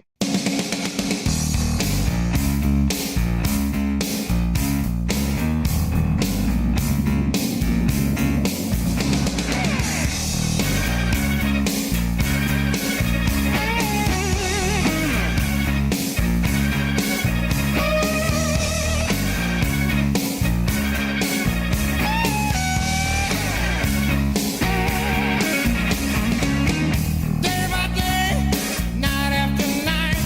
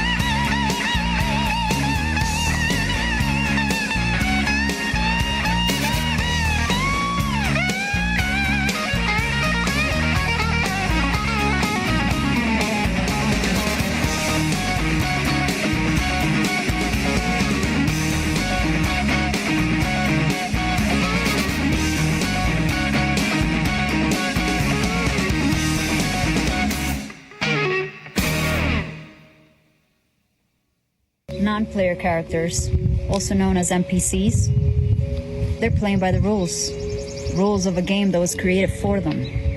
But the main characters, they create their own game, and they're playing this reality like a maze that no one else can solve but them. So I guess the question is, who are you?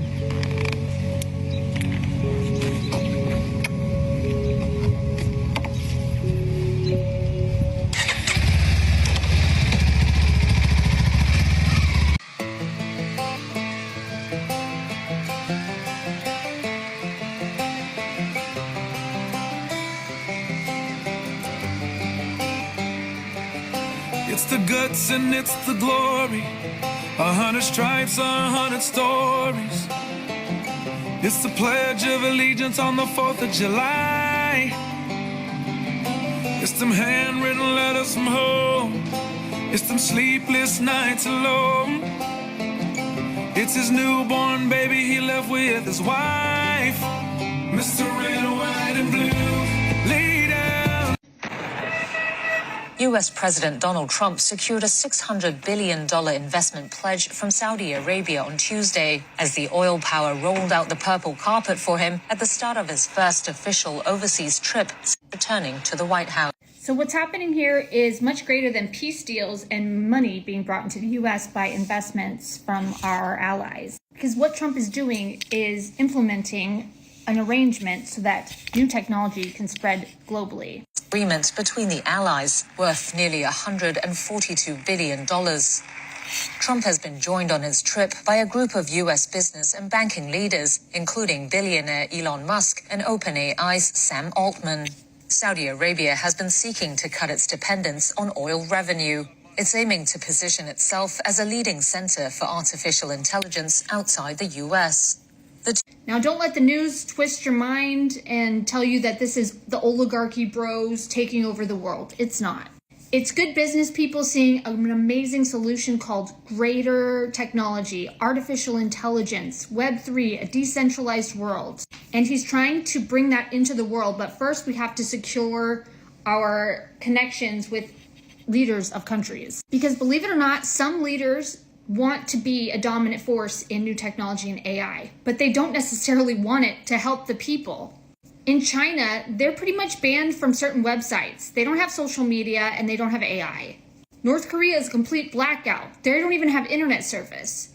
Technology and access to information is so important in creating a new abundant world where the people can live free and where the people can take back power. So he's implementing a lot of pressure on these countries. You need to work with us. Deals, be friendly, we'll protect you, and when the time comes, we're going to implement this new technology that will also help you. It makes sense, it helps everybody, but some of these leaders and countries don't want this new technology rolling out because it means that they lose all power.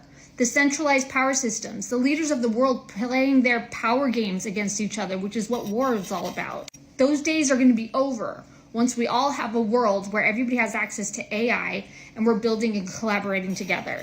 We'll finally have a global world, an economic system where we can trade and buy, and it'll just be an amazing, fast-moving world where we won't need this. We won't even have to make deals like this anymore because there won't be leaders with this much power where we have to go and hopefully their ego is soft enough to allow greater technology into their country. Because a lot of these leaders are narcissistic tyrants at the top. They just want money and power, and they got a lot of it. It's been going on for a very long time. We want the end of war, and we want the end of hunger. We want prosperity to spread across the world.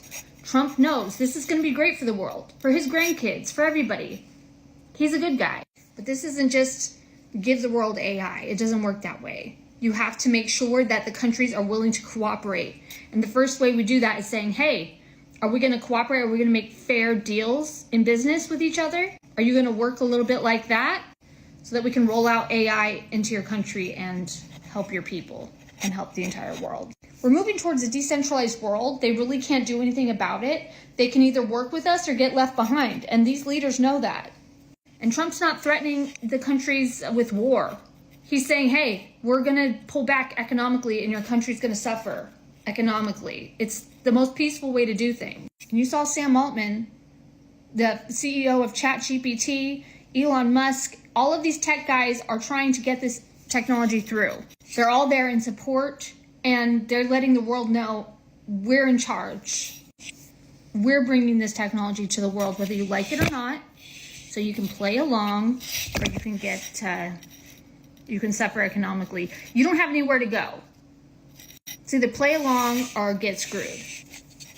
Time's up. Tyranny, kings with a lot of power, they're still there, and he'll still fluff their ego. He'll still be like the highest king of the land, blah, blah, blah. Whatever it is to get these guys to agree, and they're our neighbors, okay? We don't have a choice. We have to kind of work with each other, even though we've been enemies in the past and we've had chaotic things. We have to work together now to bring for the people a greater technology that will free us all.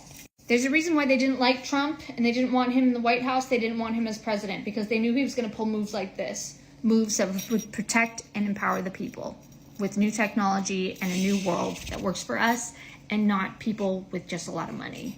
I cannot wait to live in a world where I don't have to question literally every aspect of it. I don't want to wonder if the doctor I go to for health purposes is actually going to prescribe me something that is going to kill me slowly. I don't want to have to question the financial system and the whole taxes situation because we already know that that's the biggest fucking hoax, that they have us by the balls. They have us by the balls. You don't have to have balls, but this is where they have us. When you become aware and conscious of how every aspect of this world, of this society has been altered with, it's so overwhelming because you don't have a manual to do that. You're just kind of here and you know something's going on and you're like, do you guys know something's going on? But they don't. It just, oh my God. I cannot wait to live in a world where I don't have to question if I'm being presented the truth or the altered narrative that they want me to believe.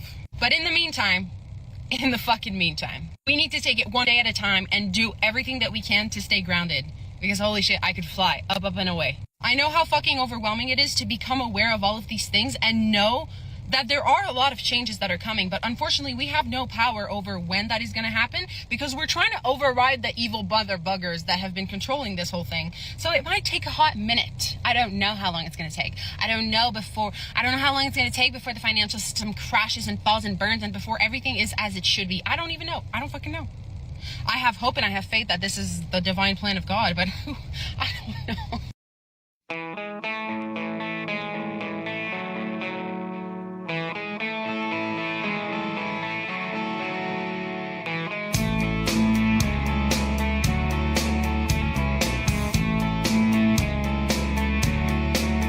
She's a picture-perfect child of innocence, searching out in childlike ways for knowledge. Now she's questioning her mother. Yeah, she's questioning her father. Yeah, she's looking for the answers to the problem that confronts her. Do you know where the sun goes when the water flows? Do you know where the rain goes when the water flows?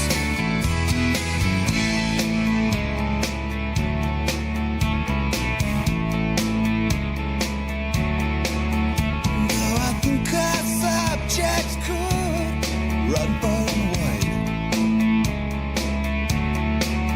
she has centered on the topic of the sky.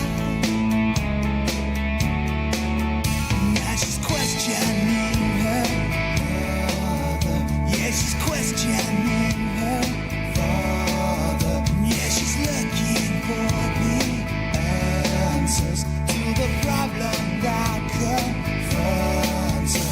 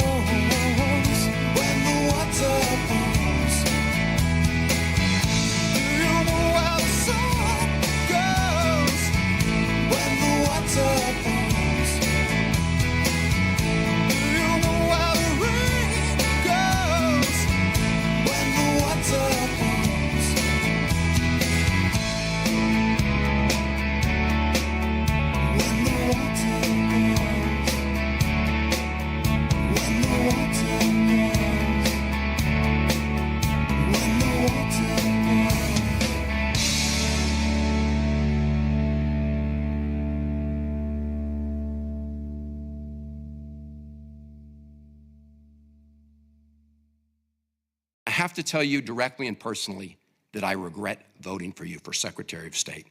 I yield back. May I respond? You may sit. Well, first of all, your regret for voting for me confirms I'm doing a good job, based on what I know. Well, that's about just your a record and flippant what you statement, stand Mr. for. Secretary. Can I respond, Mr. Chairman? You may. I didn't ask Senator, questions. please let the Secretary have I'd be the floor. happy to, but then I can respond to his.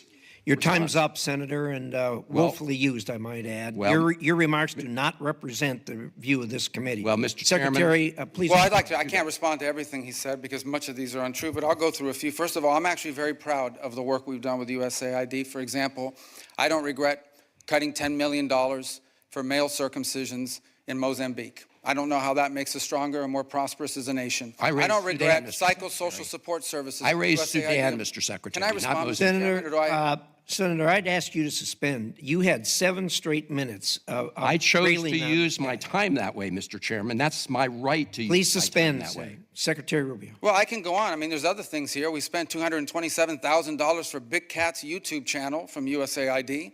We spent $14 million for social cohesion in Mali, whatever the hell that means. So I can go on and on. I got the list here, and there's more. I didn't even bring the whole list. In the case of El Salvador, absolutely.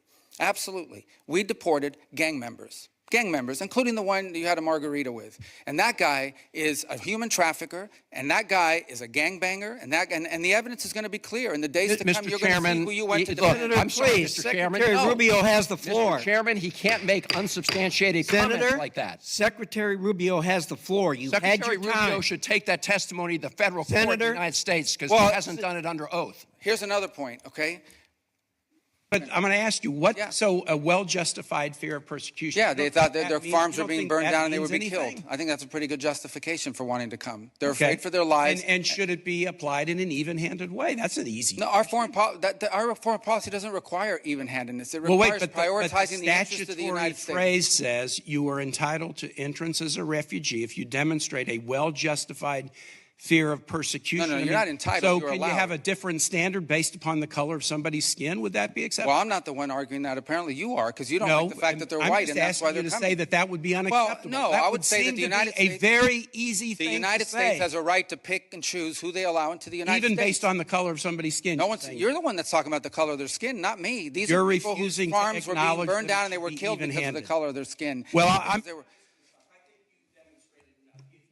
Well, you've demonstrated enough because you think anyone should be allowed into this country for any reason because they met a certain Who has criteria. said that? We are going to prioritize people that come into our country on the basis of what's in the interest of this country. That's a small number of people that are coming. But in you that said particular this case. weekend that But there in would other be more. cases, it's harder to vet. In other cases, it's more difficult. And by the way, the United States admits people every year. The spirit of competition, that's what makes America great.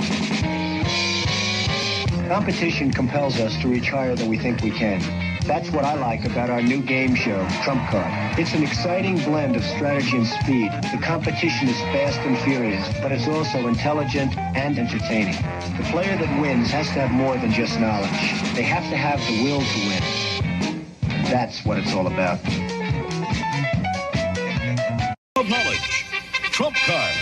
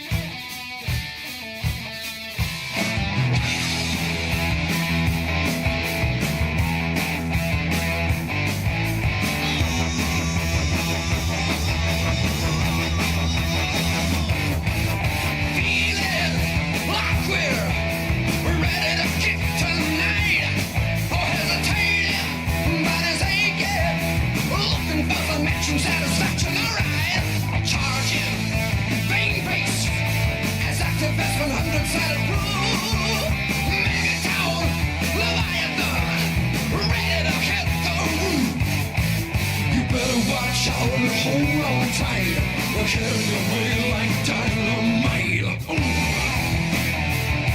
Delivering the goods. Delivering the goods. Shake down, rockin' boys. Crack that whip, strap me. Pulse rate, airwaves. Vitalizing everybody's within. Stealing your hearts all across the land. Hot blood, doing good. We're gonna load you with our brand. You better watch out and hold on tight. We're heading your way like dynamite. Delivering the goods. Yeah! Delivering the goods.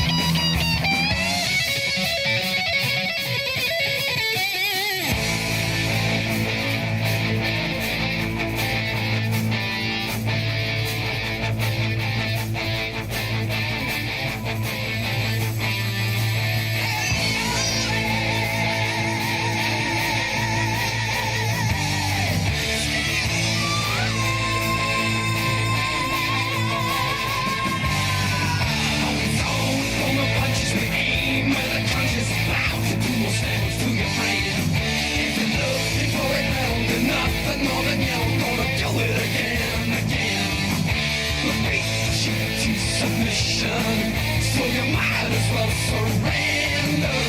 You gotta learn your lesson, 'cause there ain't nobody here to defend. Faster, till it seems that we're gonna break. Shooting further, giving more than you're ever gonna take. Leaving with your heads crushed out on the floor. Begging for mercy. Be careful all the dudes some more. Oh, you better watch out and hold on tight.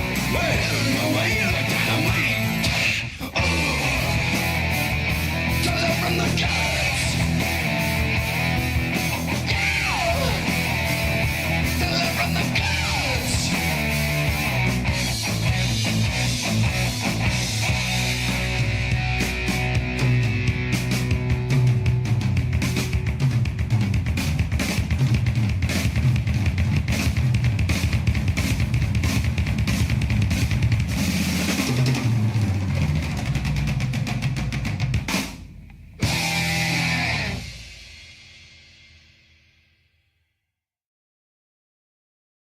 Not otherwise. And so now I'm in this absurd situation where I was born in South Africa but cannot get a license to operate in Starlink because I'm not black. Well, it looks Does like that that's seem about. right Look, to it you? looks Does like seem that. right to you? Looks like that's about to change.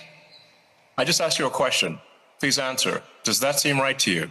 Well, those rules were designed to Does that seem bring. right to you, yes or no? Those rules were designed to bring about an era of more economic equality in South Africa, and it looks like the government has found a way around those rules for you. I asked you a question. This is your interview. Everyone wants to hear from you. I asked you a question. Yes or no? Not Racist for me. laws, yes or no? Not for me to answer. I have got a question for you about your government must work like though and the racist laws, amount of then. savings. Why do you like racist laws? This is not for me to answer. Come on. Yes, it is. Now, you wouldn't be trying to dodge a question. You have to that ask is a question. difficult for I you answered to my answer. question. No, you answer. And the comments that Bill Gates made the other day, which and I know that you called him. Yeah, he's a huge liar. I know you've said that already. That's I wondered. Also, and I'm just. Who does Bill Gates think he is to make comments about the welfare of children, given that he frequented Jeffrey Epstein? Okay, well,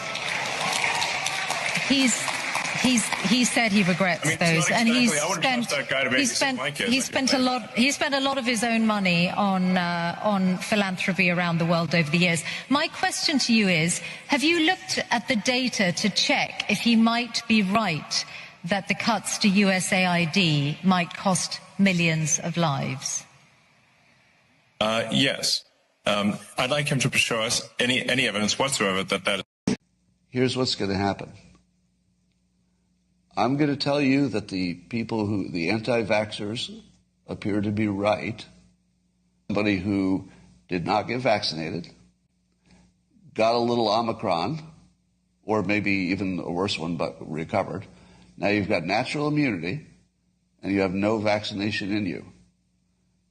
Can we all agree that that was the winning path? The smartest, happiest people are the ones who didn't get the vaccination and are still alive.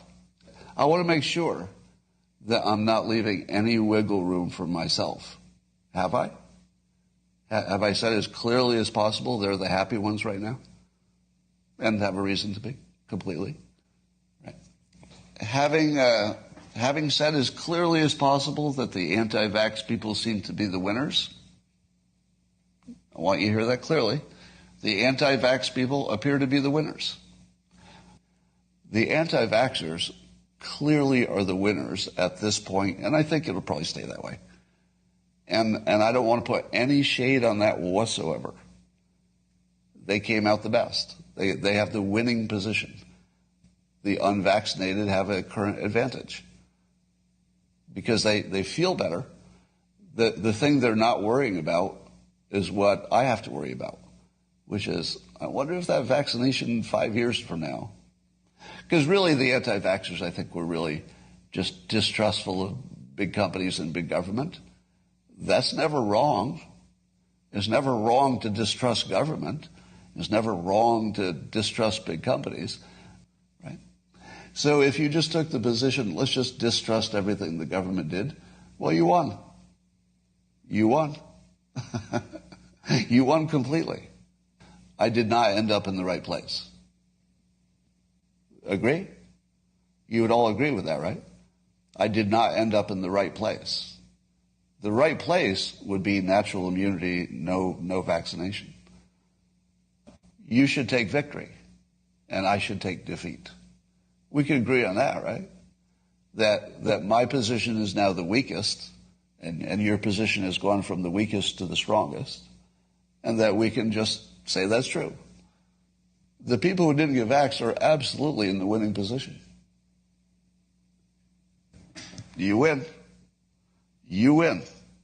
You are the winners. You are the winners. All right. Let me say that part with no ambiguity. You won. You won. All of my fancy analytics got me to a bad place. All of your heuristics, don't trust these guys, it's obvious, totally worked.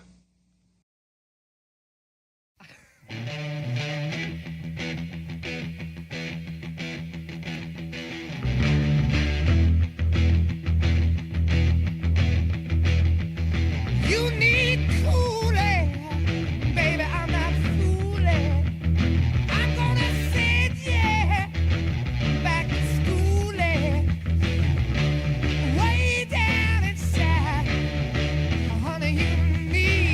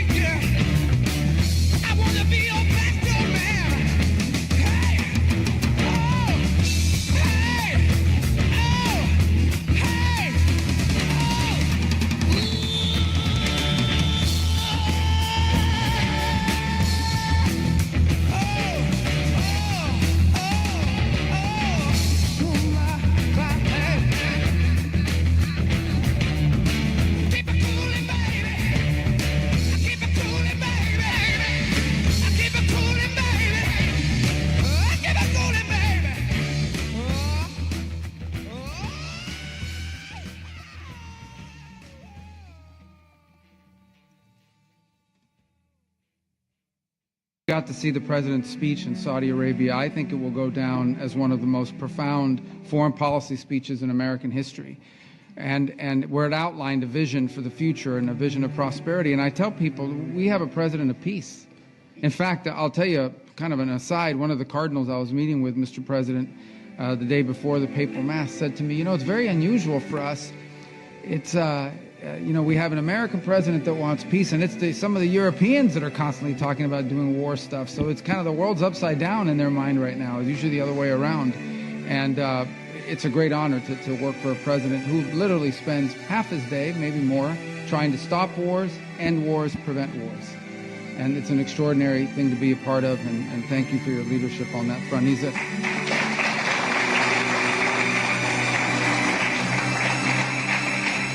a key part of the speech he gave, and I just summarize it this way. Our president is a builder, not a bomber. He wants to make things. He wants to build things. He wants people to have prosperity and to be happy. And frankly, he knows we have to have national defense because, of course, that's the world we live in. But I think one of the things that troubles him deeply is how much money has to be spent on some of his military and war, because it's just the way the nature of the world is. He'd much rather be spending growing the economy and doing the deals that we've seen, and he's trying to convince other countries of that as well. Millions and millions of dollars, and handed us a budget deficit of $26 million. Can you believe that? In addition, the programming was out of control with rampant political propaganda, DEI, and inappropriate shows. We had some very inappropriate shows, to put it very nicely. They had dance parties for, quote, queer and trans youth. And I guess that's all right for certain people, quote, and I'm just quoting, I'm not saying it, queer and trans youth. That wasn't working out too well. They had a Marxist anti-police performance, and they had lesbian-only Shakespeare, which is different. Who thinks of these ideas, really? I mean, it's different. It's different. Oh, we're bringing our country back. And we got the Olympics, and then we got through Johnny, who's the boss. He's a friend of mine. We got the World Cup. I got them both, and I said, man, I won't be president. I got the Olympics and the World Cup, and I won't be president. And they're going to forget that I got them. Nobody's going to mention it because, you know, a little bit, that's the way life is. And then they rigged the election. And then I said, you know what I'll do? I'll run again, and I'll shove it up their ass.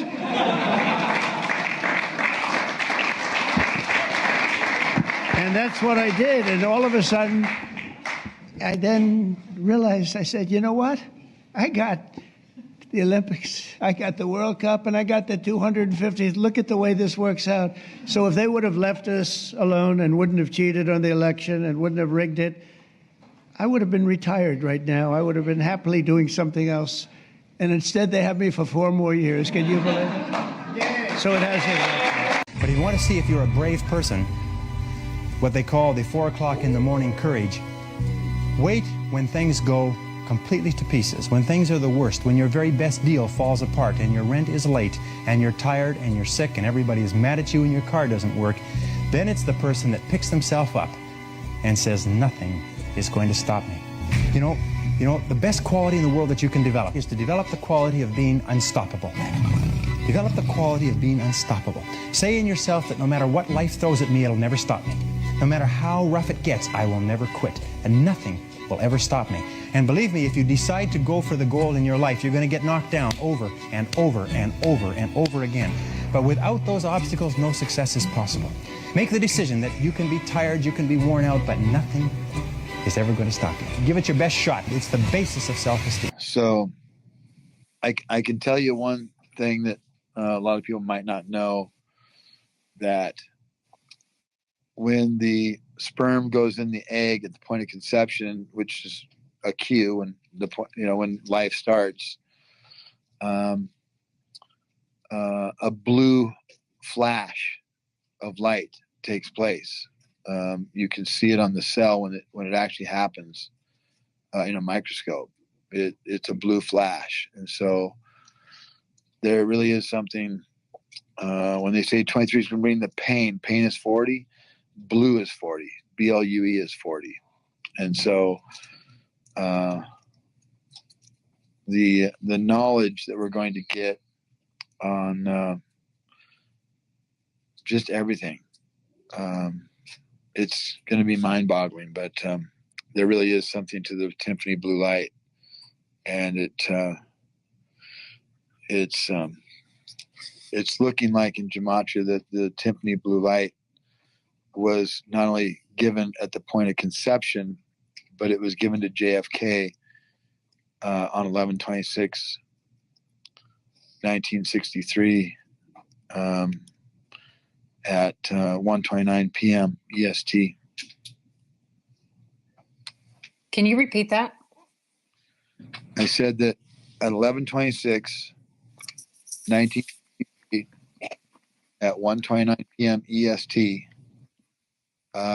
it appears from what I've been finding out in Gematria over and over and over and over and over and over and over and over again, not just one time, that Archangel Michael gave JFK his Tiffany blue light, and that's when he came back to life. So JF in Gematria, if you type this in,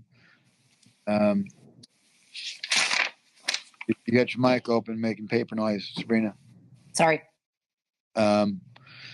If you type in JFK came back on 11/26/1963, it's 1:24 on New Beginning. If you add 1:29, the time, it goes to 1:36 Great Awakening 1:36. If you add PM, it goes to 1:65 Resurrection 1:65. If you add EST, it comes to 2:09. JFK is the second coming 2:09. So JFK came back on 11/26/1963, 1:29 p.m. EST 2:09. JFK is the second coming 2:09. And that's the very minute. That's exactly 4 days. And that's what it says on the license plate. GG300. G is 7, G is 7. That's 14. Slide the 3 over from the 300, and because zeros mean nothing. And you have 143, 4 Dark Days, 143. And when I sent the book, 4 Dark Days in History, to President Trump, he retweeted it. And that means there was 4 dark days. And he also tweeted on 4/6/20, when Q drop 4/6/20 was on the board, because 46 is who, and 0 means nothing, so who number 2, but 46 and 2 is 48. And on that day, 4/6/20, he wrote, "There is light at the end of the tunnel, 357. And the only Q drop that looks like a 357 is Q drop 1440, which is an upside down gun. And the bullet is dark to light. John Kennedy, 125, dark to light, 125. And bullet 72, I am alive, 72. And so, it appears that that's why I was able to figure out the very first time I tried, because I just typed in JFK came back on, and then I just put in the math, and it just came out perfect.